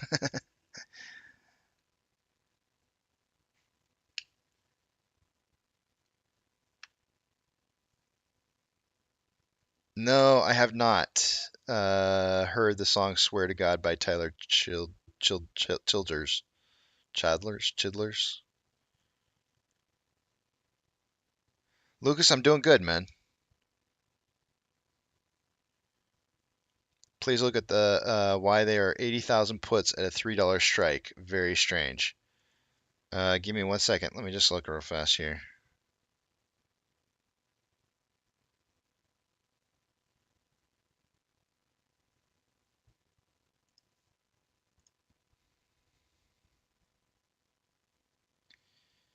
You must be talking about some other expiration date other than, maybe you're looking at, I don't know what you're looking at because I don't see it. Let me scroll. Okay, I see it now. I see it. You're looking at February 17th, 23. Yeah, so let me pull up February 17th real quick on another chart. Hold on a second.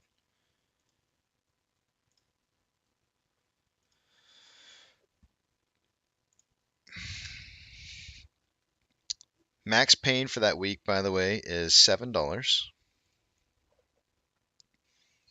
There's very large quantities of puts.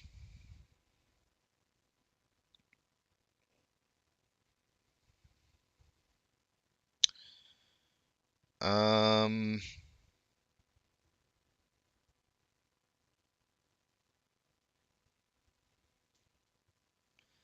what's the volume for? Let's see here.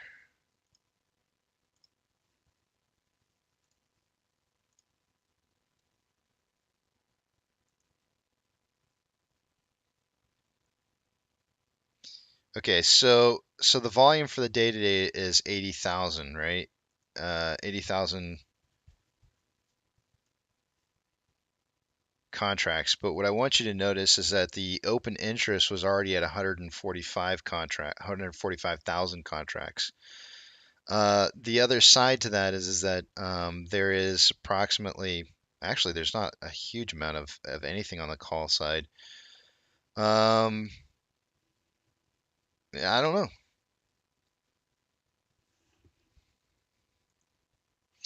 If AMC's price doesn't drop down to that, some there's going to be a lot of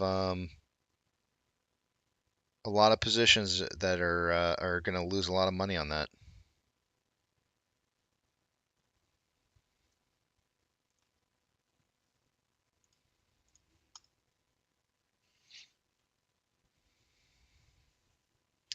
What I would suspect would be the case, the Lucas. What I would suspect to be the case is that we would probably see likely a very fast, quick moving drop across the market, a market wide event, where price is dropping like really, really quickly.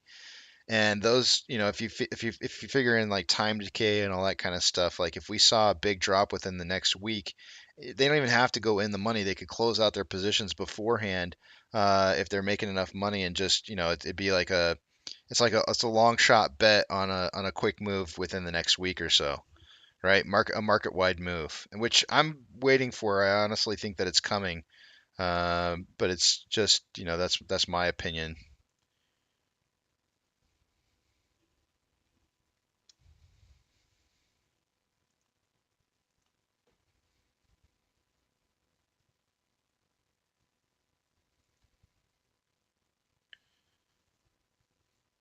Yeah, ice cream says that could be the cupping portion of the big cup and handle that we're kind of creating right now.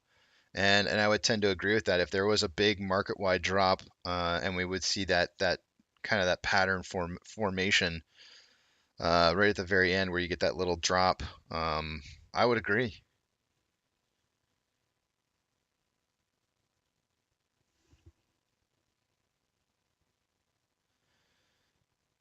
Okay, hold on a second, Hayden. Hold on, let me go back up and scroll back up here and just read this stuff real quick here. Okay. Yeah, we'll just it's not even a hurting your feeling issue. It's just like basically just being rude, right? Taken care of.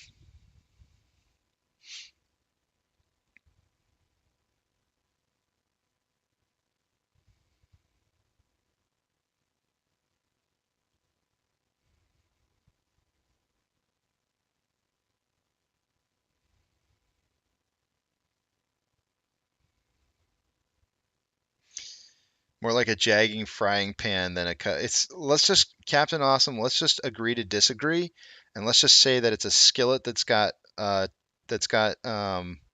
Teflon for no stick. It's a non-stick frying pan. Seen from a scanning electron microscope level. How's that? And then we can agree.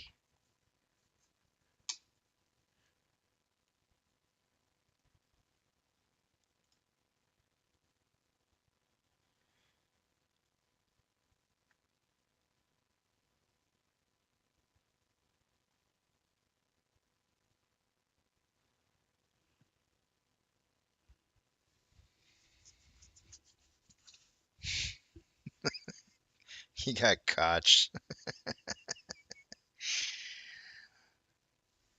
We sent him to the cotching. Oh, guys, I wanted to play a video for you. I wonder, um, this shouldn't take too long, guys. I just want to show this to you. I was laughing my butt off last night. I don't normally play videos from YouTube just because I don't like to steal content from other creators, but I gotta show you this. Like this legit like really made me laugh pretty hefty last night as I watched this. I don't know, maybe you guys won't laugh, but I did because I was like, did they really just say what I think they just said? Because I quite honestly didn't think I'd ever hear this word before or would ever hear the word outside of our community. And there I heard it. It was like I was like, wow, somebody actually found a way to actually use that word, and now I can't find it. I'm looking, I don't see it. Son of a gun. That really kind of makes me angry that I can't find that. Give me a second, guys. I'm looking through my history here, and I think maybe there's a chance that I'll find it on my phone. Give me 1 second. I'm gonna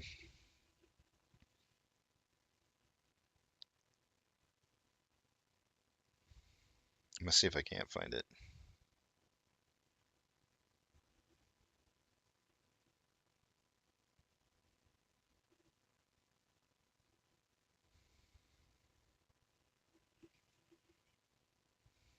There it is.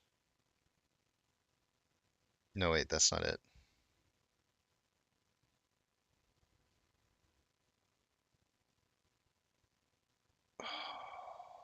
No. I will never be able to find that video again. It makes me sad. This has to be it. This has to be the one. All right.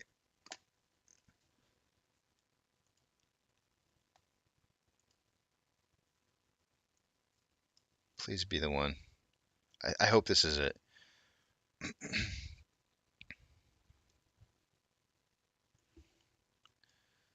Let me make sure and get the sound up real good here for you guys, for the announcer. All right, here we go. Good teams answer scores. Colorado trying to do just that. Ball is handed to Trotman going around the corner. He's caught for the nape of the neck by Dat Nguyen. He is a Vietnamese linebacker out of Rockport, Texas, 6'1", 213. Not so big, but boy, he can run. Ought to stand up and applaud their defensive players. They have done great jobs. Look at that. Bang! Right there. Canine starts at quarterback, and he has had playing experience this year. They'll go on the ground to Womack. There's a flag down. He's caught back at the 25. Canine's done a great job here in this first half. They're going to throw a screen out here to the right, and it'll be caught, and there's a flag down out of the shotgun, standing at the 50. Inside handoff, Womack, and he's tackled at the 48. Oh, wait, he said it. There was. Wait, there was. I was like, this isn't the video, and I missed it. It was right there. Right, here we go. Out of the shotgun, standing at the 50. Inside handoff, Womack, and he's tackled at the 48. A loss of. What did he just say there? Tell me what he didn't. Tell me he didn't say. What word did you just hear right there? Because I think he was supposed to say tackled, but I hear something different. I don't know about you guys, but I hear something different there. I feel like I need to I'll play it one more time. Hold on. Here we go. Inside handoff, Womack, and he's tackled at the 48. He said cockled. I heard it the other night. I was like, what? I think he was supposed to say tackled. I think I agree with what you're saying, Bell Biv, but he says he was cockled. Let's listen to it one more time. I'm gonna turn up just a tad bit more for you guys. Here we go. I'm gonna play it back. Here we go. One more time. 50. Inside handoff, Womack, and he's tackled at the 48. I swear he said cockled. I couldn't believe it. And he's cockled at the 48. I swear he said cockled. I don't know, man. I played that so many times last night. I was like, did he say? I started feeling like maybe I was just imagining things or something. I was like, nah, I'm just imagining stuff. And I was like, the more I listened to it, I was like, that sounded like cockled. Oh, Tom says, does it have closed captioning? I don't know if it does. Let's try it. Let's see. Let's see what it. I just closed it, so let me reopen it again here. Hold on a second. That is a great. I didn't even think about that. Good point. Excellent point. Let's see, where were we at here? I don't remember where it was. 235. Son of a gun, I can't remember what time frame it was.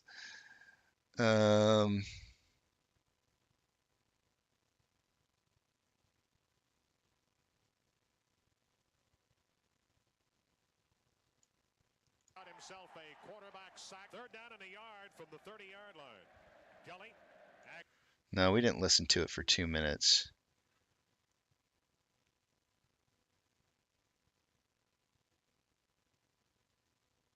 Son of a gun, I'm not going to be able to find it. I lost it.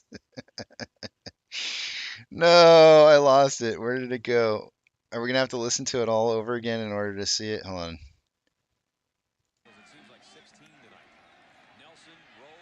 It's got to be before that.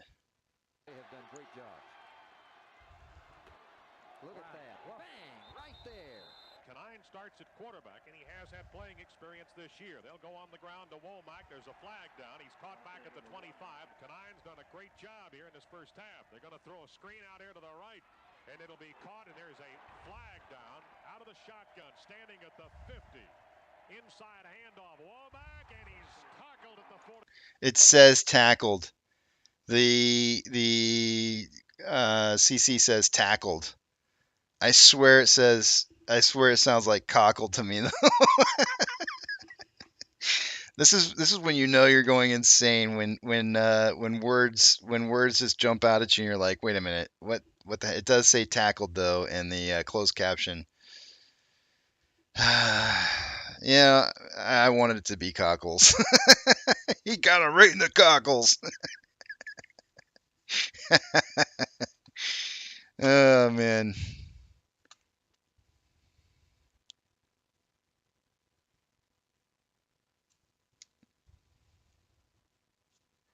I hope I don't get like I hope they don't shut me down for that.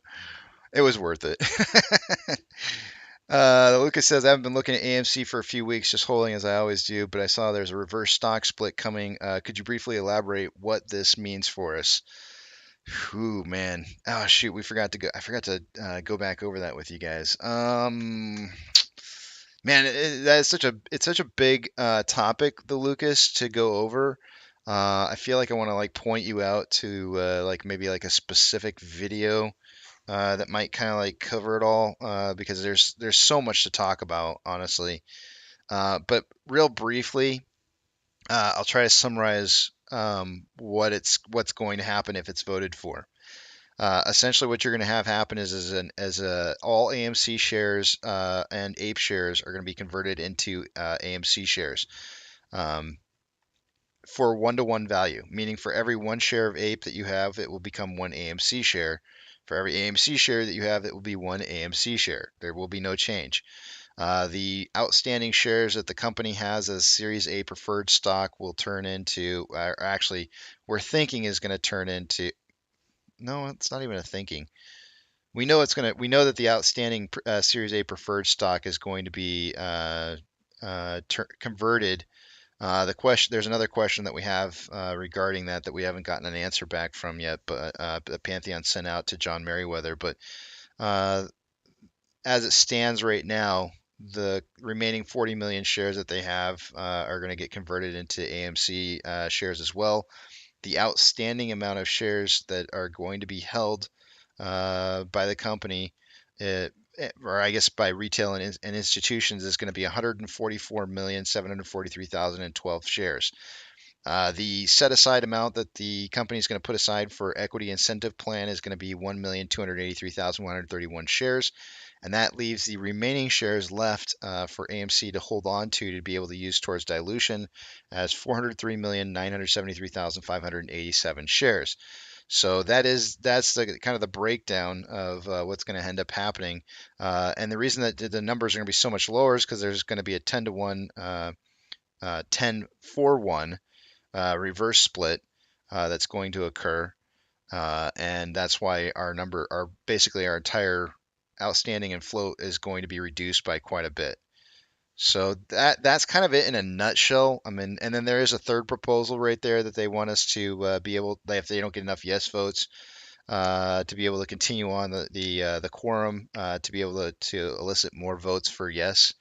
That's the third proposal. It would decrease the short interest, Lucas, but and this is kind of something that I haven't really talked about yet, only because I'm still kind of working on trying to figure out the details as to what I think the new short interest would turn into. Now, a lot of people are in here probably going like, wait a minute, it shouldn't reduce it should just be a consolidation of the short interest. Yes, that's true. It would be a consolidation of the short interest, but the one thing that you got to remember is that the amount of short interest that's open on APE versus what's open on AMC is two drastically different numbers. And when you combine the two numbers together and then account for how many total outstanding shares there are that are going to be reduced, it will indeed truly lower the short interest. But people haven't really looked into that yet, and I have, but I've not come to determination as to what exactly that short interest will be. I have a number in mind, but I'm working with some people to try and figure out if they agree with me or not. I want some other people to kind of take a look at my numbers and I want to get a yes from a few other people before I just go around saying like, hey, guess what, guys, our short interest is going to be lower. So just throwing that out there. It will reduce our short interest though. No answer. So Pantheon's saying he hasn't gotten an answer for his questions yet, and he sent it last night. Hey Animal, I think arbitrage is a question that you have to answer for yourself. If you believe that holding on to your AMC shares is important to a squeeze play, then what you're suggesting is that you should sell your shares in order to gain a better position in APE to increase your outstanding shares that you own. I would say there's a couple different ways to look at this. One, you're doing the opposite of what it is that you've been trying to do, which is cause a squeeze by holding on to your shares by selling them. So you're defeating the hard work that you've been putting into this. Well, you can't, Animal. Arbitrage would be selling your position. So you're saying, no, I'm keeping my AMC. That's not arbitrage. Arbitrage would suggest you selling your position, then rebuying back in to try and receive a better value for what it is that you're trying to do. So if you don't know what arbitrage is, then you're asking a question that's not what it is that you're asking. So that's not what it is. Arbitrage is something entirely different. So the other part to that is if you just want to just simply talk about buying more APE shares so that you can gain more of an advantage after the position is converted and then reverse split. If you think that APE is going to be difference, then what I would suggest to you is this. I can think of scenarios where buying AMC versus APE would actually net you better results. I can also think of situations where buying APE would net you better results. The answer to the question is that you're asking is not an easy question. It's like Meep says, easy. It's not. It's not an easy question because you're making assumptions, right? And if you don't want to make assumptions, and you know what assumptions do, they make an ass out of you and me, right? If you don't want to make assumptions, then the best possible method that you could take going or looking at it is to take a hedging approach, right? And how do you hedge against arbitrage? The answer to that is just a potential arbitrage, right? And the answer to that is to hedge your position long on both sides, right? So my wife has even asked me, Animal, she said, hey, I'm thinking about putting some more money into this. What do you think I should buy? And I told her the same thing I'm telling you. I can't give you an answer. They're both equally important. They've always been both equally important. That's never changed. If you buy one more than the other and it doesn't turn out the way that you think it's going to turn out, or I think it's going to turn out, then what's going to happen, right? How are you going to feel about the information that I've given you if it doesn't turn out the way that you think it's going to turn out, or I may think it turn out? So the best possible answer I can give to you is if you must buy more shares, hedge your bets, because you don't know which way it's going to go. You just don't. And AMC and APE both need buying pressure. So I'm not trying to be a jerk. Just saying, it's thanks for helping an Eagles fan. Hey, you know what? Animal, I'm an Eagles fan too. I love Michael Vick. He's one of my favorite quarterbacks. And I don't, for any of you guys who are animal lovers, don't hate me. I can separate, somebody's actions off the field and on the field. So don't hate me. I didn't know he fought dogs. Don't hate me for that. But I was a big Michael Vick fan way back in the day, and so I was an Eagles fan for a long time. I haven't always been a Kansas City fan. So I will help out anybody. It doesn't matter what team you play for or that you're rooting for in football. I'm a team player across the board. I don't have loyalties to one side. If you like Pittsburgh, great, I'll help you out too.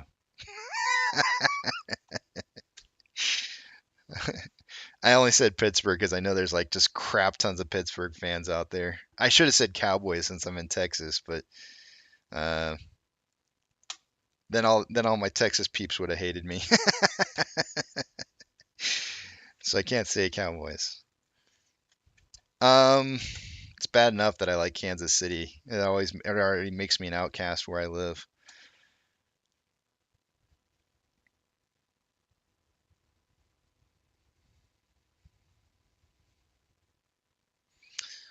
I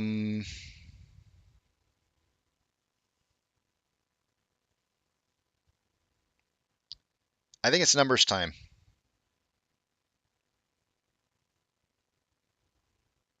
I think it's numbers time. Let's look at the numbers. I'm taking you guys over the other screen. I'm not going to be able to see what it is you guys are writing, so hold those personal thoughts or opinions or questions for me that you want me to touch on until after you see the big tramp back up on the screen again. But let's take a look at what we got going on here. Starting with off exchange. By this time of the day, I would expect about 62% combined between off exchange and EDGX. Right now on AMC, we've got 52.73% going through off exchange, EDGX 12.51. Combined, that's 65.24%. If you want to know why price is potentially moving up today compared to the past, look at those numbers right there. Let me see what you guys are seeing. See this off exchange right here by my finger? Hitting it.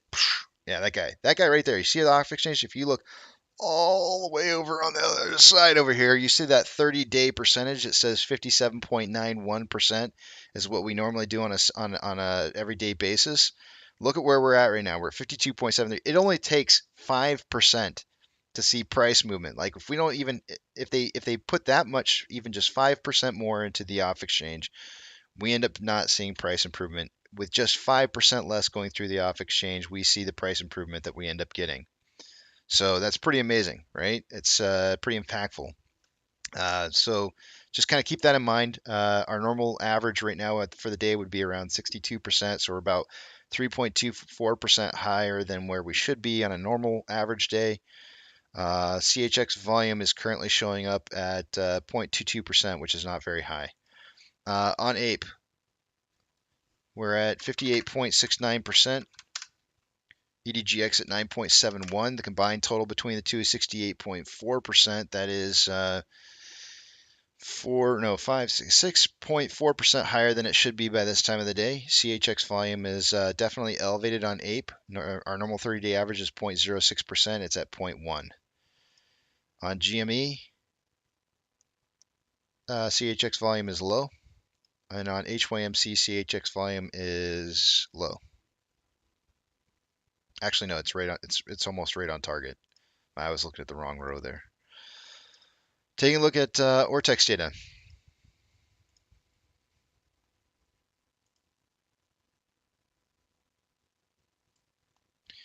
An hour ago, Ortex was reporting 1.27 million shares having been returned. It's now 944,000 shares having been returned for the day today.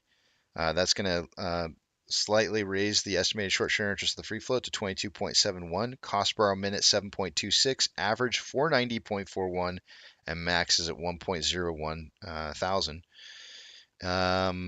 Shares on loan for the day today decreased by 1.25 million shares. Ortex is estimating that about 413,000 of that was in short interest that was closed out day over day, leaving our shares on loan at 181.9 million shares for the day. On Ape, as of an hour ago, there was approximately 83,000 shares having been returned. That's still the same value. It's going to keep that estimated short share interest of the free float at 6.75%. Cost per min is at 6.91, average 6.92, and max at 7.26. Guys, this is what I'm talking about in regards to will it lower our short interest? Because let me go back here for just a second. Actually, I'll show you here in just a minute. I'll show you in just a second. I'll move the screen over and we'll take a look at it. Shares on loan for the day, day over day on Ape. Increased by 400,000 shares, leaving our shares on loan at 38.25 million. Taking a look at the options,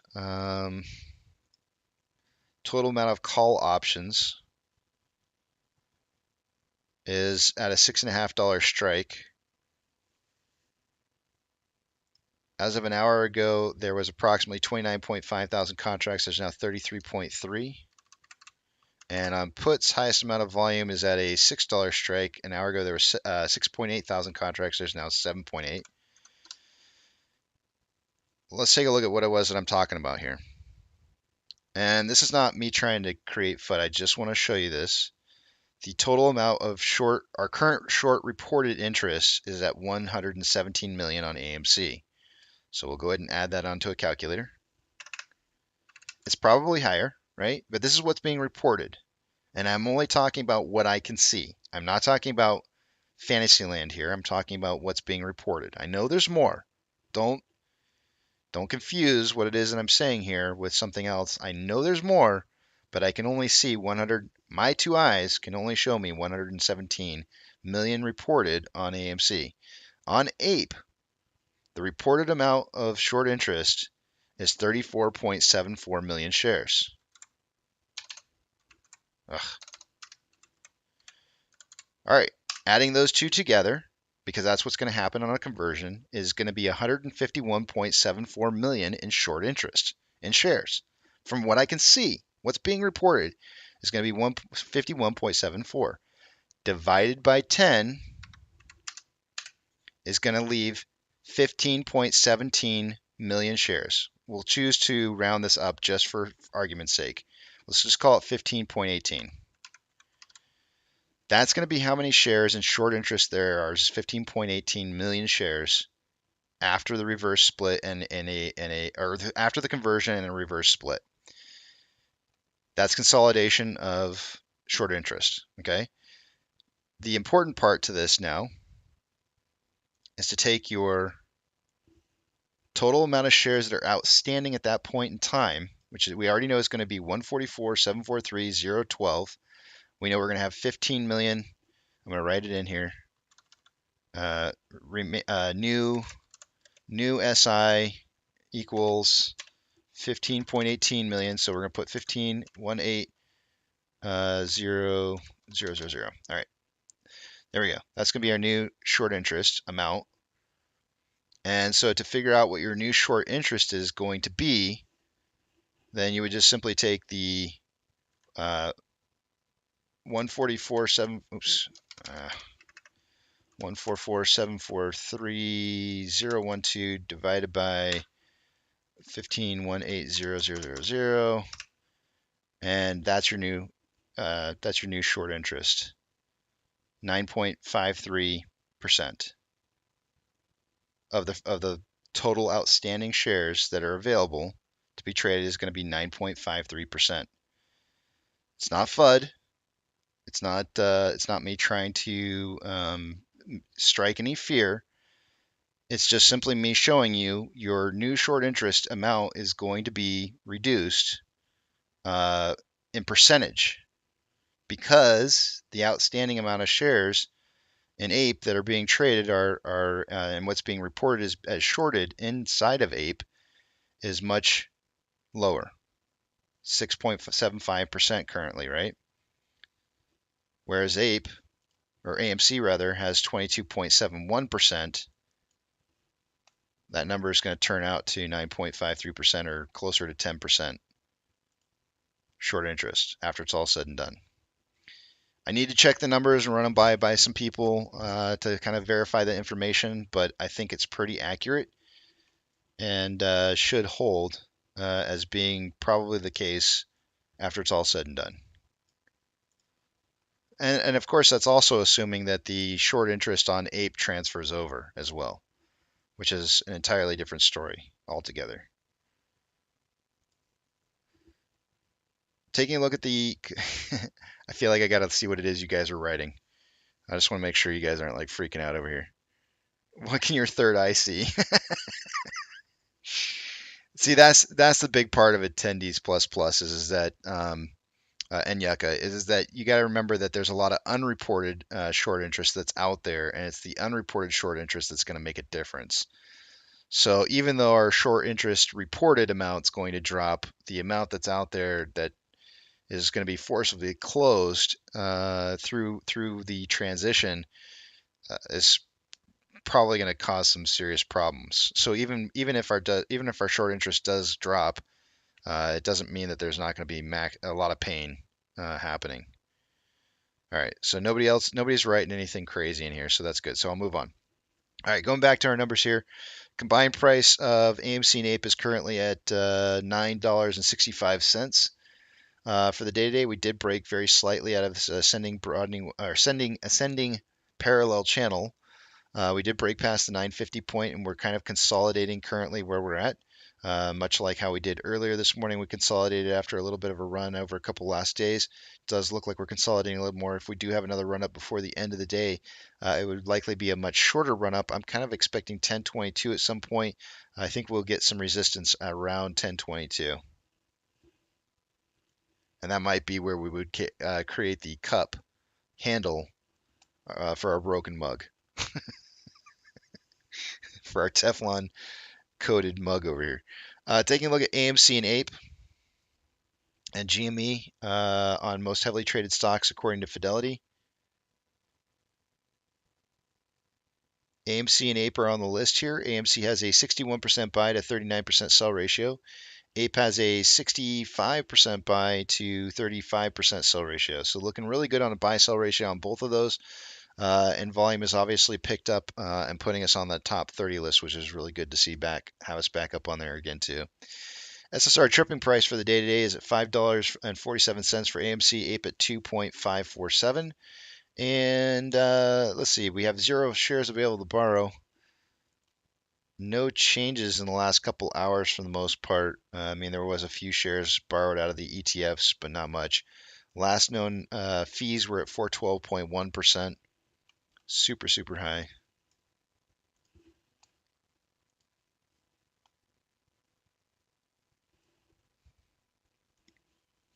NASDAQ is down 0.08%, Dow Jones is up 0.23%, and the S&P 500 is down 0.17%. We currently have 3,227 decliners to 3,212 advancers. The market is more declining than it is advancing by the skin of its chinny chin chin.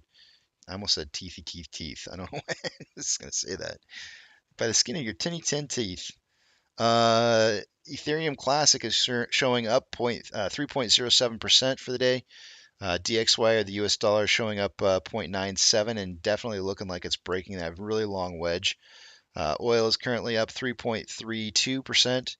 Mortgage-backed securities are down anywhere from 0.62 to 0.69. SPY is down 0.19.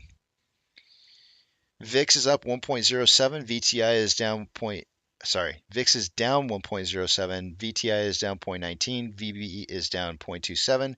Tesla up 4.68. Amazon is down 4.4. Cinemark up 0.16.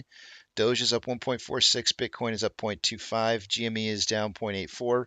Highcroft is down 2.7, Hood is down 0.49, CS is down 1.22, NCMI is down 0.04, Ape is up 6.18, and AMC is up 9.29. Inflow versus outflow for the day-to-day is approximately $1.9 million. 29.62 million shares traded so far for the day-to-day. Let's see what kind of pace we're on here. We're about 169 minutes into the day. Nice. Is that right? Yeah, 169 divided by times 390. We're on pace for 68.35 million shares traded by the end of the day today for AMC. I suggested somewhere between 20 and 40 million shares traded by the end of the day.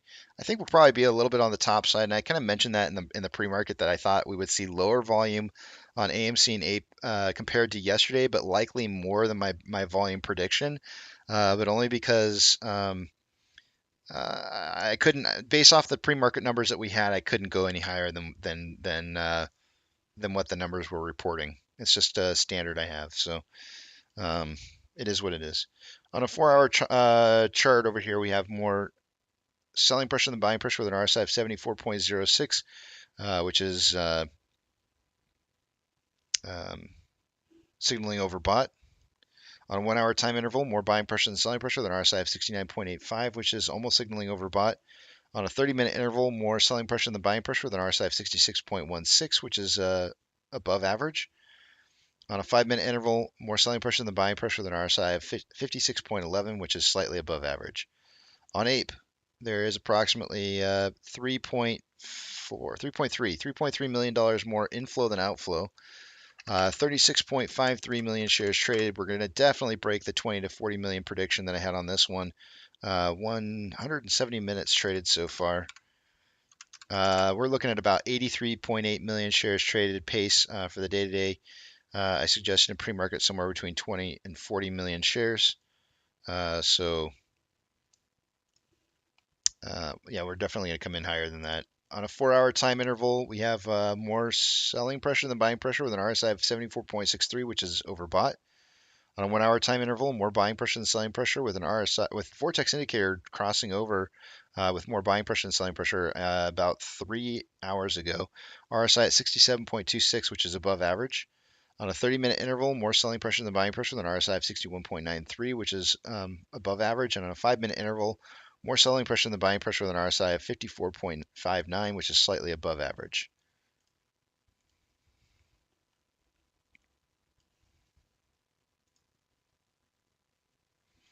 And what was I looking at next? Guess we'll just zoom in on this. All right. Let me go back over here, see what you guys are writing.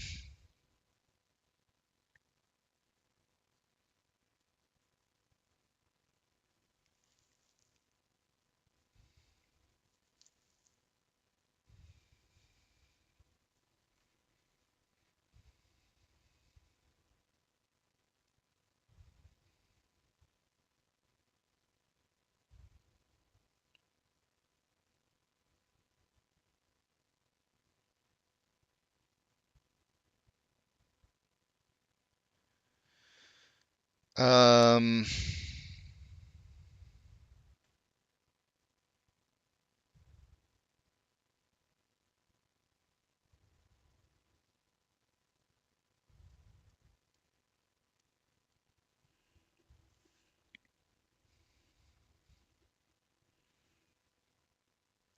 think I'm going to go to break.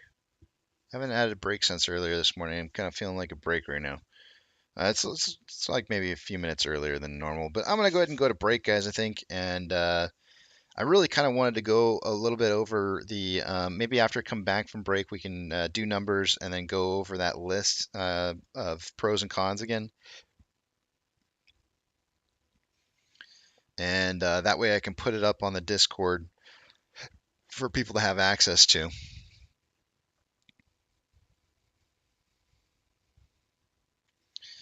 Yeah, Captain Awesome says, looks like we're entering Barcode City again.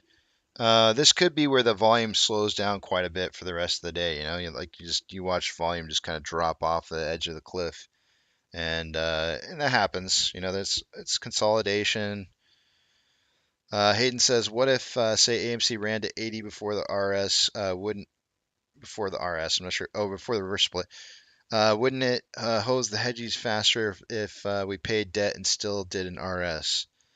I mean, I wouldn't disagree. I mean, taking away that short thesis is always a good thing, right? Like, you don't want there to be, you want people to have buying sentiment, right? And especially in the market, like, you want all institutions to see it as a buy, buy, buy.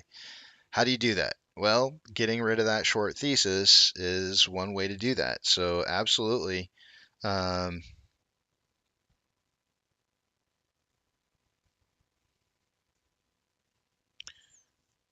if we could, reduction of the debt, no matter what, no, whenever we do it or however we do it, it's going to be a good thing.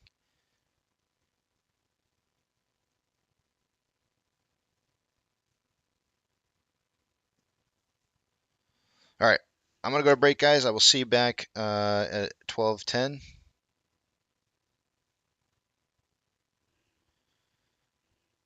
Let's see here. I'm really surprised that people are so upset by the balloon. Like, we get satellites that like go overhead all the time. I mean, I don't understand what the big deal is. I don't know. Maybe somebody can help me to understand that better.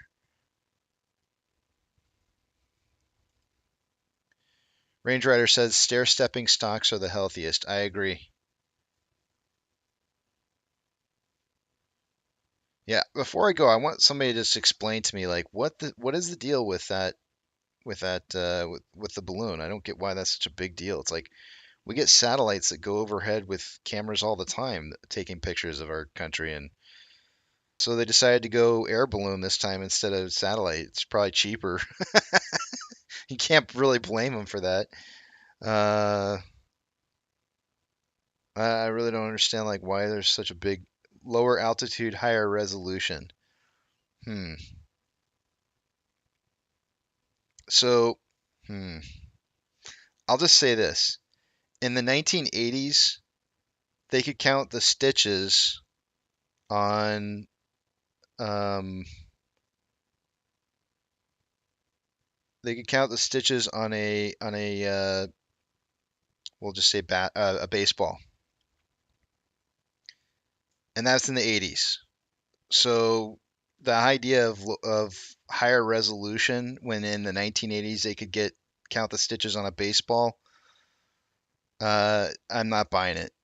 I mean, how much more resolution do you need to see something than being able to count the stitches on a baseball? Like, it just doesn't. I'm not buying into that. That's just dumb. The technology is already there to get perfect resolution. Resolution doesn't. I don't know if you know this or not, but resolution doesn't come from camera quality. It comes from quantity. The quantity of the pictures taken. So it's really not. It's not. It's not a. It's not a thing.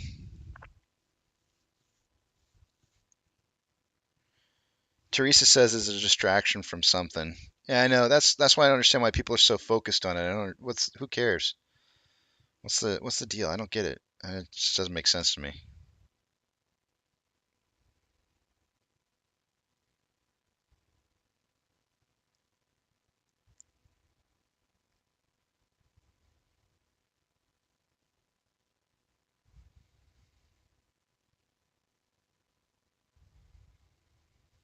Airspace.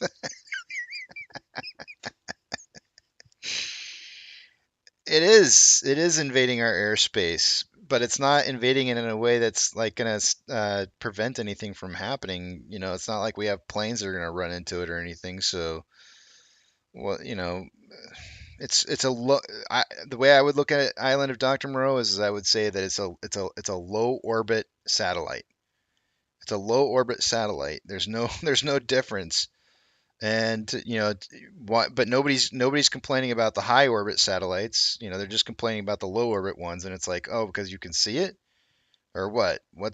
Why? Why would you complain about that over the high orbiting satellites? They all have the same capabilities. I don't know. Just seems odd. All right, I'm going to break, guys. I think honestly, I think they're just trying to cause people to have a focus off of something else. Something you need to be worried about. Some kind of balloon. Ooh, it's this dangerous balloon out there. I don't know. Whatever. I'll see you guys later.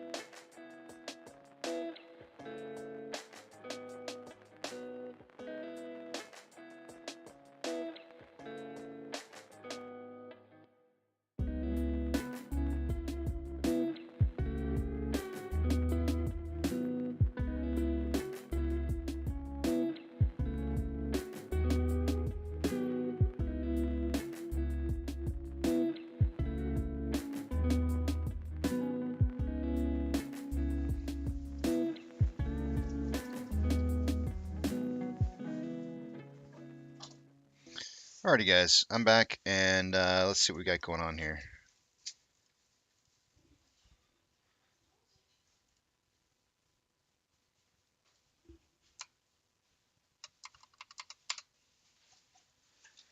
It's time to pull the numbers.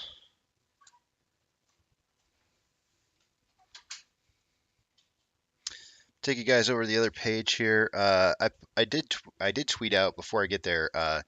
Adam Aaron had tweeted out what Pantheon had talked about earlier when he came in, and that was that retweet that I sent out about T0, and I'm putting this up here because I really think that this is important for people to recognize. You know, for anybody who was like anybody who was a Cohotus fan or whatever, you really should kind of look into this. But Adam Aaron posting in here, important skills for a CEO are good judgment and good instincts.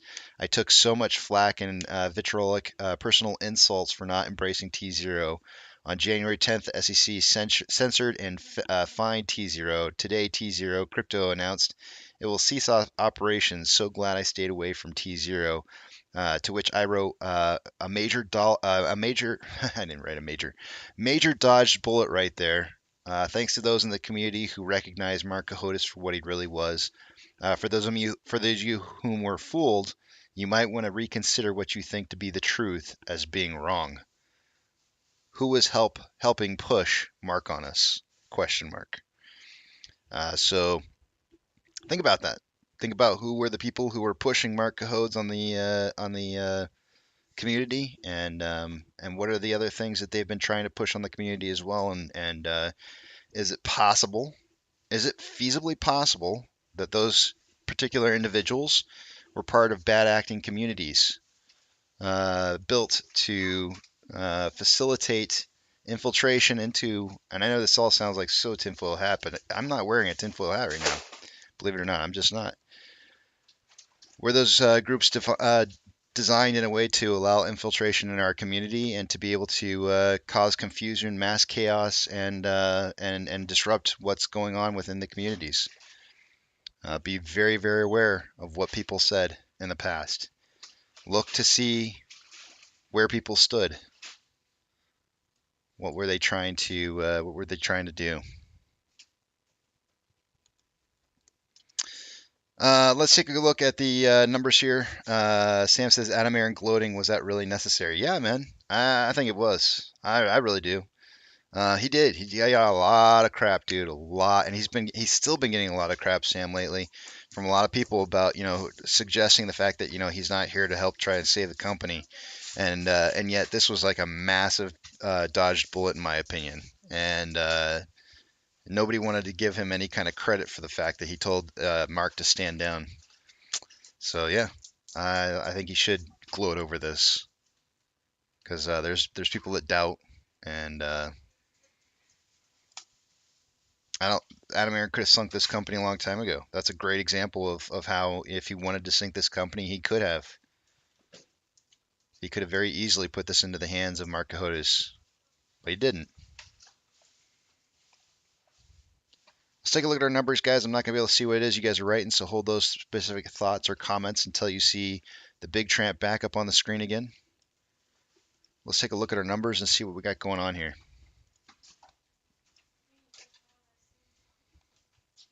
Starting with off exchange. By this time of the day, I would expect about 53% combined between off exchange and EDGX. We're at 51.62% on off exchange for AMC, and EDGX is at 12.05. The combined total on that 63.67%. That's almost dang near right on what our average should be. CHX volume for the day today has risen to 2.1% when the 30-day average is 1.28, putting us at 664,000 shares having gone through in volume on that exchange alone. On Ape, 59.28% going through Ape. EDGX is at 9.47, putting us at 68.75% of our volume going through those exchanges. That's 5.75% higher than what I would expect by this time of the day. CHX volume is elevated on Ape. It's at 0.11% when our 30-day average is 0.06, almost double the amount of volume percentage-wise. On GME, percentage is only 0.13 through CHX. It's kind of low. And on HYMC, CHX volume is 0.09, which is right on target for where it should be. Taking a look at Ortex data.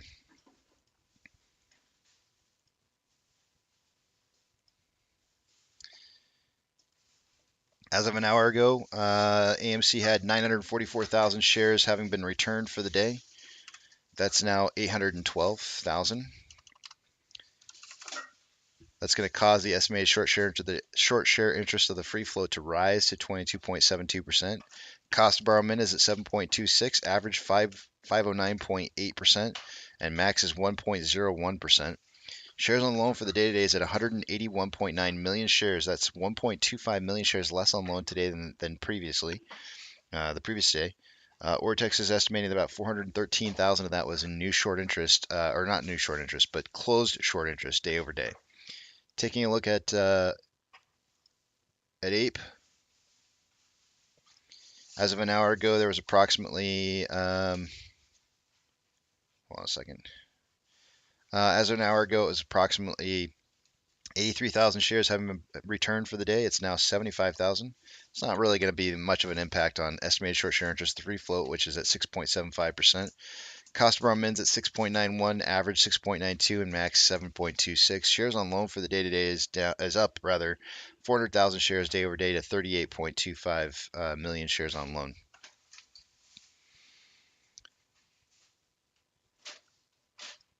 Taking a look at the options.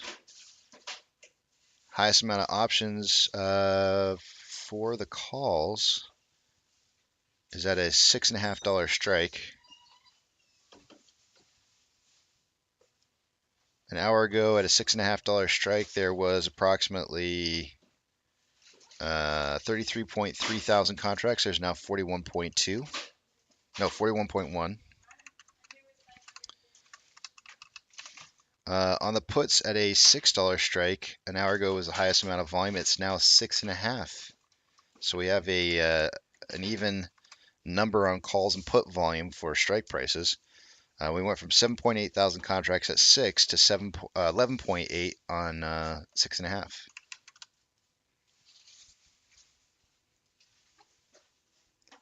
Combined price of AMC and Ape is currently at $9.30. We did break very slightly and briefly over $9.50 earlier this morning. And then price, actually I just noticed I'm on a 10-minute interval here. Price has come back down since then. We were consolidating for a little bit just above that 950.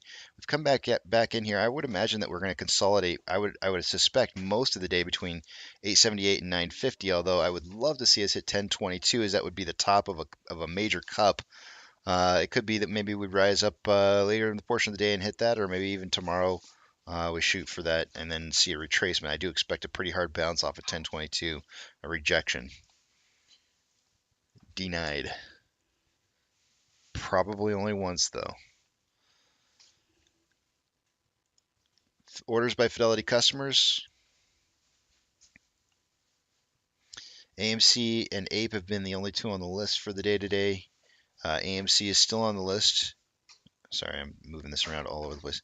AMC currently has a 60% buy to 40% sell ratio. That's the lowest that I like to see. So I'd like to see that pick up a little bit throughout the day, but it is 59.93% and 40.07%. To be very accurate. And then Ape is at 65% buy orders to 35% sell orders. So Ape's still looking really good on the buy-sell ratio.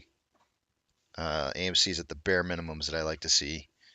SSR trip today on AMC at $5.47, Ape at 2.547. Shares available to borrow is 0. I have not seen any changes in the last hour. Last known fees were at 412.1%.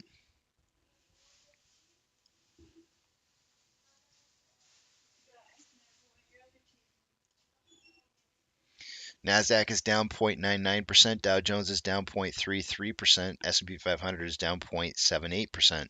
There's currently 3,704 decliners to 2,756 advancers. The market is more declining than advancing currently. Ethereum Classic is up 4.06%. DXY, the US dollar, is up 1.08%. FYI, it does appear that DXY is breaking this very long wedge trend down and looks like it's starting to head up. That would usually indicate the markets would be heading down in value. WTI or oil is up 2.44%. Mortgage-backed securities are down 0.67 to anywhere from 0.6 to 0.67% down. SPY is down 0.82. VIX is up 1.12%. VTI is down 0.79. VB is down 0.69. Tesla is up 2.11. Amazon is down 5.93. Cinemark is down 1.56. Doge is up 0.95. Bitcoin is down 0.1. 23.4 a coin.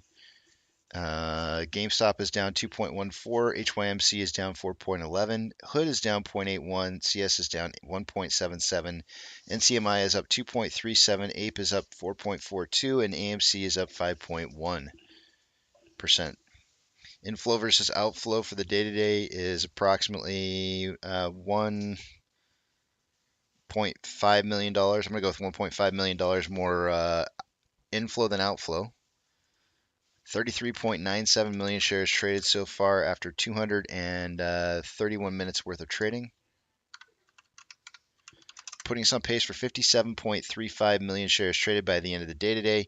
Like I said before, at the very beginning of the day, I said my 20 to 40 million volume prediction was probably going to be low. But I really felt like the more important thing was that we would probably have volume closer to what we saw yesterday than we did and that's going to be over the amount that I had predicted. But I don't mind being low, but I got to base it off of what I see for the numbers in the morning. So I would expect that that 49 million shares traded by the end of the day is probably about what we're going to be at or thereabouts, maybe slightly bit lower.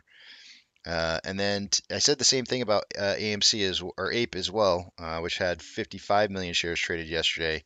That might actually end up being a little bit higher, but still. Taking a look at what am I looking at next? Did I already look at the intervals? I think I did.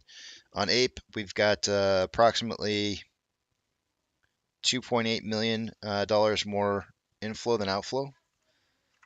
41.39 million shares traded so far after 232 minutes of trading, putting us on a pace for 69.57 million shares traded by the end of the day today.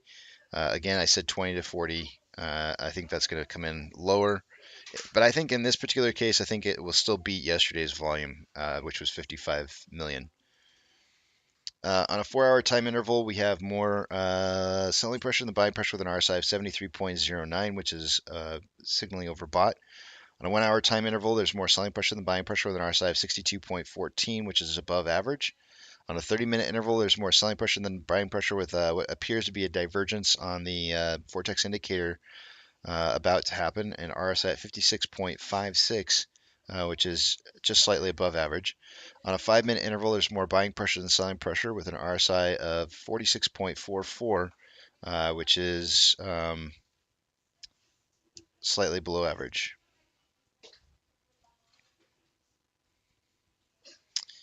Looking at nothing else.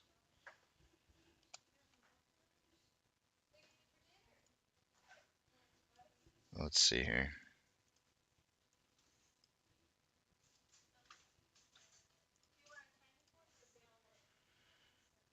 Javi, how's it going, man? Nah, you weren't lost without me. I'm sure you were just fine, but I appreciate the compliment, though.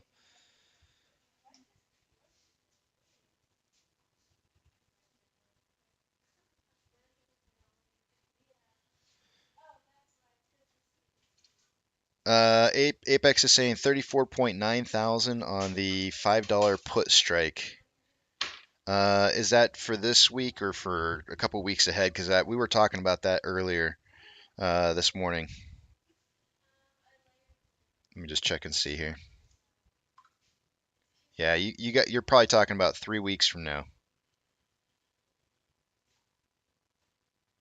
I see for the 17th, there's actually 118,000 contracts so far in puts for the $3 strike. for February the 17th. Now, if I were to be a betting man, here, I would assume that somebody is not necessarily expecting the price to get to $3.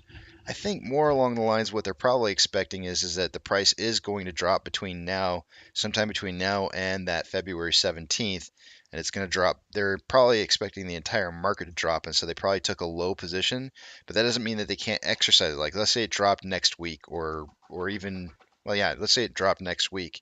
They could exercise, or not exercise, but they could close those positions early, right, and collect on the money. So if they are indeed expecting a big market drop in price, that's what you would be looking for. And they don't have to necessarily hit their strike. They just have to do it before, which I don't know why they would open it today, because then they got to eat the gamma. Wait, theta. Is it theta? I always forget. Gosh darn it. Why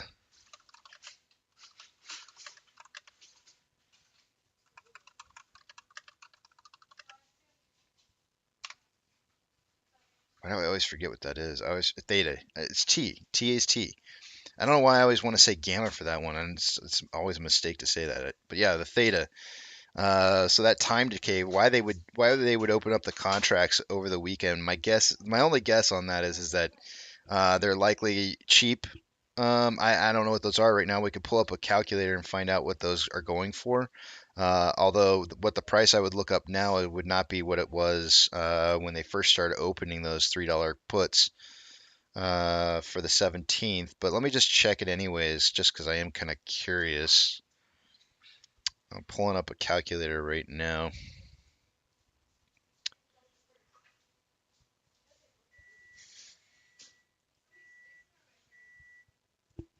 Let's see.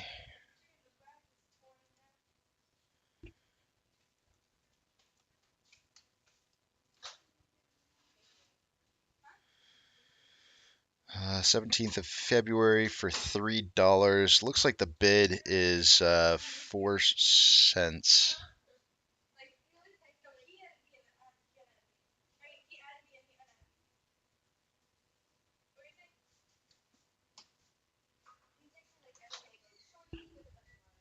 So, for example, if you just wanted one contract at that price, your premium, where does it put out the premium at? Yeah, it would be $4 for one contract.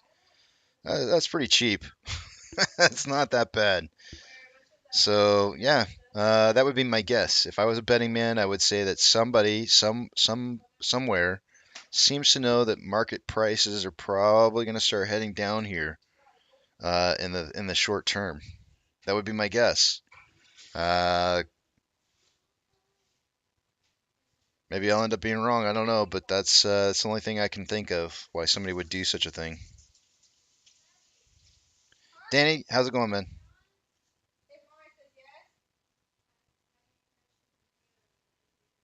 Hazel says, Casey, you look a lot younger than I thought you looked because on here, when there's a little pic, I really can't see. Yeah, you know what, Hazel? I keep getting told by my wife that I need to make the picture bigger, and I told her, I was like, I don't want to look at myself all day long. I don't know why anybody else would. So I keep telling her, I'm like, I don't want to do that. I want to keep it up there. Because she told me, she's like, you got to get rid of the big tramp. So I was like, no, I don't want to. But yeah, I've heard that my whole life, Hazel. I've always been told that I look a lot younger than I am. So once I get rid of this beard, I'll probably look a heck of a lot younger. I probably will look like I'm in my late 30s.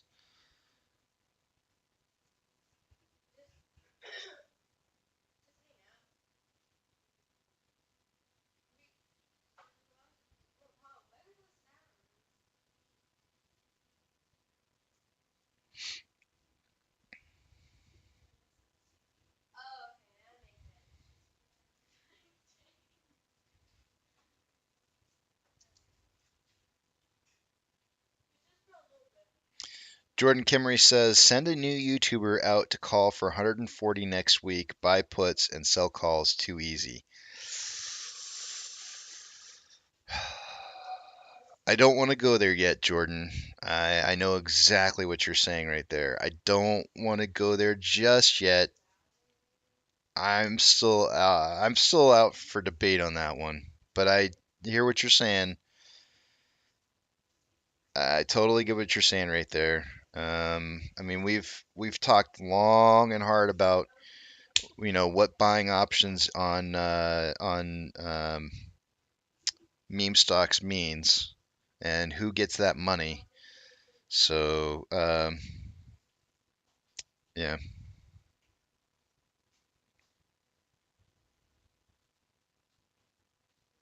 James says I thought you were Latino this whole time. What's wrong with that? I'm okay with that. It's okay. I could be whatever nationality. It doesn't matter.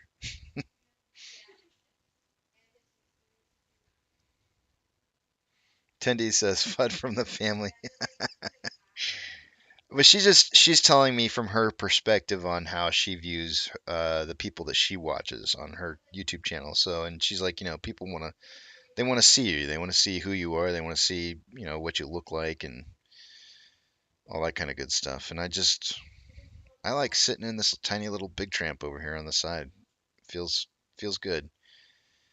Feels good in a place like this. Oh man. Oh shoot, I forgot to listen to Millionaire, Chris. I just noticed it written on my board here. I gotta watch that on my next break. Can we spend like maybe like 30 minutes here, guys, just kind of going over let's go over the um pros and cons list. What did Apex say? I'm out for the weekend, guys. Stay savage. Apex, take care, man.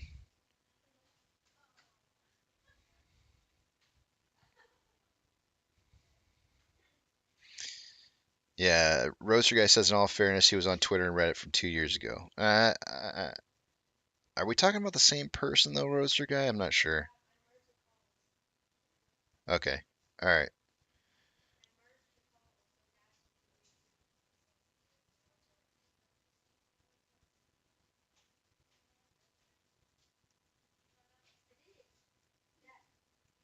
Yeah, I'm not willing to go there yet. I'm really not.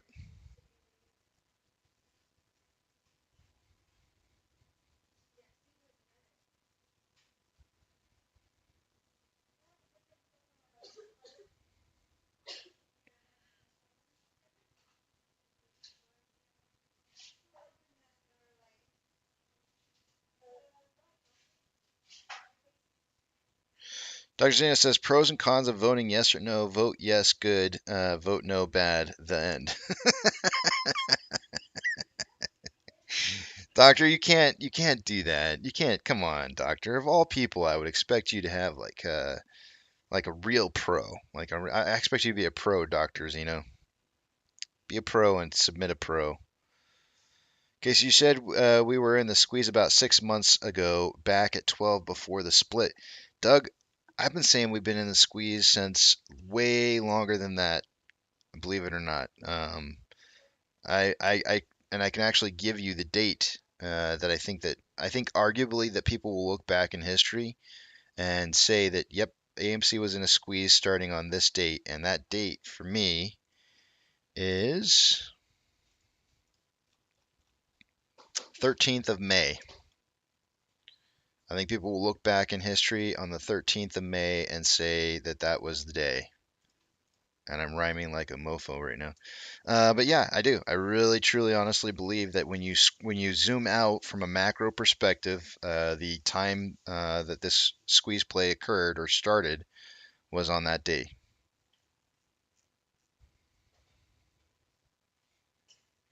But the problem is, your Doug is that you're looking at this from a micro perspective, right? That's the wrong problem. That's the big problem. You can't look at it from a micro perspective as you're living through it because it doesn't feel like it. When everybody goes back and looks at what happened throughout history, from what it is that we've been doing here, we've been here for a long time doing the same thing. and we start like Trip Provoke said here, shorts trapped equals squeeze. We've been trapping the shorts for 2 years now, and people will look back in the time and the history and the price movement, and they will say that it started long time ago.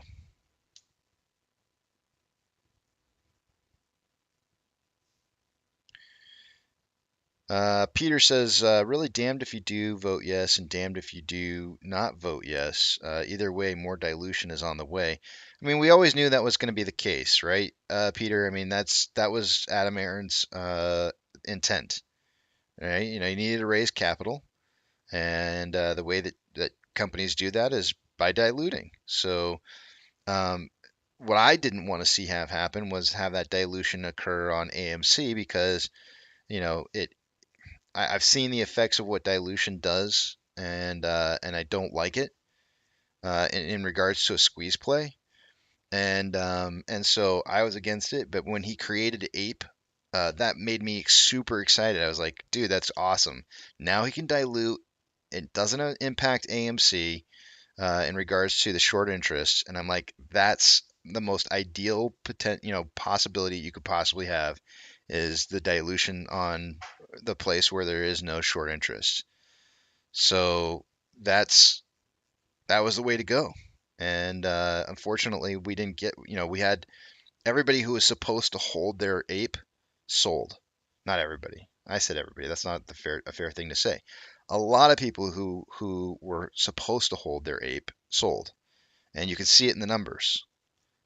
So anybody who was following that idea of I'm just gonna, take matters into my own hands and try to make for myself the best position possible by selling ape, kind of foiled the whole plan into getting dilution done through the entity that wasn't going to hurt us through dilution.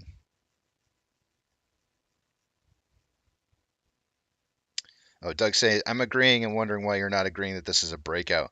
I'm not saying that it's not a breakout, Doug, but I think that I think that the breakout could be snuffed.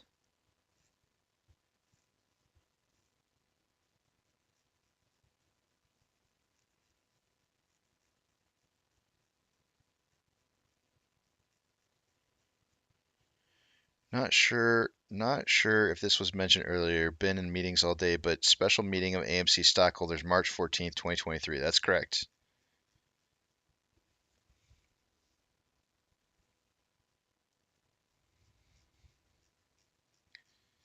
Yeah, I don't agree with that statement though, Doug. I think he was buying a hitman, and it seems pretty obvious to me that it worked.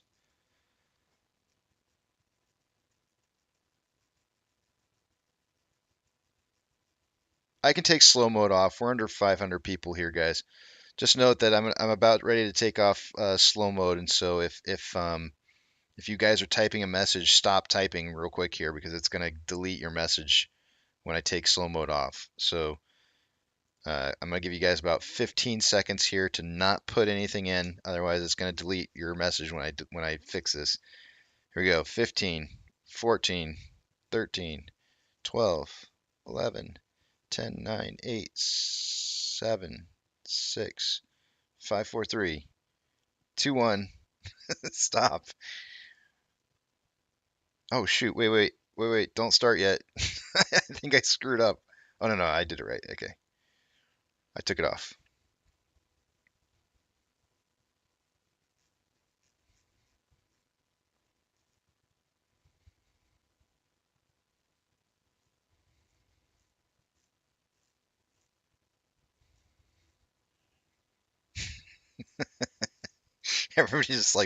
Everybody floods the channel with like tons of like slow mode testing. That's funny. Let's see here. All right, does anybody have any other I can share with you guys the list that we've created so far together, and maybe we can come up with do a little bit more brainstorming here together. Um, yeah, it doesn't affect the mods, Danny, so that's probably why you didn't realize it. Let me go ahead and show you the voting yes, pros and cons. So the list that we've kind of got going here a little bit here. For pros, we've got company gains capital for debt and acquisitions, less share needed to raise capital, diluting at a higher price, balanced budget going black, higher market cap and improved fundamentals, attracts institutional buyers, ruins short thesis, reduces time for dividend, future forward split, new QSIP.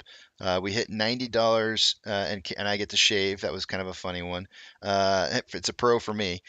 We trust the CEO and board to make the right decisions. Changes company outlook from debt reduction to new venues. Did I spell venues right? That looks wrong to me. I don't know. To new venues or housekeeping, and then I put disguised toast. If you don't know what that means, you're not a gamer. Cons: share reduction of retail outstanding shares. Cost retail value loss per share, and I think that's through the idea that price may go down and it's exponentially larger when it does move. We don't control capital expenditures. More money to be made from shorting at higher prices. Collateral haircuts are removed. This is one I need to check on the collateral haircuts being removed, but it would make sense to me that they would be removed if the price was higher. And then unclear future plans that they have set forward as to how they're going to use the money. I'm going to add that to this. Unclear future plans for capital, raised capital. And then we've got down below, and this is for the voting yes. And I know this is kind of a weird way to do this, but voting no, we've got pros in here. We don't have any actually cons for voting no. Share, which should be really the same thing as a pro for voting yes, but I mean, I kind of wanted to separate these a little bit. But pros for voting no: share count stays the same. I don't trust the CEO or the board to want MOASS. Changes might prevent a squeeze that's currently in play. And investor relations tarnished by lack of information, which is almost the same exact thing as what was said back here with unclear future plans for raised capital under the cons. In a weird kind of way, voting no cons should be the pros for voting yes, and the pros for voting no should be the same as the cons for yes, but not always. Not in all situations do they line up. So I will be going through and cleaning this up later, and canceling out the things that kind of are repeats. But if you guys had anything else on here that you wanted to add, we can do that. And then I will be putting this in the Discord over the weekend, so that if in case Doug says con kills the squeeze. So I would alter that, Doug, and would say changes the squeeze parameters. In other words, like there is different kinds of squeezes. I know we've talked about this before, like a Tesla type squeeze versus a VW type squeeze, right? Like what kind of squeeze? So I would say that it's going to change the parameters to the type of squeeze that we would get. So you said to put that under con. Okay, so con for the yes. I'm just gonna put that in here as changes parameters. Oops. For squeeze type or squeeze. What's another better word here? Not squeeze type, but squeeze characteristics.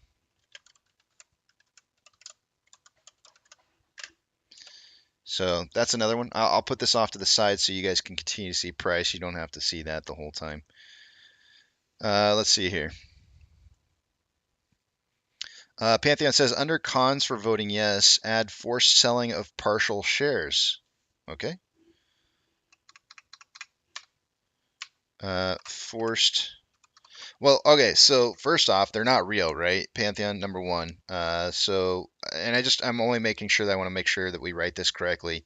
And I would rather say removes ownership of. What's the best way to say this? I know what it is that you're trying to say. I'm trying to put it into words that is more conducive to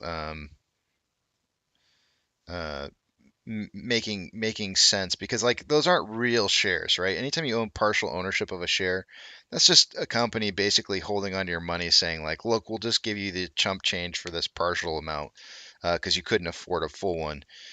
So the partial shares are real to those shareholders. Yes, but they're only it's only an allotment of money that the company owes you. It's not an actual share that they owe you, right? That's why they cash them out, because they're not really real. So they want to make sure that all those positions are settled, and in order to do so, they have to basically stop any kind of partial amounts from being in existence, because you can't convert those, right? Like you can't convert them, you can't uh, uh, reverse split them. None of that. You can't consolidate a partial share. So it's really more of a forced positional close on partial shares.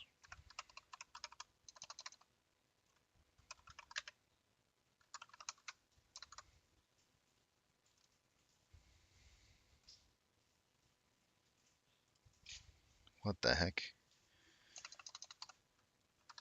Man.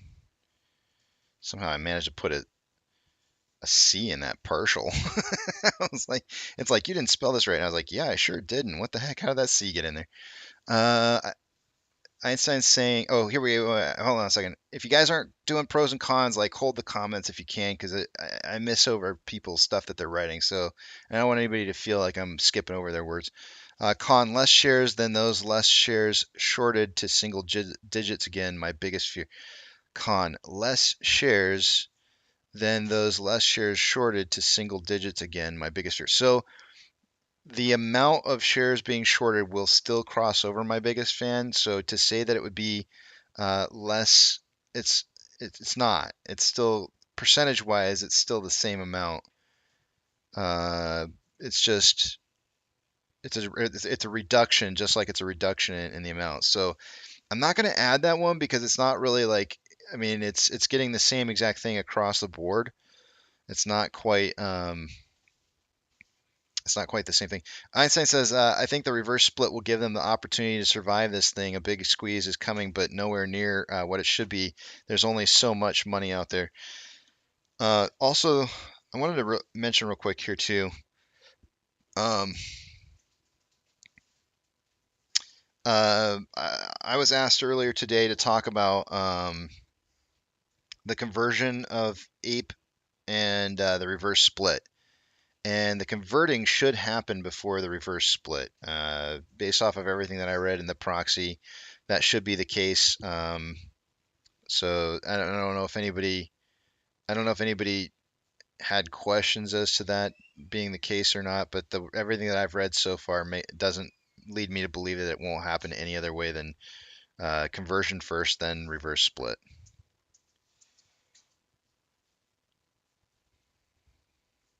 Less buyers. See, that's an opinion, Doug. I don't know if I want to go there. I think that's not really a fair statement. Some people are under the assumption that the securities are not purchased because of price. And I think where you're going with that is you're basically saying because it's consolidated that people will not buy it as much because the price will be higher. And I don't necessarily think that that's always true. And I think actually the market does a great job of proving it to be false. And the reason that I say that is because if you look at, for example, like Amazon, when it was trading at 3,500 a share, the amount of volume that they had when it decreased, right, the exact opposite. You would think volume would be massive once the price was more affordable. It wasn't. It didn't change really all that much. So I don't think that's a fair statement. Dilution of value via market cap and downward pressure of new price via short lets buyers at higher price, the opposite of gen split. Dilution of value. You don't have dilution of value because the market cap actually stays the same. And downward pressure of new price via short. short. Downward pressure of new price via shorting. Okay, we could put something in for that one as a con. We could put in. I'm gonna put in. I'm gonna add to what it is you're saying here because I understand what it is that I think you're trying to say, and I think that it needs to be kind of expanded upon. Additional availability in borrowable shares, allowing for more shorting.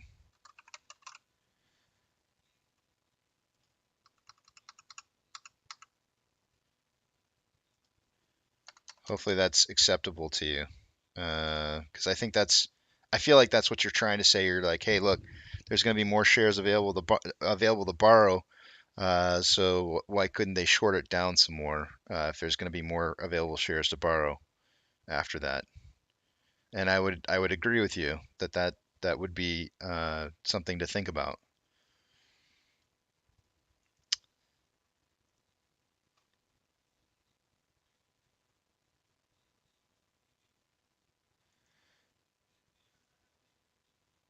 I'm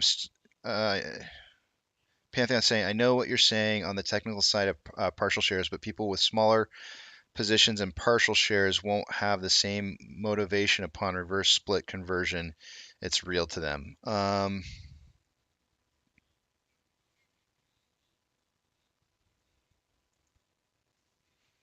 But I guess my argument back to you, Pantheon, would be is cashed out, they could immediately buy back in and own the exact same amount in partial shares of the new AMC amount after it was all said and done. So it wouldn't really change anything because they're getting cashed out. They could buy right back in.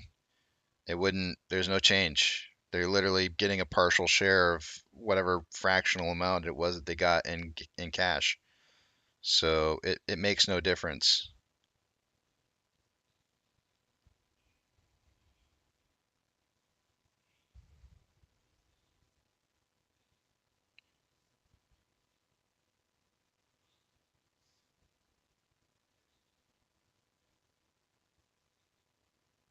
Range Rider says, Casey, the reverse split comes first simply because 900 million cannot fit into 550 million at a 1-to-1 ratio. Huh. Now you got me thinking.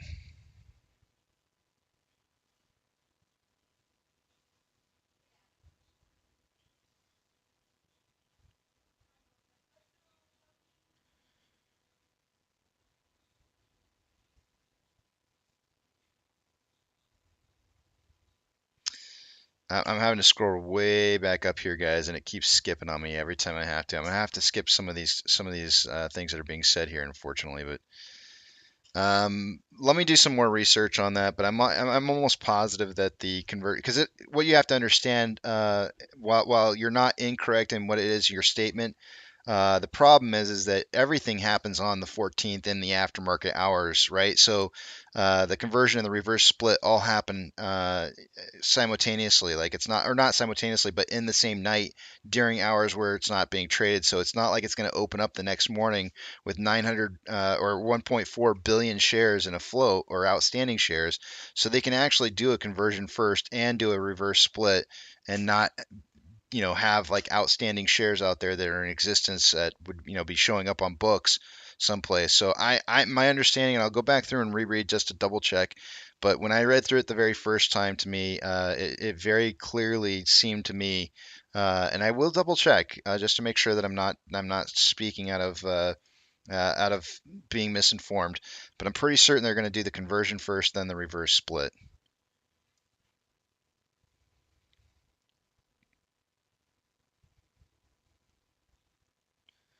If the share price remains post conversion long enough for them to want to buy back in, it isn't that simple. I mean, it really, it kind of, I mean, unless you're suggesting that the price is going to massively rise, and then they wouldn't be able to get the same partial amount for the price that they had.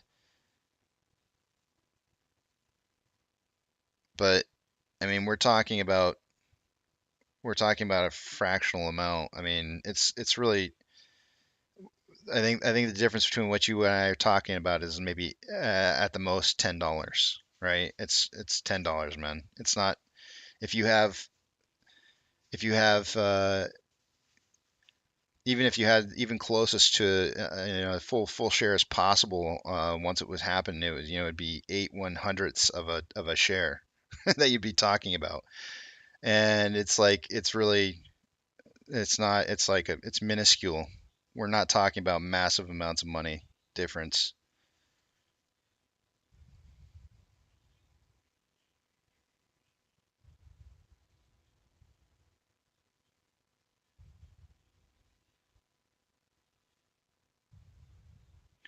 A reverse split reduces the number of shares available in the market. The split can harm liquidity, which can then negatively impact the share price.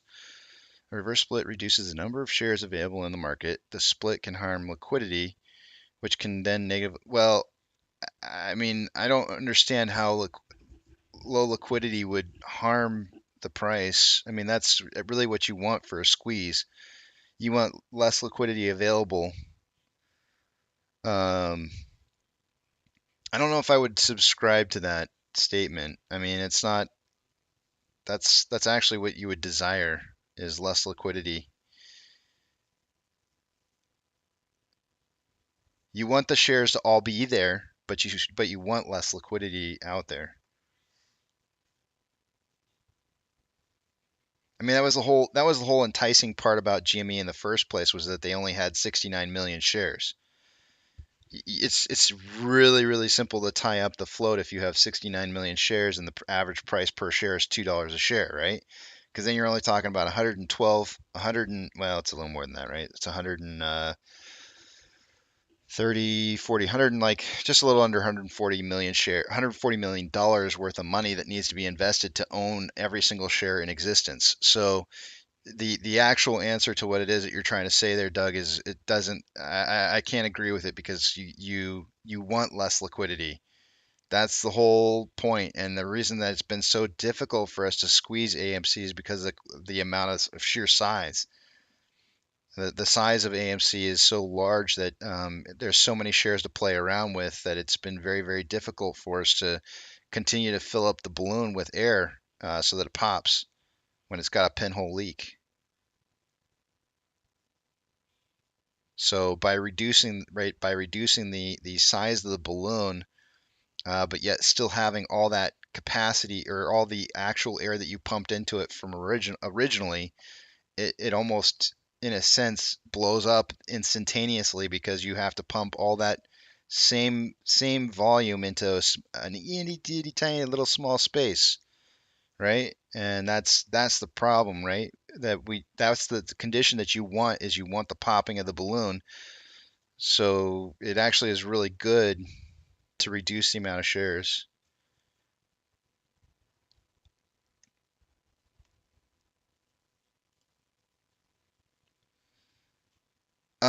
Point Break Thor says pro for the yes side. 2 tickers has divided the community. We need 1 ticker and move on. I'm gonna put that on the pro side, like you suggested. Let's put it up here. Let's see. Let's put that up. Reduction of I'll just put tickers. Why not? Of tickers to 1 will reduce community confusion.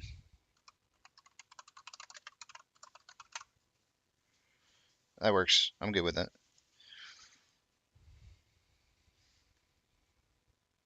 No. See, it doesn't though, Doug, because what you have to understand, there's a difference between liquidity in the marketplace that can be traded in the marketplace versus liquidity in the marketplace that cannot be traded in the marketplace. And that's exactly what this is the most common problem that most people don't understand is when you remove your shares, yes, you're creating less liquidity, but there's nothing to be traded. Nothing. It's gone. It's been removed from the marketplace. And so now the market says, oh, you're going to take our shares away? All right, we'll just trade everything off exchange. You're not going to see any price movement, no volatility. We're going to just sit here and let you play this game of twiddling your thumbs all day long, and nothing's going to happen. And we're just going to eat up your money like it's candy. Sure, great, go ahead. Take it out of the marketplace, no fear. That doesn't bother them, right? Yes, it does reduce liquidity, but they don't have to trade the shares because they're not there. They're not on the marketplace to be traded. So when you reduce liquidity, but you keep the shares in the market, there you go. Now you're talking. Now you got something.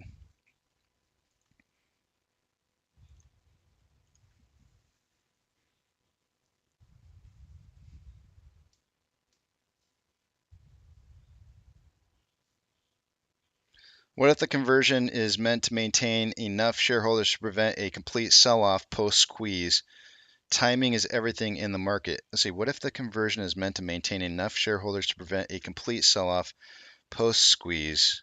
Timing is everything in the market. I know what you're trying to say there, Einstein, and I, I don't want to go there yet. I'm not I'm not ready to talk about it.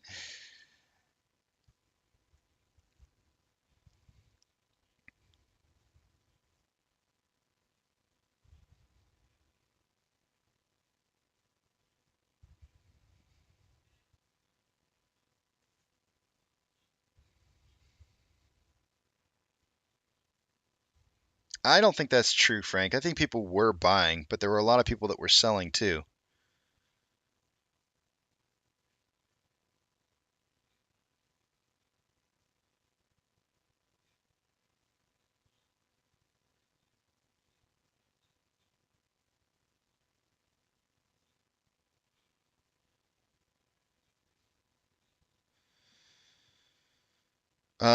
George says, killing two birds with one stone. When you pay off debt, short thesis dies, short squeeze company saved. The only thing is people listed to the hustlers on YouTube for 100K per share. Killing two birds with one stone. When you pay off debt, short. Well, we kind of talked about that already as one of the pros. Killing off the short thesis. So I can't really add that onto the list. Shorts. So I'm not sure if there's anything really there that I can add to the list. I don't even. Maybe you were just making a comment and it wasn't really meant to be added.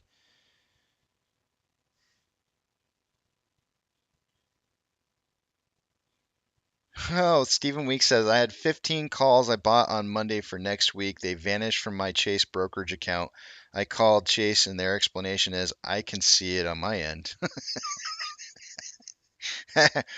Stephen, I shouldn't be laughing. I mean, that's probably really frustrating on your part. I'm sorry. I'm laughing because it's like, as if we didn't expect them to do some kind of like shenanigans here between now and whenever. But yeah. So what I would recommend first, Stephen, is look for a way to be able to sell your position.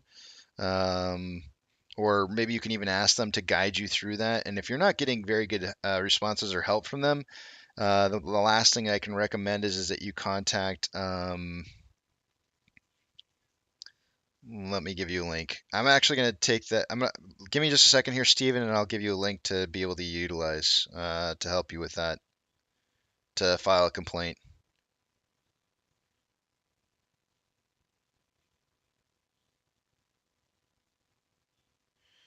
NC Proud Desk says, look on page 12, bottom paragraph. After giving effect to the reverse stock split,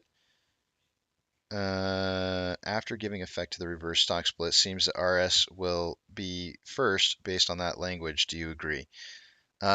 Page 12. All right, two things I got to look at now. So I'm gonna stop taking information to look at those two things, and I'm gonna move on. So Stephen, I gotta get Stephen his link, and then I'll talk about. Thanks, George, for letting me know that was just a comment. Let me look at that spot in the section NC Proud Dog. Give me just 1 second here. I gotta find this link real quick here for Stephen to be able to file a complaint.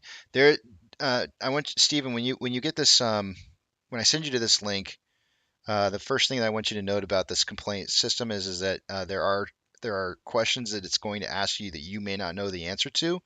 So once you go through the process of actually filling out the complaint, even though you may not be ready to fill one out yet, so that you know what information it is that you're going to need that you can contact when you contact your broker one last time to work with them, that they give you the information that you're going to need to file your complaint. And I would actually even let them know. I would encouragingly let them know that you plan on filing a complaint, and that's why you're collecting the information. That may or may not help you to potentially maybe get some better help. Let me see if where is this broker contact? There we go. Okay. I almost got the link here. Give me 1 second. I almost found it. Copy link. Okay, so this is the link that you're going to want to use.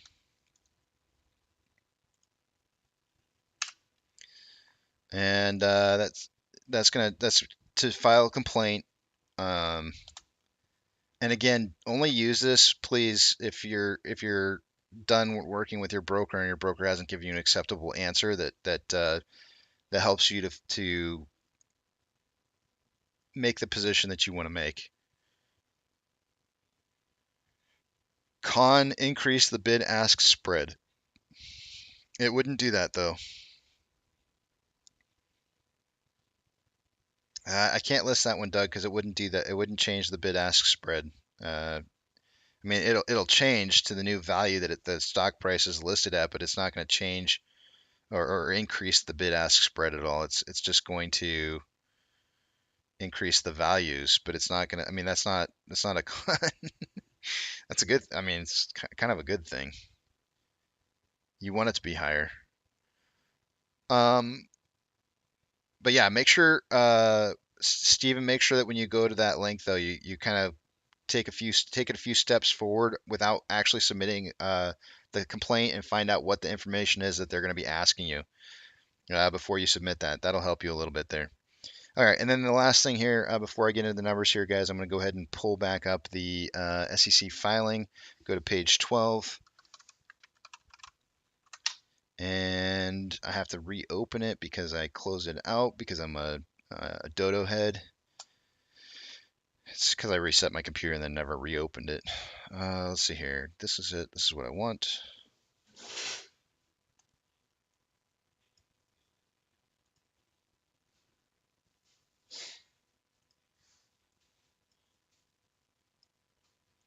All right.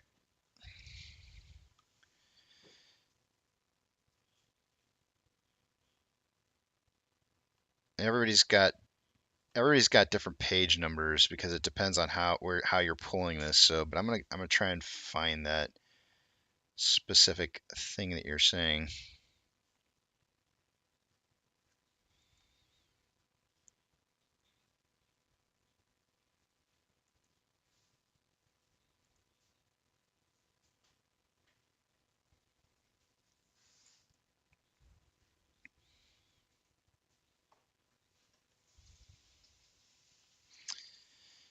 If the charter amendment proposals are adopted and implemented on an aggregate basis, the number of our outstanding shares of common stock as of February 8th, 2023, the record date for the special meeting, would decrease from 517 million to approximately 51 million shares of common stock, and those shares would all change, and as record rate will convert into 92,000 shares of common stock, resulting in a combined total of approximately 144 million shares of common stock outstanding.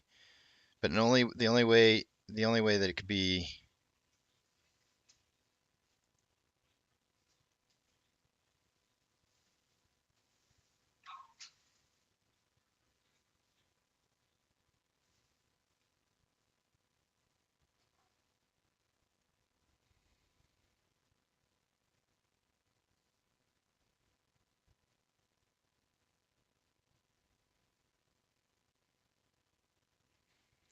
so whatever you have for page 12 is not what I'm I'm not sure where it is you're looking on there, but on page 12, first paragraph on page 14 of 53.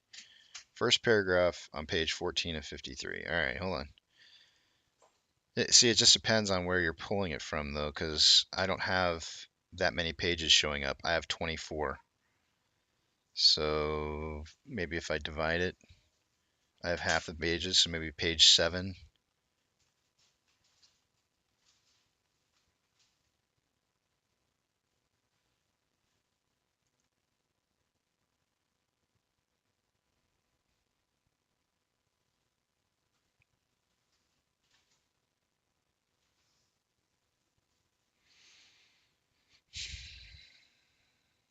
If you can copy like the first couple words, and I can just do a control find on it.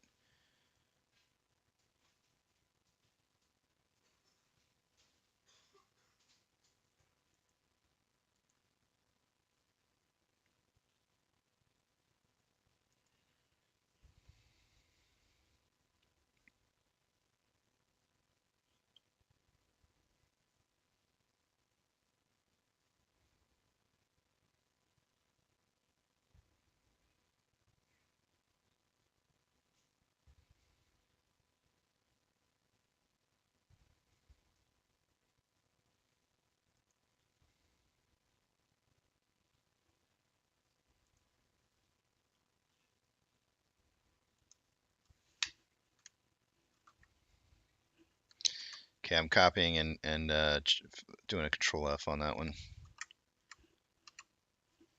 There it is. All right. Additionally, our ability, see, that's on page 12 for me. Additionally, our ability recently to raise significant additional capital through APEs has been conditioned in the purchase agreement on our seeking a stockholder vote to cause the conversion of APE into common stock. The board therefore entered into the purchase agreement and believes it is in the best interest of the stockholders to approve the share increase proposal and subject to approval of a revenue split proposal and effectuating the reverse stock split, cause the full conversion of the then outstanding shares of Series A preferred stock into a common stock and simultaneously therewith the APE's conversion. So they're saying simultaneously, which is kind of along the lines of what I was saying. It's like everything has to happen all at once, right? It's like it doesn't really matter how you want to see it, if it's one way or the other. It's like it's all going to happen. Each of the share increase proposal and the reverse split proposal is cross-conditioned on the approval of each other. Oh, there's 5 of 6 times that that same reference is made. Here's another spot on another page here that same list says each of the share increase proposal and the reverse split proposal. All right, here we go. In order to effect the conversion of APEs into common stock, stockholders must approve both the share increase proposal. That's not going to help.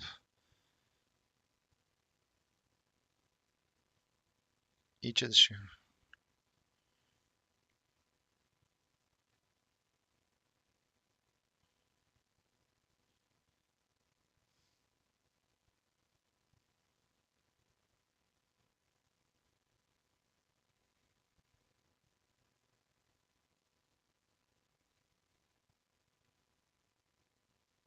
This is why I don't do this stuff live, because I can't read through all this stuff and have like the silence is killing me.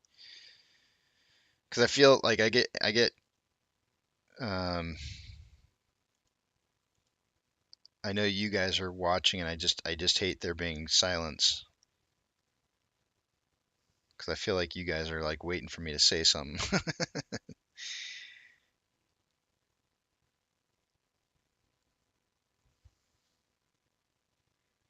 Mm,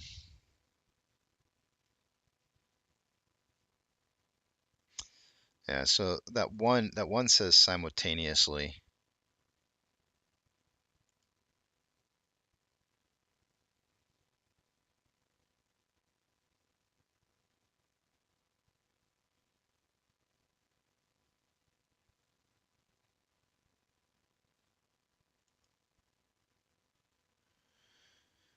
So,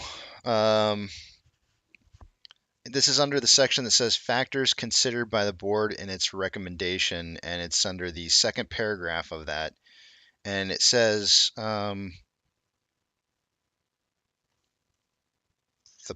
part where it starts at, I'm looking for the first sentence. The board therefore entered into the purchase agreement and believes it is in best interest of the stockholders to approve the share increase proposal and subject to approval of the reverse split proposal and effectuating the reverse stock split, cause the full conversion of the then outstanding shares of Series A preferred stock into a common stock and simultaneously therewith the APE's conversion. That's what it states right there. So, and I will copy paste, hopefully that into here and see that it's 200 words too many. So I'll cut it in half.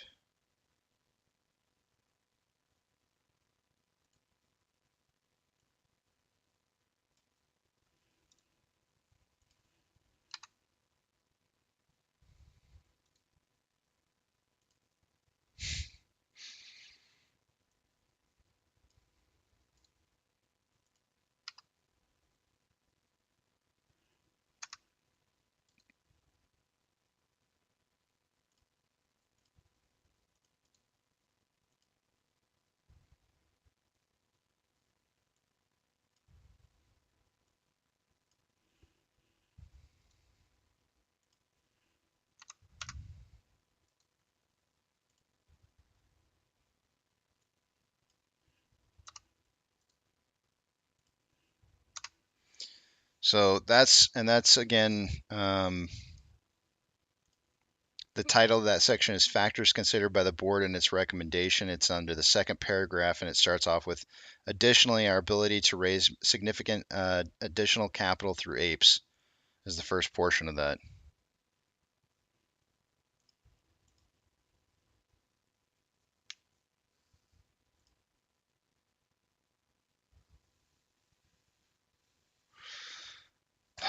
Okay. Yeah, thanks, Orv. It's good to have my internet back, man. We avoided. My wife was calling it Winternet.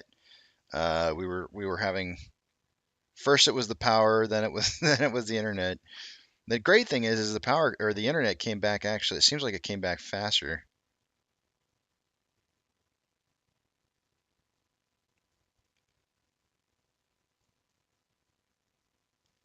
Yes, I can show you Ichimoto. It's time to take a look at the numbers real quick here too. Anyways, I'm gonna go over the other page here, and when I'm coming back over, I'm going to show you the Ichimoto cloud, and we'll take a look at it and see where everything's at. Give me just 1 second here. Remember when it when you can't see the big tramp on the page, I won't be able to see what it is you guys are writing. Your thoughts, comments, hold them until you see the big tramp back on the screen. Two-factor authentication. If you don't have that set up on your account, you may want to consider getting it. It could prevent somebody from getting into your account that you don't want in there. Also, I'm encouraging people to take screenshots of their portfolios. We've already heard somebody come in today and say that their broker's messing with them. Take screenshots of your portfolios every day and put it into a folder where you can title the date and save that information in case you have a disagreement. Should you need to have that information, you'll have it available to you to prove what it is that you own and have that additional level of protection. If you don't have a whole lot of activity on your account, you could probably get away with doing it once a week. But just remember, the more active you are in your account, the more often you should be taking these pictures. All right, let's take a look at the very first thing here, starting with off exchange. By this time of the day, I would expect about 64% going through off exchange and EDGX exchanges in total. For AMC for the day today, we're at approximately 51.82% going through off exchange. EDGX is at 12.07. Combined total on that 63.89%. That is, what did I say? 64. So it's like just dang near spot on what it should be for an average day. 64%. It's like real close. CHX volume for the day today is at 2.13 million, 2.13% for the day. Our 30-day average is 1.29, so definitely elevated volume. It equates to just about 800,000 shares in volume through CHX. On APE, off exchange is 58.93%, and EDGX is at 9.13. The combined total on that's going to be 68.06%. That is, sorry, I just had a brain fart, but 4.06% higher than it should be. CHX volume is definitely elevated on APE, almost double what it normally sees. 0.06% is 30-day average. It's at 0.1. On GME, CHX volume is low, and HYMC CHX volume is also low. Taking a look at the Ortex data.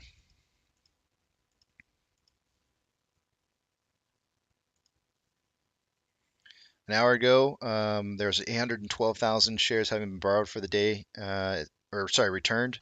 It's now 661. It's going to have the effect of raising the short share interest of the free float to 22.73%. Cost to borrow min is at 7.26, average of 497.26, and max is at 1.01 thousand, or 1010. Let's just call it 1010,000. Taking a look at the total amount of shares on loan, day over day was decreased by 1.25 million shares. Ortex estimating that about 413,000 of that was in returned short interest, leaving our shares on loan at 181.9 million shares.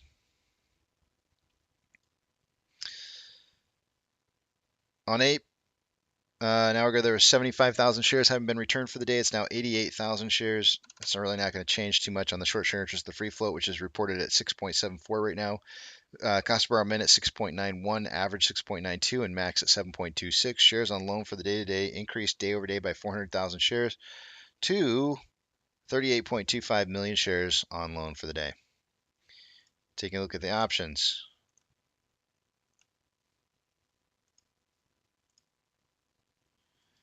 An hour ago, the highest amount of call options were at a $6.50 strike price. That is still the case. It was 41.1 thousand contracts. It's now 47.2. On the puts, highest amount of volume was at $6.50 strike as well as the calls. With 11.8 thousand contracts, it's now gone back down to $6 with 13.25. I'm just going to call it 13.2, but it's neck and neck right now with the puts on volume. The $6 strikes have it just slightly higher by about 54 contracts.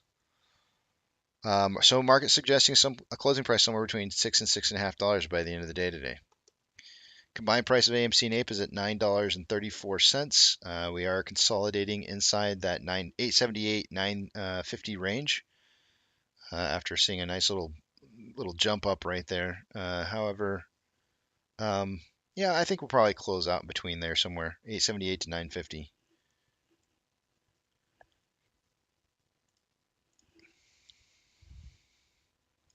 Certainly better than my outlook for the day, that's for sure.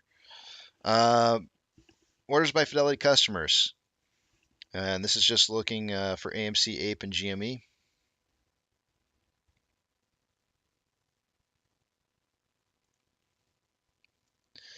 AMC is on the list with a 61% buy to 39% sell ratio. That's actually about the lowest I'd like to see on a buy-sell ratio for AMC, and it's in there, so that's good. And then on APE, we have 65. Was it 65? Yeah, 65% buy to 35% sell ratio. So both doing very, very good on the buy-sell ratios. I like what I'm seeing. There's more buying pressure than selling pressure. SSR from retail, anyways. SSR trigger price for the day today is at $5.47. APE would be at 2.547. Shares available to borrow. Not a whole lot of change here in the last. Somebody borrowed one share. That's kind of funny. But yeah, fees were last seen at 412.1%.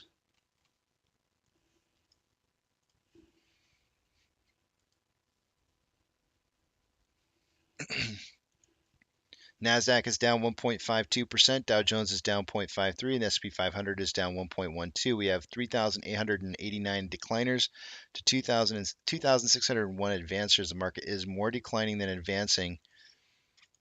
We've got Ethereum Classic up 2.9 or 2.88%.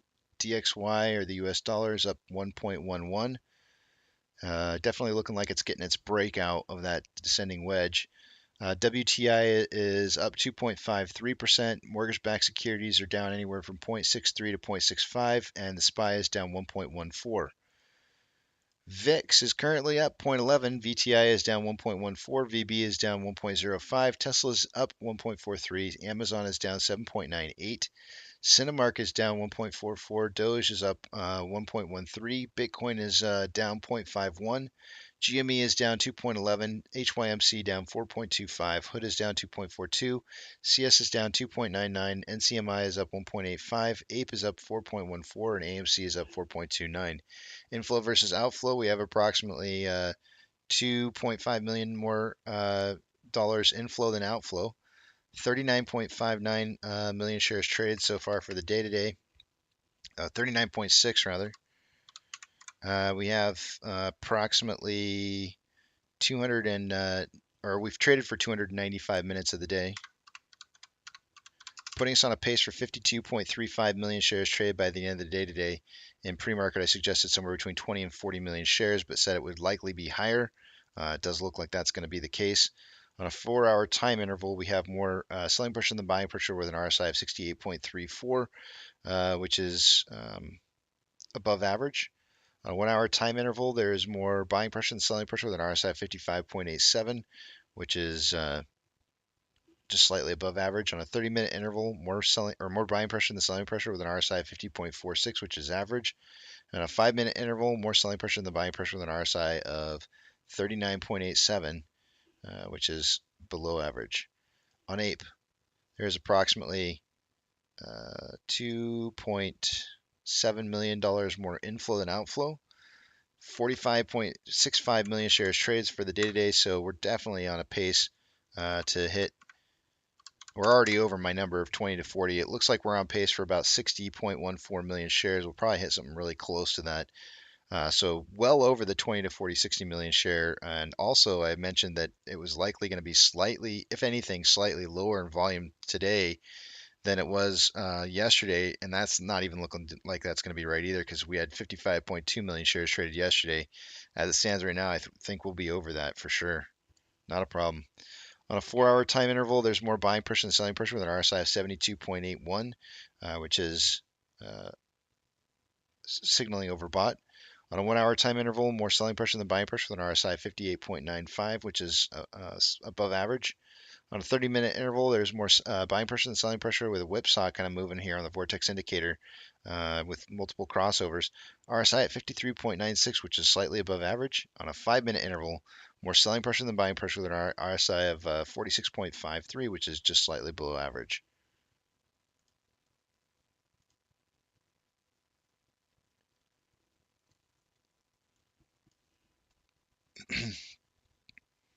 My wife and I, we're going down to, Ichimoto. Sorry.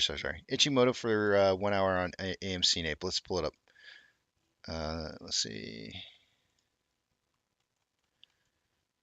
There's the 1 hour for AMC. Looks like we touched base at market open, and we're starting to touch it again. On a 4-hour chart for AMC, we've got, we're just now starting to touch down on conversion. On APE, on the 1-hour chart, we touched down at market open on the base and rose above it and are staying above it. As of right now, we're above conversion, which is good. On a 4-hour chart here, we're kind of hugging the conversion line here, and lagging line is above price line, which is good. So everything looks good on Ichimoto for all four. One of the prices I said that we needed to close above, I think, was 645, I think. No. I said anything above 645 would probably generate an additional buying pressure. We did see it run up to as high as 677, but we're unable to maintain that.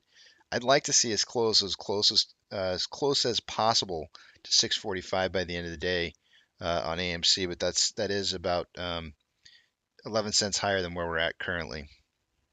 On Ape, I think 264 was the number I said that I didn't want us to see us drop below, as we need to get the lagging line above the price line, and we're right now we're at 293, which is great. We're keeping above that quite nicely. I like where we're headed.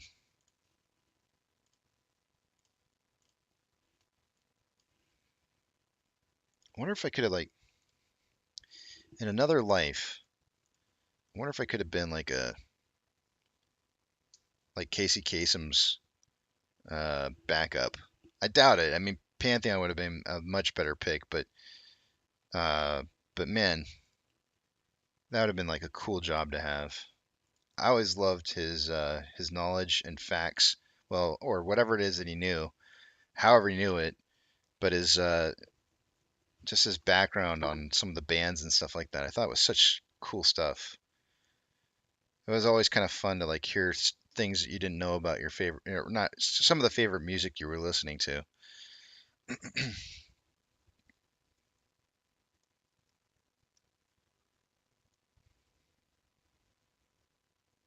Congratulations on your share, Fly High. Did I say duty? I said duty? Well, I got to go to break here, guys. I got to go pack because this is what I was going to tell you guys. My wife and I are going to head down to San Antonio and have a nice little weekend getaway.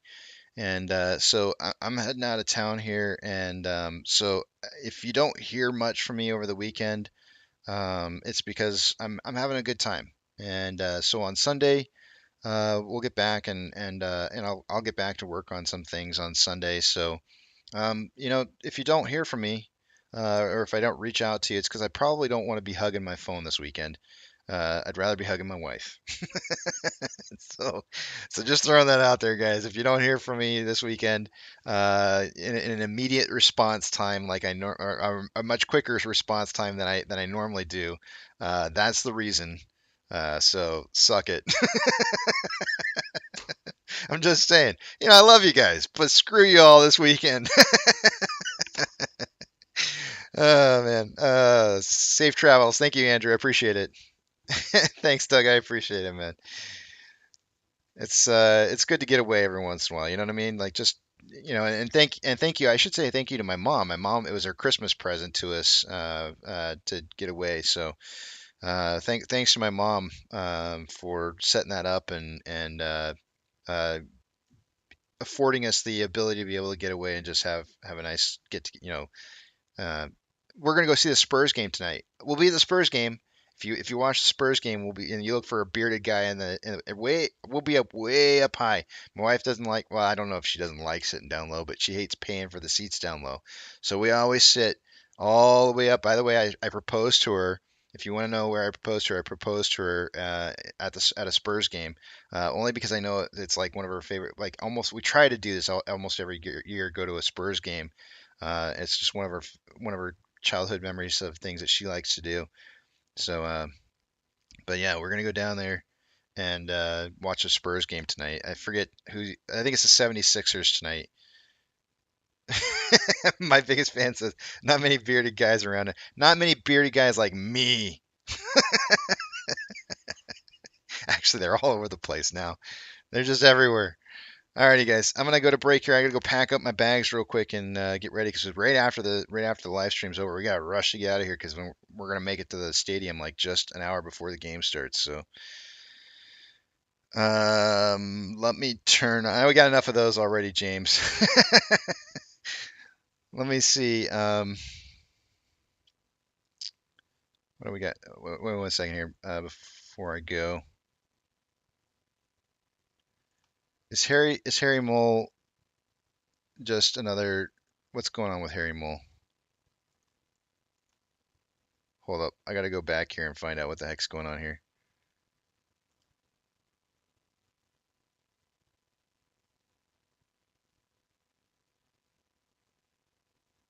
Yeah. Yeah.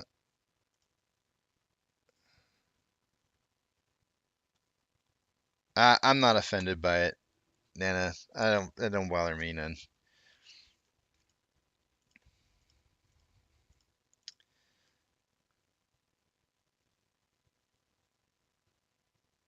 Doug says, remember, alcohol is bad for you too much anyways. Okay, will do. Yeah, I ain't worried about it, Nana. I'm a grown man. I can take it. It's not a big deal. Yeah, some people just jelly, and that's cool. All right, I'm going to step out, break, go pack my bags, and I'll see you guys back here. I guess we're doing movie trivia, because 39%. Well, that's a narrow margin. I'm really surprised by that. Should we start where we left off with Groundhog Day movie trivia? I'm going to end the poll here, and I will make sure that when I come back, we'll do movie trivia after we do numbers and a toast and all that kind of good stuff. Cool. I guess this is kind of to make up for at least one of the days that we missed movie trivia this week. So, all right, I'll see you guys in a bit. Yeah, we're staying right down by the Riverwalk, Meep. That's where we'll be. We'll see you down there.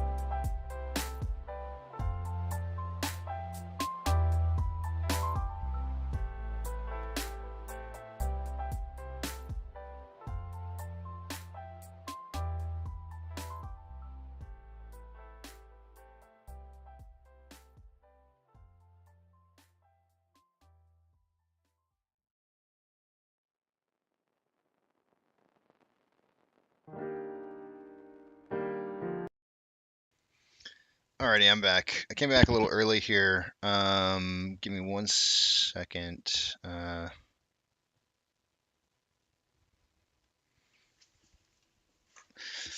Let's see. I guess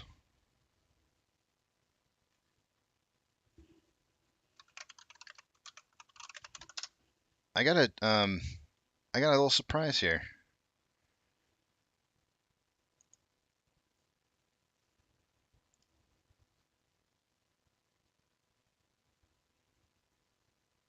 I think I do. I think I might have a little surprise.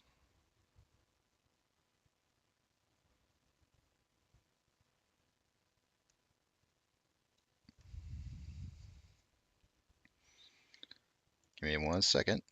I'm working on it.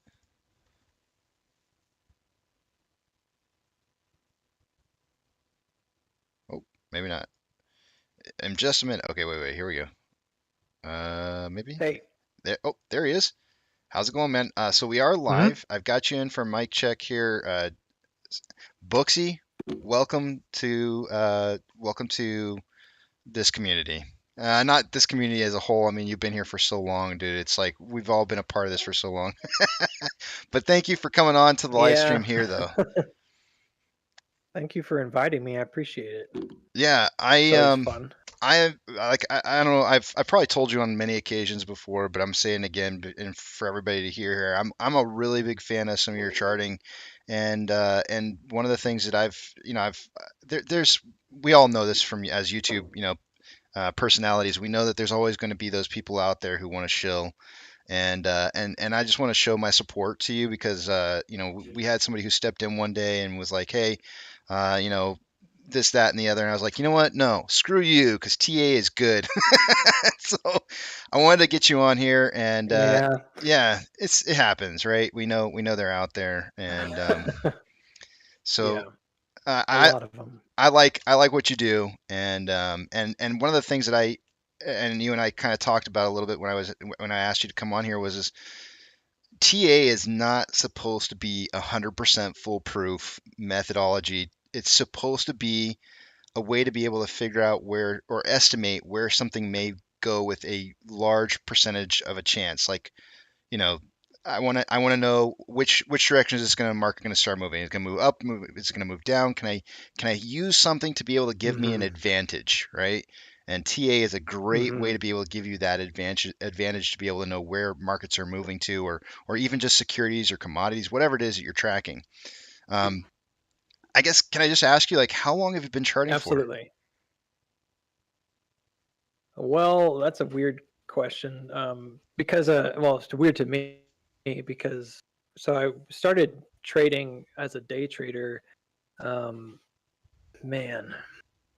in my mid-20s. I'm not that old, but it was over a decade ago. And so I was like getting into pattern analysis. And at that time, what I would do is normally just do trend-based trading. So you find a trend, you chart it, you observe if there's kind of, patterns that are there, but most of it's just trading tops and bottoms of trends, and until it's not there anymore, right? So pretty straightforward stuff. And I would do a lot of oil. I was like really into like oil manufacturers, like different pipeline stuff and whatever. So I was kind of in a weird sector too, but I liked the way they charted. They were very stable at the time.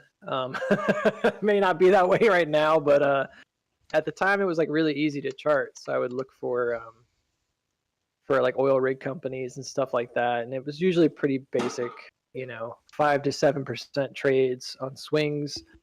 And I would have, entry exit points set. I would chart the channel as best I could, and then I would look at how I would enter and exit. So that's where I started. Like a lot of people in our community during COVID, I think a lot of people were at home. You got furloughed, or you're back on, against the wall or whatever, because you're trying to pay bills, and you're looking at this market that at the time after COVID was just booming. Made it easy to kind of step back into trading and make some money. And AMC was kind of an accident. I've talked about that on my stream and told people about it. That I just thought movies would recover from my point of view, like my background is in animation and film. So like when I started looking at what stocks I want to invest in, I was thinking about, well, what do I know? And I've worked in the, you know, gently, I should say, in the film industry, and I've worked in the game industry as well, like as an animation director. So I was mostly looking at film and animation and stuff like that, and even gaming companies. And I was like, I kind of know this sector. I generally know what's going on in this sector. So this would be a good place for me to, or a good time for me to invest as, you know, COVID recovery is going on.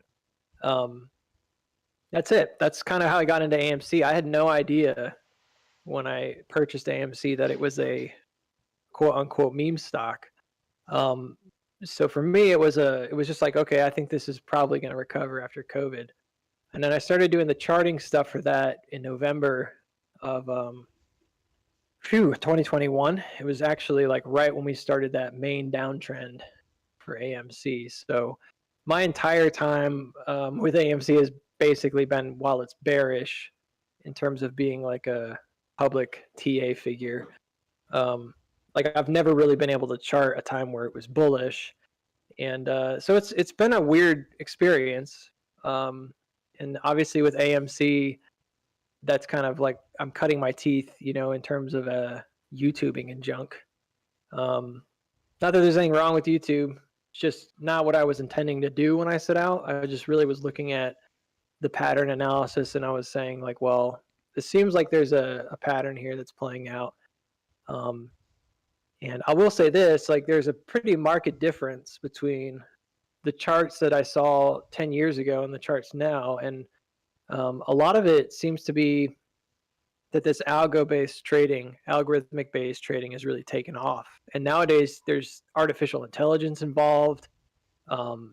Anybody who's a day trader can use algorithmic trading. You know, you can buy a program for a few $100s and tweak it and then let it trade for you. So it's clearly a big part of the market now. And I think Warren Buffett, if you hear something weird in the background, it's probably my son, by the way. He's home from school today, bad weather. So he goes a little crazy sometimes. So don't worry about it. Yeah, Hey, but kids are kids. Yeah, it's fine. I just want people to know that I don't have like a gremlin running around behind me. Hey, that's cool too. And then I don't know, man. Yeah, I think Warren Buffett said something pretty recently, like a couple of years ago, and he was saying that it used to be the markets were very forward-thinking, kind of predictable, and nowadays it's all this high-frequency trading. It's all computerized, and that's coming from somebody that's clearly been trading for a lot longer than I have. And I thought a lot about it, and that's really the main reason why I started investigating and investing really time in the AMC algo, if you want to call it that, and just making strides to not only understand it but also improve the technical analysis that I was currently doing, which was mostly trend-based stuff. So it was not trend and pattern-based, so it was not as reliable on AMC. You know, you would have a cup and handle and it wouldn't break the way you thought it would break, and you'd have indicators that would flip bullish and then they would flip right back, and things like that just were not really anything I experienced like to that degree, where it just seemed like everything was a trap, and you're constantly walking into in a normal situation, in a normal stock, you would be like, oh, this is very reliable pattern. And AMC, it was like, nope. So that's kind of what set me off on it. And yeah, and so here we are. Geez, it's been over a year now, but you know, I was doing stuff before that. I just wasn't on YouTube. I was hanging out in other people's Discords and whatever.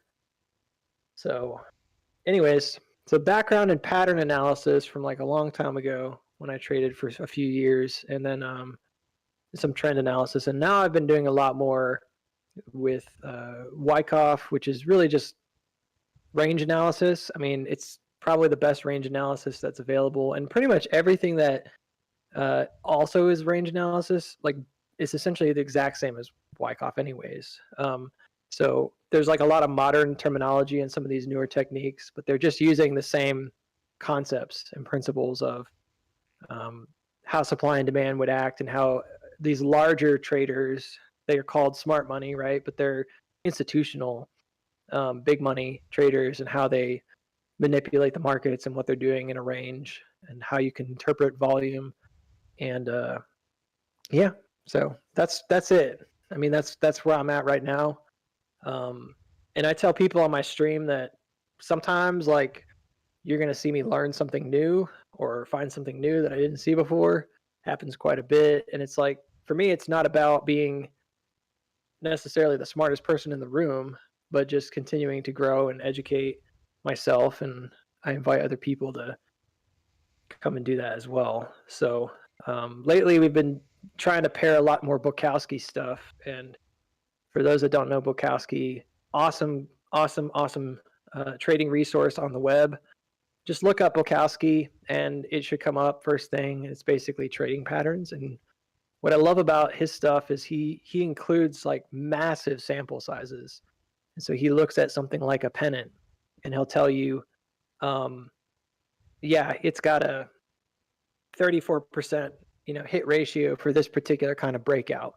And so you can use that to generate price targets on recognizable patterns. And if you do it right, they're very reliable because he's using like these massive sample sizes. I mean, he'll interpret like 600 to 1,000 different variations of the same thing and tell you, and he's come up with this database that's basically like, here's how this looks, and then here's how it normally acts.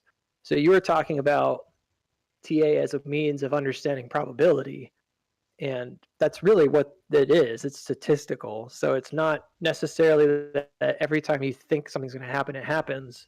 It's more about the more that you know, the more you understand about volume, supply and demand, and then the more you know about patterns and like how they typically play out and what they would look like if they're real versus like a fake out.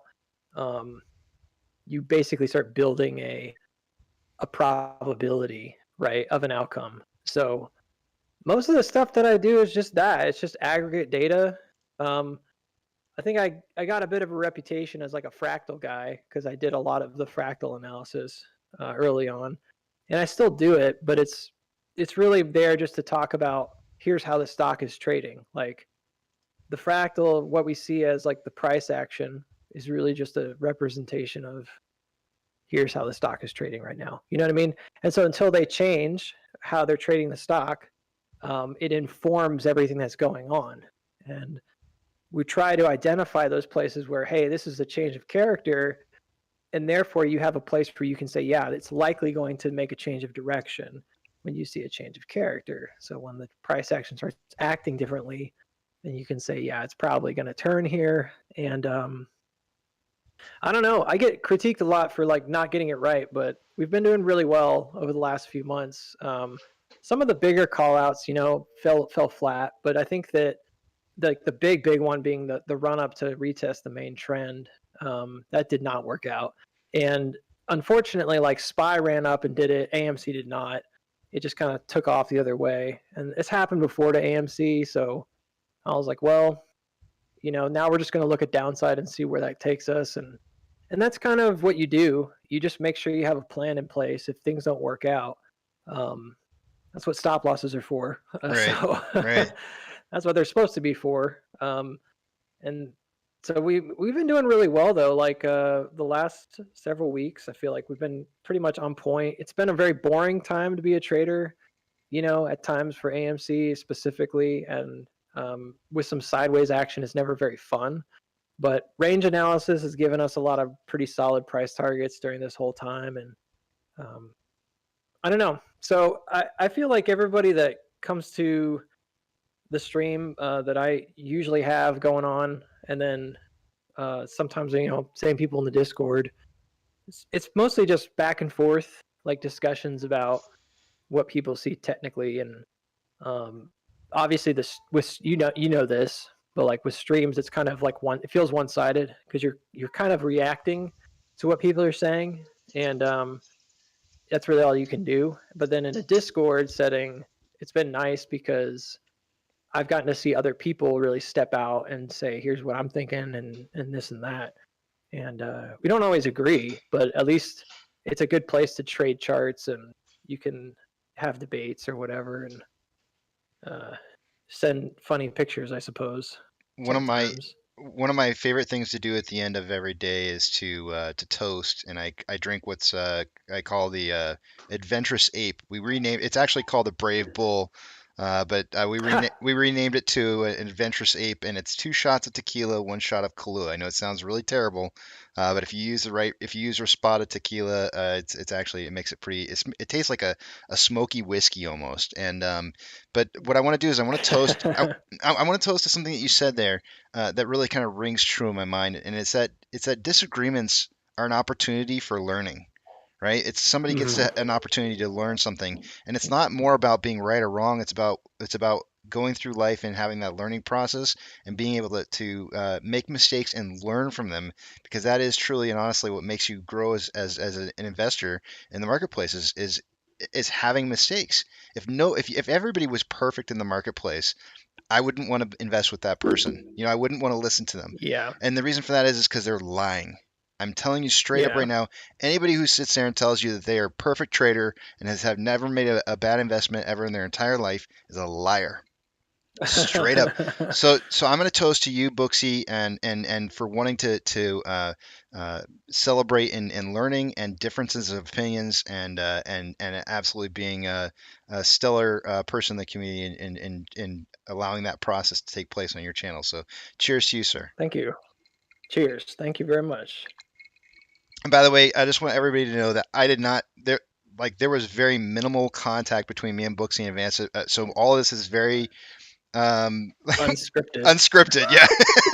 This is all just us just being people. So I don't like having scripts. I really don't, because it's I don't know. I feel like it's kind of almost disingenuous in a way, because it is. it's very it is. Yeah. Mm-hmm.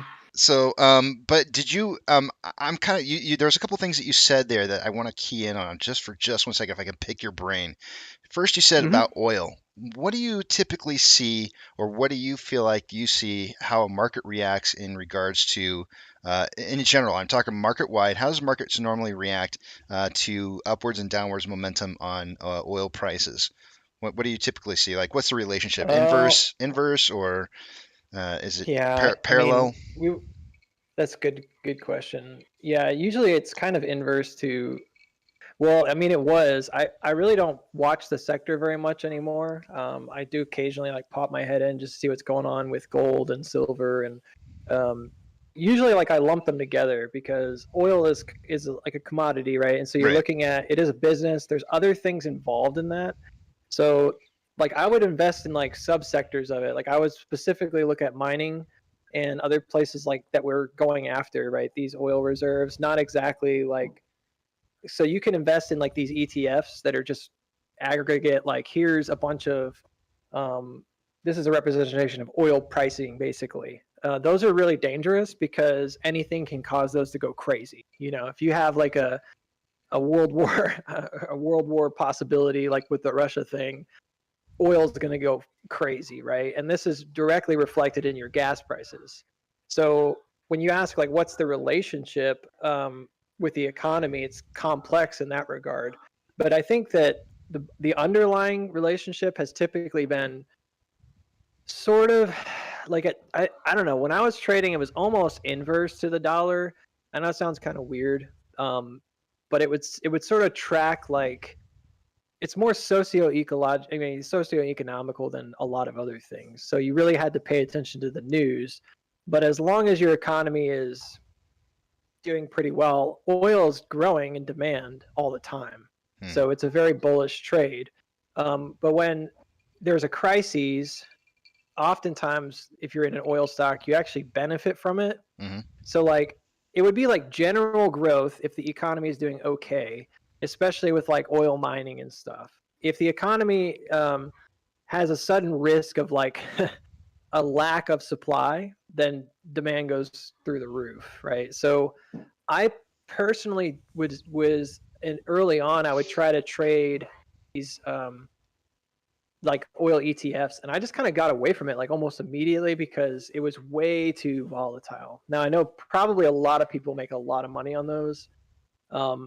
So again, I was investing more in like the underlying, more stable securities that would represent like, hey, we know that oil is a it's not exactly infinite, it's finite, right? We think it is, and so we're looking at it like over time, oil is going to generally rise in value.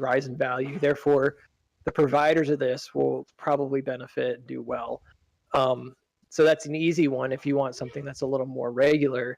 But absolutely, if like there was a bad news event, the oil mining companies would also take a hit, but it was like much less severe than just, I think it's like UV or something. Like there's just a lot of these stocks that are tied directly to the price of oil, and those are the ones that can be like really make or break.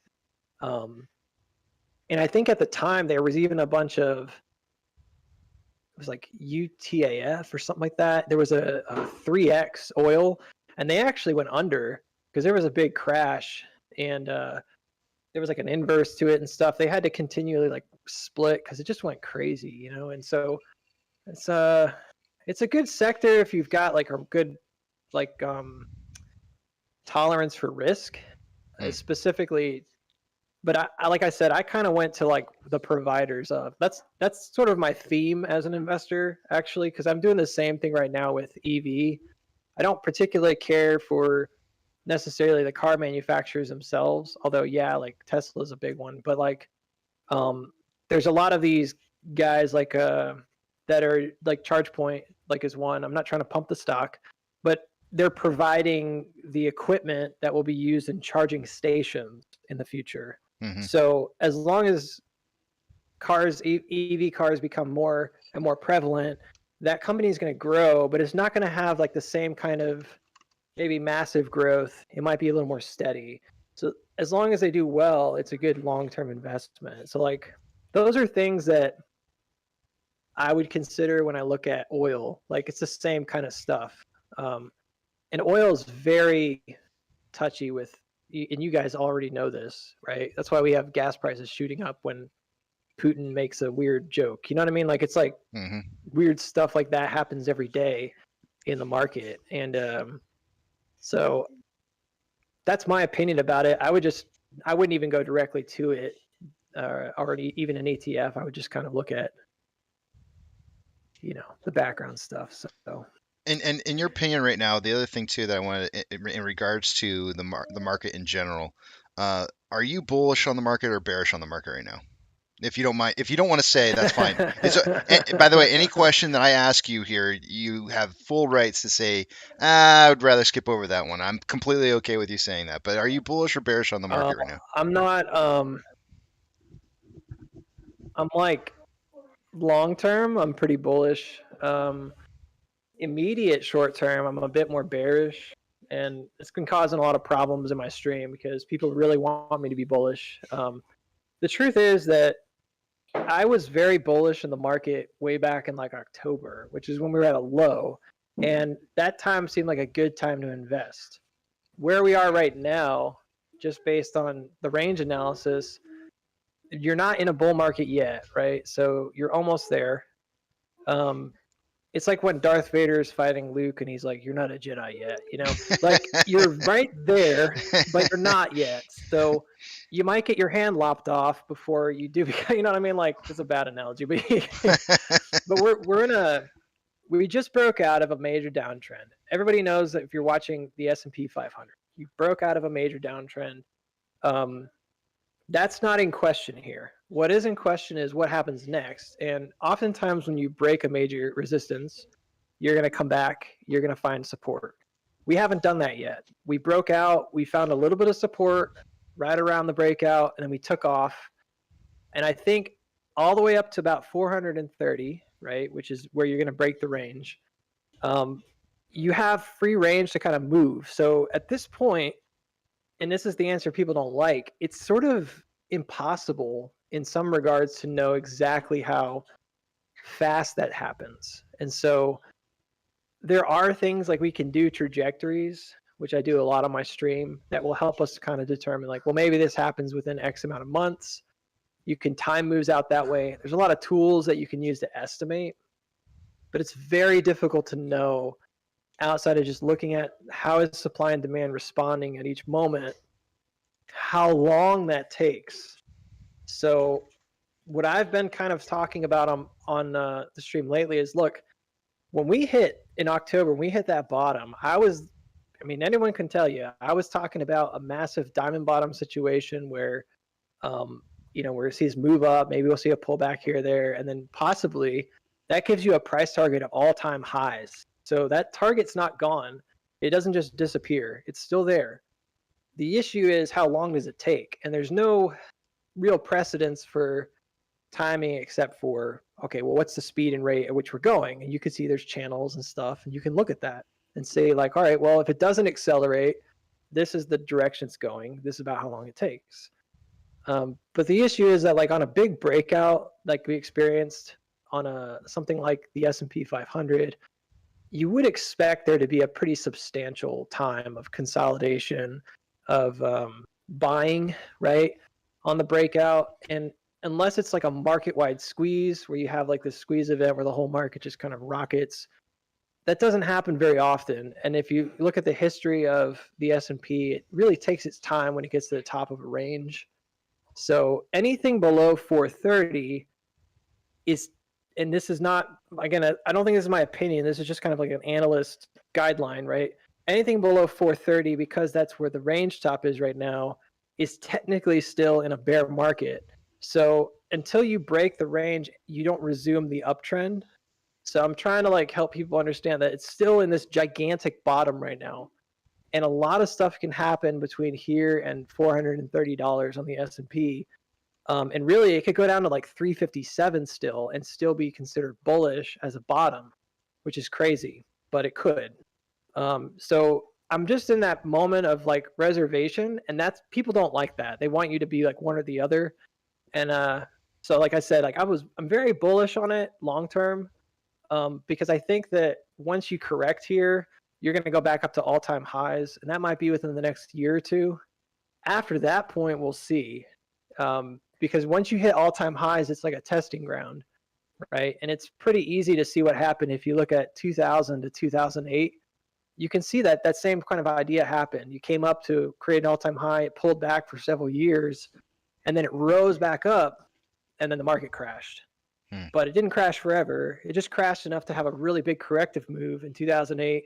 It rebounded, and it resumed its uptrend. So, and I know people are going to talk about inflation and the SPY looks like it's in a parabola, but really, like, if you look at the main uptrend, and it is there, we're kind of just sitting on it right now. We're not really doing much. So we passed across it. We're not really rejecting it. We're not really doing anything.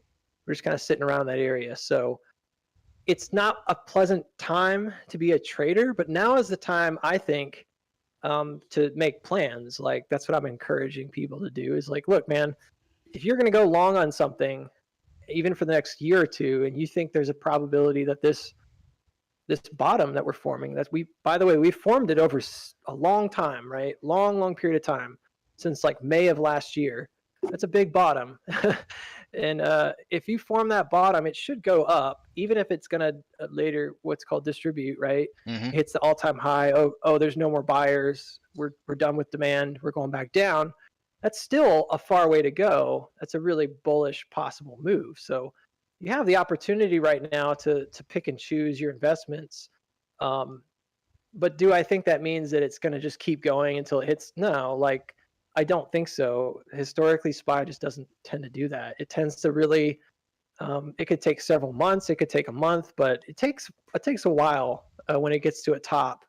And that's because there's so much money involved. People don't want to miss the boat. And so you'll see a lot of this sideways action, and then it's followed by another uptick, and sideways action, and another uptick. So that's where I'm at. So I'm not saying I'm like 50-50. I am bullish. I think the pattern that we have right now has maintained.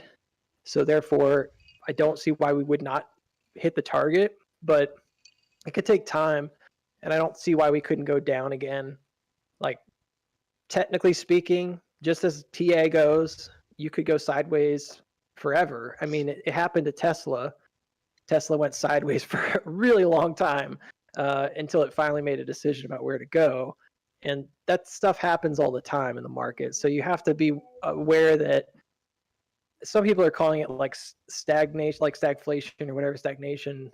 And I don't know, man. The whole Powell thing, that's always like a big talking point. I watched him last time and I kind of thought it was bullish, and then everything kind of tanked, right? And we were talking about how maybe that's just people getting out of their positions. If the market's experiencing a change, it's usually going to have a shakeout the opposite direction, because people are like, oh, I want to get out of this position and enter another. If they see a turn coming, which they already would have known, but it's an opportunity to exit puts or whatever you have. That's a possibility. And I think that did happen. And also a possibility that they came back down to reaccumulate before pushing up again. All that stuff happened. But when he talked this time, it was kind of a copy paste. And I felt like it was the exact same thing. Like, we just heard this. It's the same thing. Right. And he stressed that there was disinflation going on, but he also stressed that it was like less than 50%. So he made a pretty clear point to say that like 54% of the sectors that they were analyzing, 54% of them were not disinflating. And that technically is kind of bearish. Now, him saying that they've begun the process is bullish. So it's a bit of a mixed bag. He's basically saying that over half of the market, what makes up the market, over half of it is not experiencing disinflation. That's a big deal. Right. But he's also saying, as a Fed, our policies are now shifting. In the past, I would have said the market is supposed to be future looking. So I would expect there to be a run, and I would expect us to actually get to our all-time highs even before like everything is fixed. You know what I mean? But who knows? I mean, and we saw the rate hikes have been slowing, but he was pretty clear. He said, we're going to keep it really tight, and if we need to, we're going to bump it up again. So the one thing I didn't hear a lot about was spending. He just said basically that they were looking at it. I don't know. It was like a really generic comment. He's like, yeah, we're making sure we're not overspending. We're checking our spending or something. And I was like, I really wanted to hear him say we're reducing our spending, but he didn't really say that. He just said we're aware. You know what I mean? And so he was like, it was this kind of non-answer. It was very political. The one I personally felt.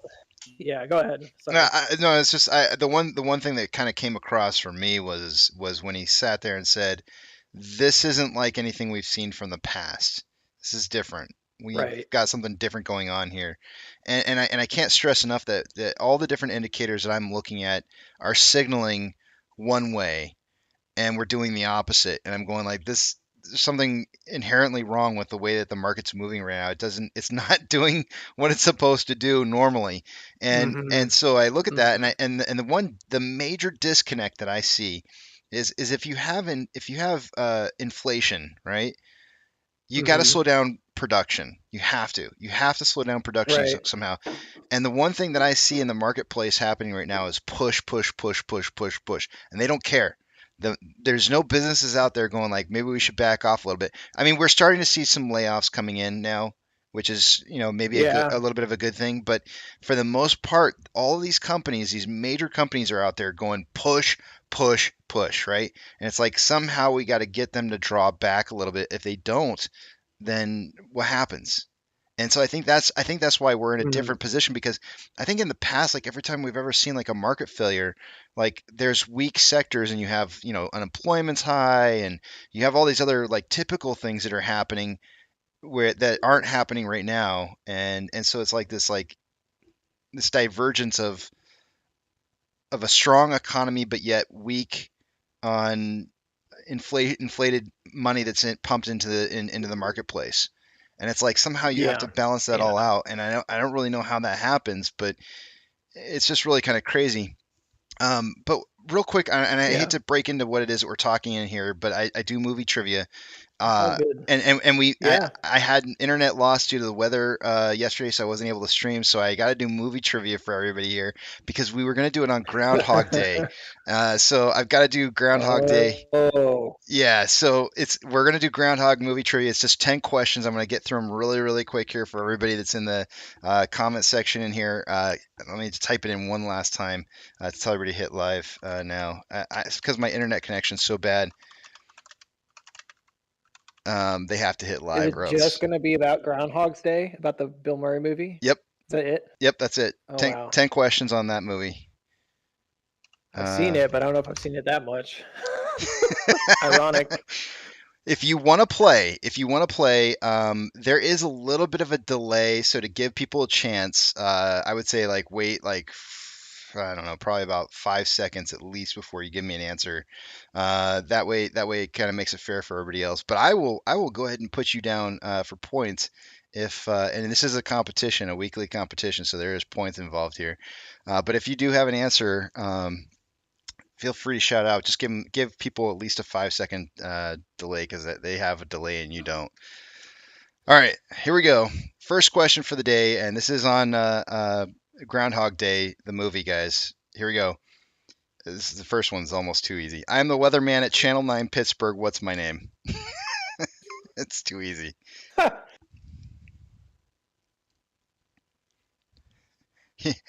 Booksy's over there watching the clock. Oh, I got Phil.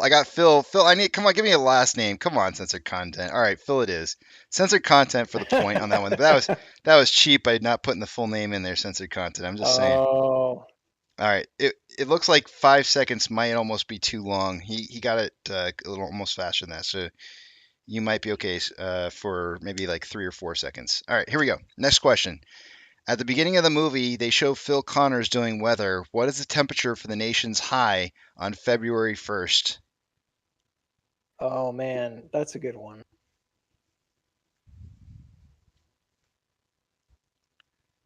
$79 by Barry Electronics is correct. Nice job, Barry.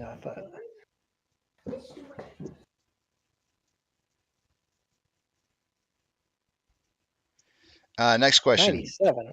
No, 79. I know a lot of people said 97. Oh, okay, yeah. They were typing quick, probably.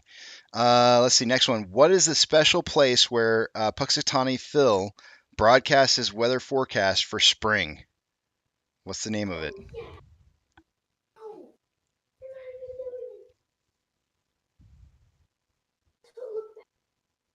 Ron Burgundy. Gobbler Knob by Florida? Censored Content. Censored Content's got it with Gobbler's Knob. Nice one. What was the name of the cafe in Punxsutawney? Oh, look at that. Barry Electronics come in with Tip Top Cafe before I even said it. Barry, come on, man. What the heck's going on here? I feel like I didn't even get the answer out or the question out, and you got the answer already. Tip Top Cafe. Yep, Tip Top Cafe.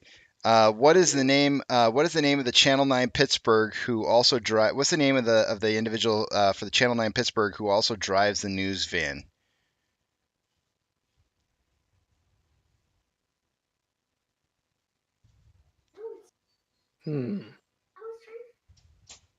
Bib. Larry's correct by Pro Jeweler. Pro Jeweler with the win. Bob. You should there see must be somebody else named Bob in the movie. There's some of the names that come through. Yeah, these guys are there's some people in here that are just jokesters, big time jokesters. Yeah.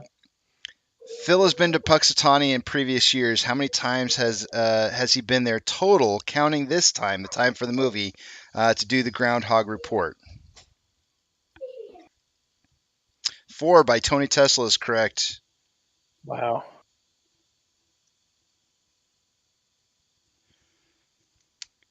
What kind of chocolate does Rita not like? What kind of chocolate does Rita not like? Milk. White is correct. Yeah, white. White censored content. Yep. Yeah, he's quick, man. He's quick. He's actually a reigning champion right now. What street is the bed and breakfast located that Phil stays at? What street is the bed and breakfast located at that Phil stays at? Good grief. I know, right?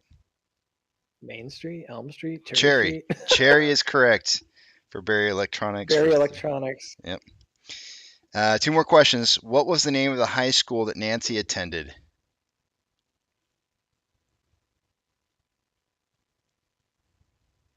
Gopher. Gopher Drive. Backstreet. Lincoln is correct by censored content. Oh man, that guy is tough, man. He's tough. All right. If you guys can guess the last one, I always give 2 points. I don't even ask the question. I give people a chance to guess the last question. Anybody want to guess what the last answer is to the last question without me even reading it? You believe, Booksy, you would be surprised. These guys are crazy. Train. No, 5. No. These are weird questions. They're like super specific. Sonny and Cher, 25. Who does Phil punch? How many names were displayed before the closing credits? An alarm clock? Nah, it can't be that. Maybe it's what time did he wake up? That'd be a good one. That actually is a really good one. But I chose something different. I don't see the answer coming in here, so I'm gonna go ahead and ask the question. Enough trying to guess what it is. Who is the insurance salesman who did the whistling belly button trick at the high school talent show? Oh man.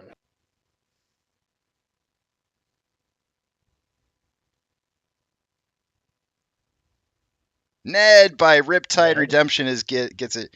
Riptide Oh man. Redemption. Pro Jeweler, you're quick too. You're getting a lot of these. I'm gonna go Ned Flanders. It's not Ned Flanders. It's Ned Ryerson. It's Ned Ryerson. It's Ryerson. Nice job, guys. Good job, everybody. Sorry about that, Booksy. I had to take just a few minutes to put that out there. Man, that's great. That's great. Yeah, fun. I'm doing 9-hour streams Monday through Friday for like a year and a half now, and it's like I had to change things up a little bit. You gotta break it up. Yeah, you gotta break it up. You gotta break it up. Have you? Can you imagine doing 9.5-hour streams? Have you ever tried that before? No, I think I've gone from like 8 to market open and market close, but usually I take a break. It's way too much. Well, yeah, try to go straight. I take breaks too, but I'm just having the stream going for 9 hours. You should try that. Yeah, it's fun, man. it's a blast. I'd have to find the right day to do that. Yeah, it's a lot. It is. You get kind of loopy, It's like cabin fever inside your head. What do you? That's actually a great point. How do you feel? What's the longest amount that you usually go for your streams? Just out of curiosity. Man, I'll go for like 3 hours at a time, but I just don't I get kind of burned out pretty quick. Usually going up to lunch, and my stream knows this, I end up getting grumpier as time goes on, and I end up just talking really slow because I get hungry. So I'll start repeating myself, and I'll be like, womp, womp, womp, womp, womp, womp, womp, womp. And everybody's like, you need to eat, dude. And I'm like, yeah, I need to eat. Because I can't think if I'm hungry, and I end up being like a fuzzy, nothing, just a cloud. So that, to me, it's like an easy one. The 3 o'clock one, I always feel like I'm hitting a stride for some reason. I'll do the last couple hours, and I want to go more, but I'm usually going to pick up my kiddo from school, so I have to cut it off pretty fast. Yeah, so maybe 3 to 4 hours at most in a row, which is a lot. I still feel like it's a lot, So you're doing 9 hours? Well, I start at 6 a.m. Central Standard Time, which is 7 Eastern. Yeah. And then I shut it down at 3, which is in 15 minutes from now. So however much time that is, I have no idea. I can't count. It's too many hours. So yeah, it's a lot. It's a lot. It is. And it's really funny because do you know who Tony DeNaro is? Yeah. Yeah. Mm-hmm. He'll ask me like, "Hey Casey, can you come over and join me for a live stream tonight?" And I go like, "Dude, I just streamed 9 hours today." I'm like, Yeah, I can't do it, man. You don't understand. Like, my brain is like mashed potatoes afterwards, and you yeah, know, but I do it every once in a while. I do crazy stuff because I'm a crazy kind of guy, yeah. but you know, I still want to talk more with you about stuff like really kind of what I wanted to do was have you show us some charting techniques or some of the things that you do that you feel like maybe like Sure, the sure. beginning basic trader could look at and say like, oh, this is a great way to see like trends or something. But and you already listed off the Bazowski's Hmm. or Bukowski's methodology. But Yeah, if you were to share that's your screen, could yeah, could I yeah. Let me do it. I'll do it on the I guess the Discord. Do you want to do yeah, that? do it on the Discord, and I'll if there's anything you want me to crop, I can crop it out. No, I think it's cool. I'll just do the try to make sure I have the right one picked. I'm not sure I do. Hang on just a minute. Yeah, I think this is the one I'm using right now. So I don't mind sharing. I'll try to keep it really brief. And it's kind of funny for me, but I will try. So Wait, hold on one second actually before you go into this. Like,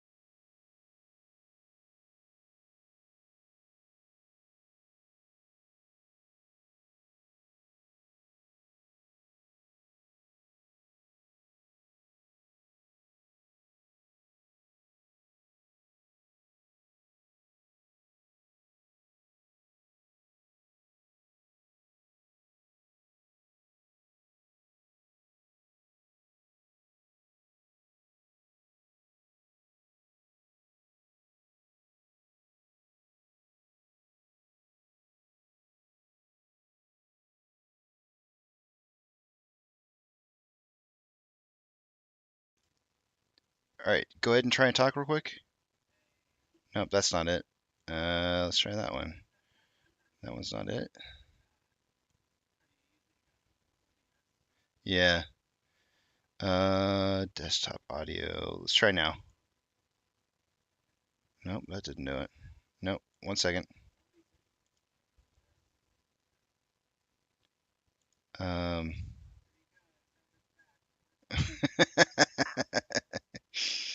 Let me add something real quick here. Plus.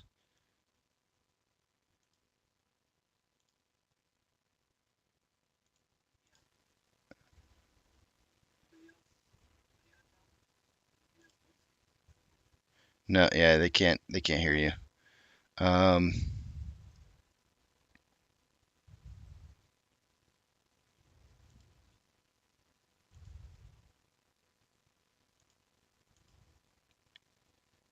Weird. It's not showing up. Go ahead and start charting, and I'll try to problem solve this.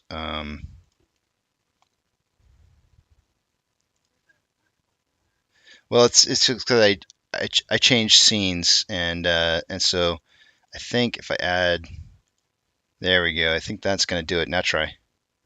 Yep. There we the go. Audience... There we go. Yep, your sound's good now. All right.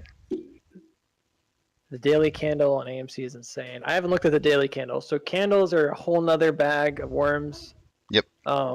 So I'm not going to talk about candles. There's a lot of great resources about candles. And I'm not really the best at them, but the main thing about candles is just understanding what a candle shows you. And if you kind of understand what a candle shows you, then you can pretty quickly interpret strength or weakness in a daily candle. Right. Yeah, you don't need much more than that, but if you want to, there's a whole lot of resources on candles. So, so here's where we are on AMC right now. We're basically in a range within a range. So you basically have a range that began when you entered this area, right? You pumped up to 655, then you drop back down. At that point, you're now instigating like a possible sideways action, and we kind of went sideways and down. And during that time, it basically formed a pennant, okay? Now, maybe not surprisingly, the 609 that I've got on the screen, that's actually a Bukowski target. So I used the measurement of the pole here from bottom to top.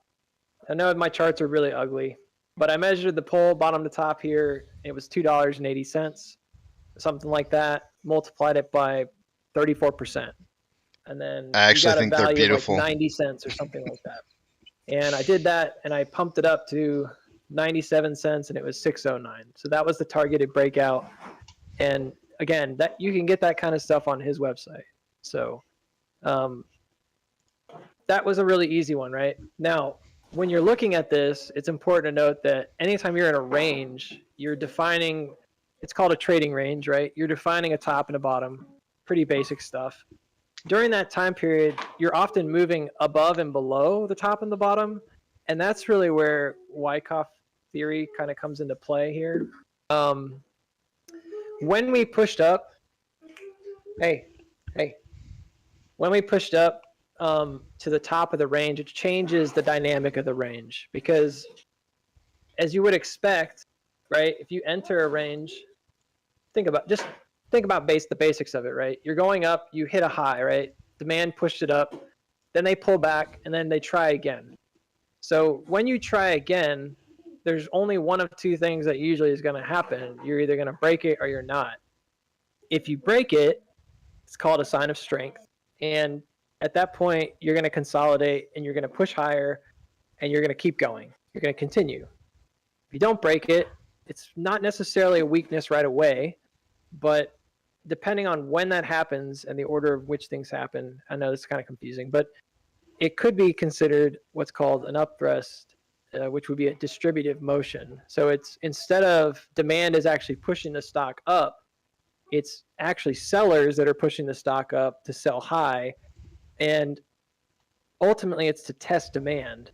And if demand doesn't show up, then it's essentially saying, okay, well, there's not really enough demand to keep taking this up. So we're going to go back down through the range, back to the bottom. So like what happened today is a pretty decent example of that. First of all, I don't like that this could be bearish, but it probably is. So, and if people are going to be not happy about that, but it pushed up above the range, and then it's going to close beneath the range, like back inside the range. So that's not a good sign. It's usually a bearish signal, because, and that's why we're getting this sell-off, because when it pushed above, in order to maintain it, you would want to hold the range. So you'd want to hold above 655. But within the day, a lot of crazy stuff happened at this top, and this top itself turned distributive. So like once again, almost using the exact same idea, you can do it, like you can keep zooming in all you want, right? You can see that we created a peak here early in the day around like 672. And it kept trying to push up higher and higher, and we know like what a wedge looks like, and it's kind of a wedge, so it gives you this idea that, well, if volume's dropping, the wedge might break down. That's kind of basic stuff. But like this specifically, this motion right here to me was the main, this is like the tell, right? So if you're wondering like, well, how would you know which way this is going to go? It just looks sideways to me. Well, much like that bigger range, right? This is trying to push higher, and it keeps pushing up, but every time it does, it's getting pushed back. And there's a change of pattern right here at the very top. It goes above 672, and the volume itself is kind of weak on this push-up. It's pretty low. So it's telling you there's not that much strength going up, but specifically like what happens. This is the big thing. Like what happens after it goes above? Well, it comes back and immediately goes all the way down past half the range and goes down low. So in one case, you might just look at that and say, man, this is just a big seller. Like they just sold and they just dumped the stock. Okay. But if you have a wall of buyers here, that selling wouldn't matter. Like it should have held above 655 because that's the top of your macro range. So strength here at first looked okay. You're making higher highs, higher lows. It's not the best for a sign of strength. Typically you want it more like a pennant. But then this motion right here really is a very distributive style motion. It's called an up thrust, and it's usually one that's, you know, if it's met with strength on the selling side, it's pretty obvious. They shouldn't be dropping all the way back. And another way you can kind of do this, and I use diagonals a lot, I call them creeks, but you can call them whatever you want, is look at where the resistances were set up, right, as they're coming up here. And you can see that, like, all right, on this breakout, there was a resistance. Like when they pushed up, this diagonal resistance was set up. At this point, where are we now? We're dealing with it. What else are we dealing with? It's 3 o'clock, market's closed, but look, we got all the way back down to this other resistance. So once again, these are like price resistances. I call them creeks, call them whatever you want to call them, trend lines. The idea of a cross trend is super important for the market. So the idea here is that, look, you're seeing these intersections of these cross trends, but specifically like horizontally what's going on in the early part of the day, you had a distribution. Unfortunately, it happened way above, not way above, but it happened above the big range, which means this is essentially like the same thing, but it's happening on different levels. And then the first thing that happens here, and you'll know it's kind of similar, just like in this smaller range, this guy drops right back down and breaks beneath the local range. Well, on the big picture, it does the same thing. It breaks down, comes back up, and it rejected here at 650. And unfortunately, it just instigates a further sell-off. Now, if you're a bull in this situation, you really don't want it to come beneath 615. And the reason for that is because 615 is halfway, right, through this original range that they set up when they came in. Anytime you pass more than halfway through a range after you've like broken it and you're coming back down, that's not good. That's like a bearish signal. It tells the bears in the market that this thing looks kind of weak. Like demand is not stepping in. Because remember, this was a demand zone. Like they pushed up from this zone multiple times. We did earlier as well.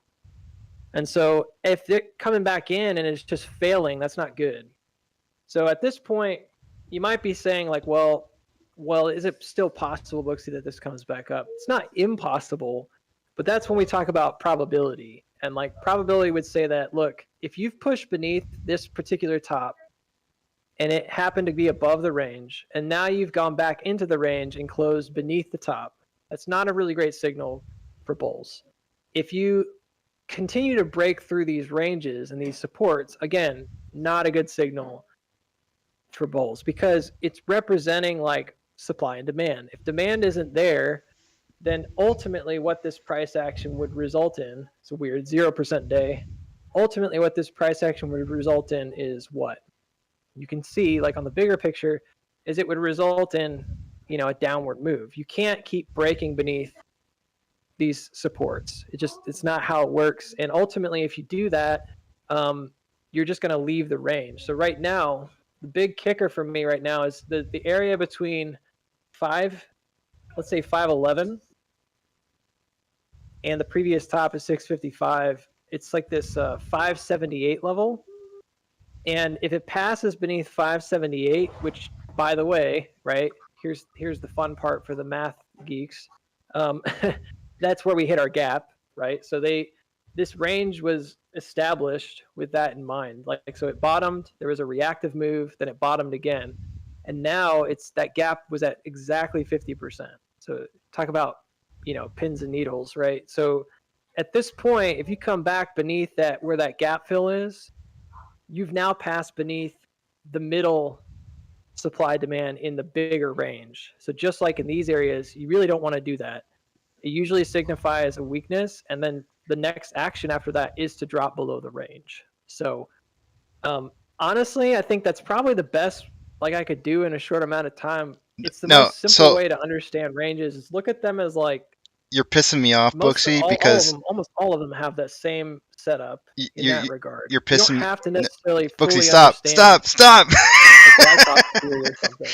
Booksy. If you understand supply and demand, then you know that, look, after you start breaking up through a range, you need to continually find supports. If it does it prematurely, it could be very bad, right? It could mean that it's really being controlled by bears at the moment, and they're really just pumping it up to essentially do a bull trap. But believe it or not, this is a stop loss for shorts right here. Booksy. You see this? This pump up right here would be a stop loss. It is a recheck of the supply demand at 650, but that move actually was against shorts. Booksy. By shorts. Booksy, can you hear me? Crazy, I know. But Booksy. that's how a short operator works. A short institution would want to also shake out, because they want all of it. Like, they want the lion's share of everything. So their whole model is get rid of retail. Why can't you hear me? Both bulls and bears, right? Booksy. And so they'll do stuff like that where they're like looking at those breakout traders, and they'll do a quick stop loss some direction. Booksy, can you hear me? So that being said, like, is it end all be all? Well, no. If it doesn't come beneath 50% of the range, it's possible that there's what we call like a creek there, right? And it's possible that there's a resistance across where you could find some support and continue back up. And that's called a backup. At this particular point in time, based on everything that's happened, I would suggest it's probably going to go ahead and try to fill that gap. Booksy. Just probably. I think it's more likely than anything else. And then we'll see what happens. If it comes up and does something like this, where it forms like a hooking action, where it comes up and it says, you know what, we're not going back up. We lost the trend. It's probably done. If it passes beneath that 50% mark, it's going to come beneath the range. It's going to break down. Because by definition, they're checking already the demand up here. I gotta go. That ship has sailed. The only way that this continues to the upside at this point is if bulls step in and force on this level, right? And they use it as an opportunity, and that's why you get these cup and handles and stuff, right? They use it as an opportunity during the backup phase right here when they come back. They use it as an opportunity to buy. So if on Monday or Tuesday you see it come down, and it may not do that. We don't know how the pre-market or after-hours action will work, but when and if it comes down here to 578, you would watch it and see how it reacts at that price level. If they hold it and you see it push up, I'm going to be looking very, very strongly, just like I've got Booksy, on the chart already. I'd be looking at this trend right here, right? And it's the same thing I'm talking about up here in the little demo. This is the moment where, all right, look, man, if you're a bull, you want it to go, this needs to react, and it needs to keep going. And if it doesn't react and keep going, then it's not bullish. And it's kind of that simple. So, Booksy, can you hear me? In the context of where we are, pushing above the range like this, coming back down, not the best. I will go for 3 more hours. You're right. No. Just the basics, he said. Wait. LOL. Can you hear? Booksy, can you hear me? Yeah, I can hear you. Oh, you can hear me? Yeah. Oh my gosh. Well, for a minute you cut out. Like, I can hear you now. I've been trying to get a hold of you for like, I don't know, 5 minutes. I know you shut me down. No, I'm not trying to shut you down. I was getting ready to tell you I'm pissed at you because you make me want to stop being a streamer. You make me want to be a viewer. Like, you legit, like, I could sit here and listen to you all day long talk about this stuff. This is right up my alley. I love the fact that you, like, that this is the kind of, I wish that I could be as eloquent as you in talking about what it is that you're talking about. And it pisses me off that I have to sit here and stream all day long because I could be learning something from somebody like you instead of having to stream all day long. But I really appreciate you coming on here, and I got to end it because I normally end at 3:00 and no worries. And I'm just gonna say one thing real quick here before we go, though, is that like this is the kind of stuff right here that people need to see. They really need to see this stuff. They need to learn this stuff. They need to know why the market works the way that it does, why technical analysis is so good. And I'm telling you, dude, you're spot on, and I really like your information, and I wish that people understood what it was that you do and why it's so important and how it can help them to be a better trader in the marketplace. And I know a trader is a better investor in the marketplace. So, but I gotta end the day out here like I normally do, and I want to hear more, man. I really do. I want to hear more. But let me just say real quick that I really appreciate you having me on. I appreciate the people that are here that are very welcoming and that have been said kind words. I appreciate that. I do stream most days, but I'm not trying to steal you away from anybody. So there is no stealing from me. There's no stealing from me, Booksy. There is no. You don't understand. I'm not monetized. I don't get anything out of this. It's not a steal for me. If people are learning something excellent in the community, that's not a steal in my opinion. That's I'm just saying, raising awareness. That's not my goal here. No, it's not my goal either. I do. Yeah. If you have questions about the day, you want to come ask them. I'm usually pretty good about answering questions, but my chat, people that are in here, they know. Sometimes I'm just rambling. So, Booksy? Yeah. Anyways, you keep being you, and you don't care what all those other people say. All right, I don't care what they say. You keep being you, okay? And screw all those other guys because they're just trying to stop you from spreading good information, and you just keep being you. All right, don't listen to anybody else. All right, man. You're good, okay? Thank you. I appreciate it. I'm gonna hang up now, but I really enjoyed talking with you, man, and I feel honored that you would come on here and present. So thank you very much for your time. Yeah, anytime. Thank you. Take care, man. All right, guys. It's that time of the day. That was amazing. That was absolutely amazing. You guys got to go check his stuff out. He's got good information. You know, it's really helpful if you want to learn something good. That's the place where you need to be. Because let me tell you, he's way more eloquent in talking about what it is he's talking about. If you want to learn something amazing, there you go. That's some amazing stuff right there. But it is that time of the day, unfortunately. It's well past that time of the day. It's that time of the day to where I have to go and spend time with my wife. Because that's what I want to do. Eat, sleep, drink. Get plenty of rest. You have a 2-day weekend ahead of you, and then we go into next week. Prepare your mind, because you don't know what next week has to hold for us. Spend time with your family, spend time with your friends, take your pets for a walk, because they like to get out too. And for crying out loud, go see a stinking movie this weekend. That's what we're here to support. But above all else, don't have a good weekend. Have a great weekend.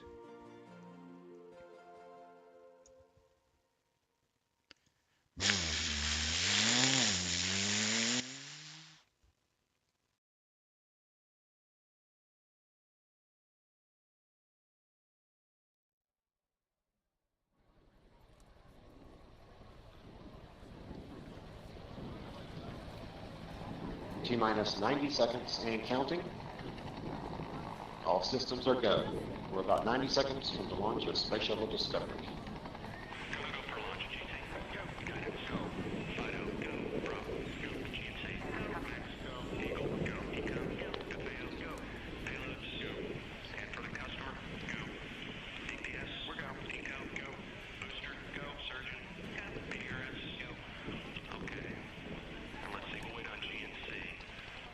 T-minus 60 seconds and counting.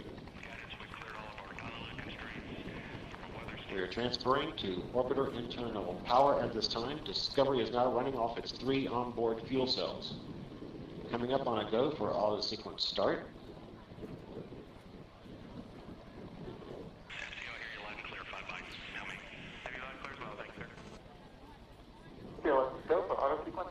And we have a go for auto sequence start. Discovery's onboard computers have primary control of all the vehicle's critical functions. T-minus 17 seconds and counting. 15, 12, 11, 10, 9, 8, 7, 6, 5, start, 2, 1, boost ignition, and liftoff of the Space Shuttle Discovery, returning to the space station, paving the way for future missions beyond.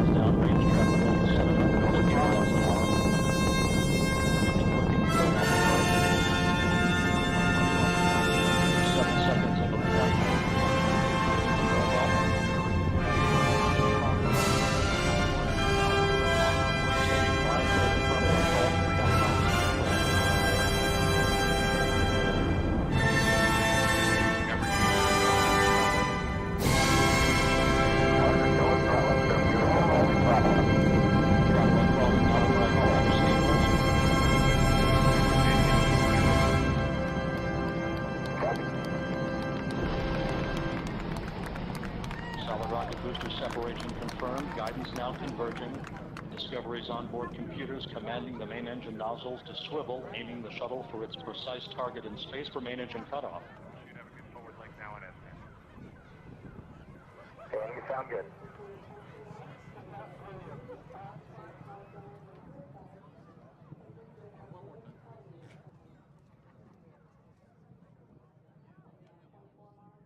Discovery Houston, negative return. Copy, a negative return.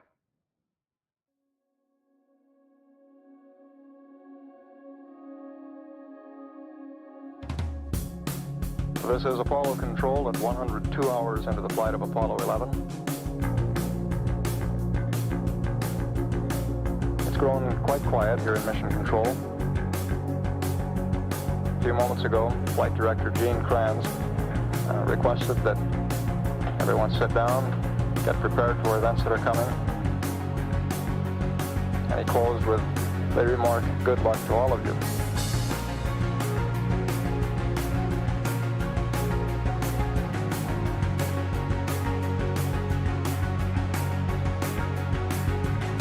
Minutes now until ignition for powered descent. Everything's still looking very good at this point. Okay, all flight controllers, go for powered descent. Retro, go. Fido, go. Guidance, go. Control, go. Telcom, go. Jinsei, go. Ecom, go. Surgeon, go. Capcom, we're go for powered descent. We're off to a good start. Play it cool.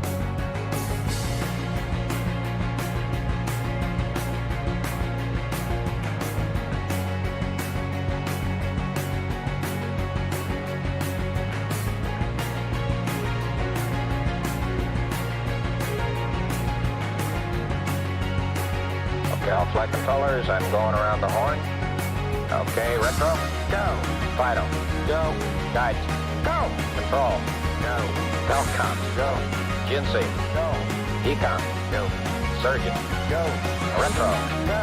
Fido, go. Guidance, go. Control, go. Telcom, go. Jinsei, go. Decon, go. Surgeon, go. Capcom, we're go for landing. Okay, everybody, let's hang tight and look for landing radar. 75 feet, down a half. 1202 alarm. 60 seconds. We're going that flag. We're going that alarm. 40 feet, down 2.5. If it does reoccur, will we go? 30 seconds. 1201. 1201. Roger, 1201 alarm. 1201 alarm. Stand tight, we'll go, flag. Okay, we're go. We've had shutdown. Listen, Tranquility Base here. The Eagle has landed.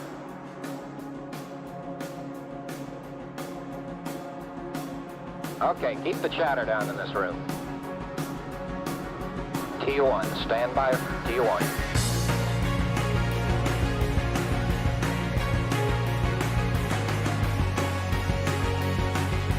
Stay no, stay all flight controllers. Retro, stay. Fido, stay. Guidance, stay. Control, stay. Telcom, stay. GNC, stay. Ecom, stay. Surgeon, stay. Retro, go. Fido, go. Guidance, go. Control, go. Telcom, go. GNC, go. Ecom, go. Surgeon, go. Retro, go. Fido, go. Guidance, go. Control, go. Retro, go. Fido, go. Guidance, go. Control, go.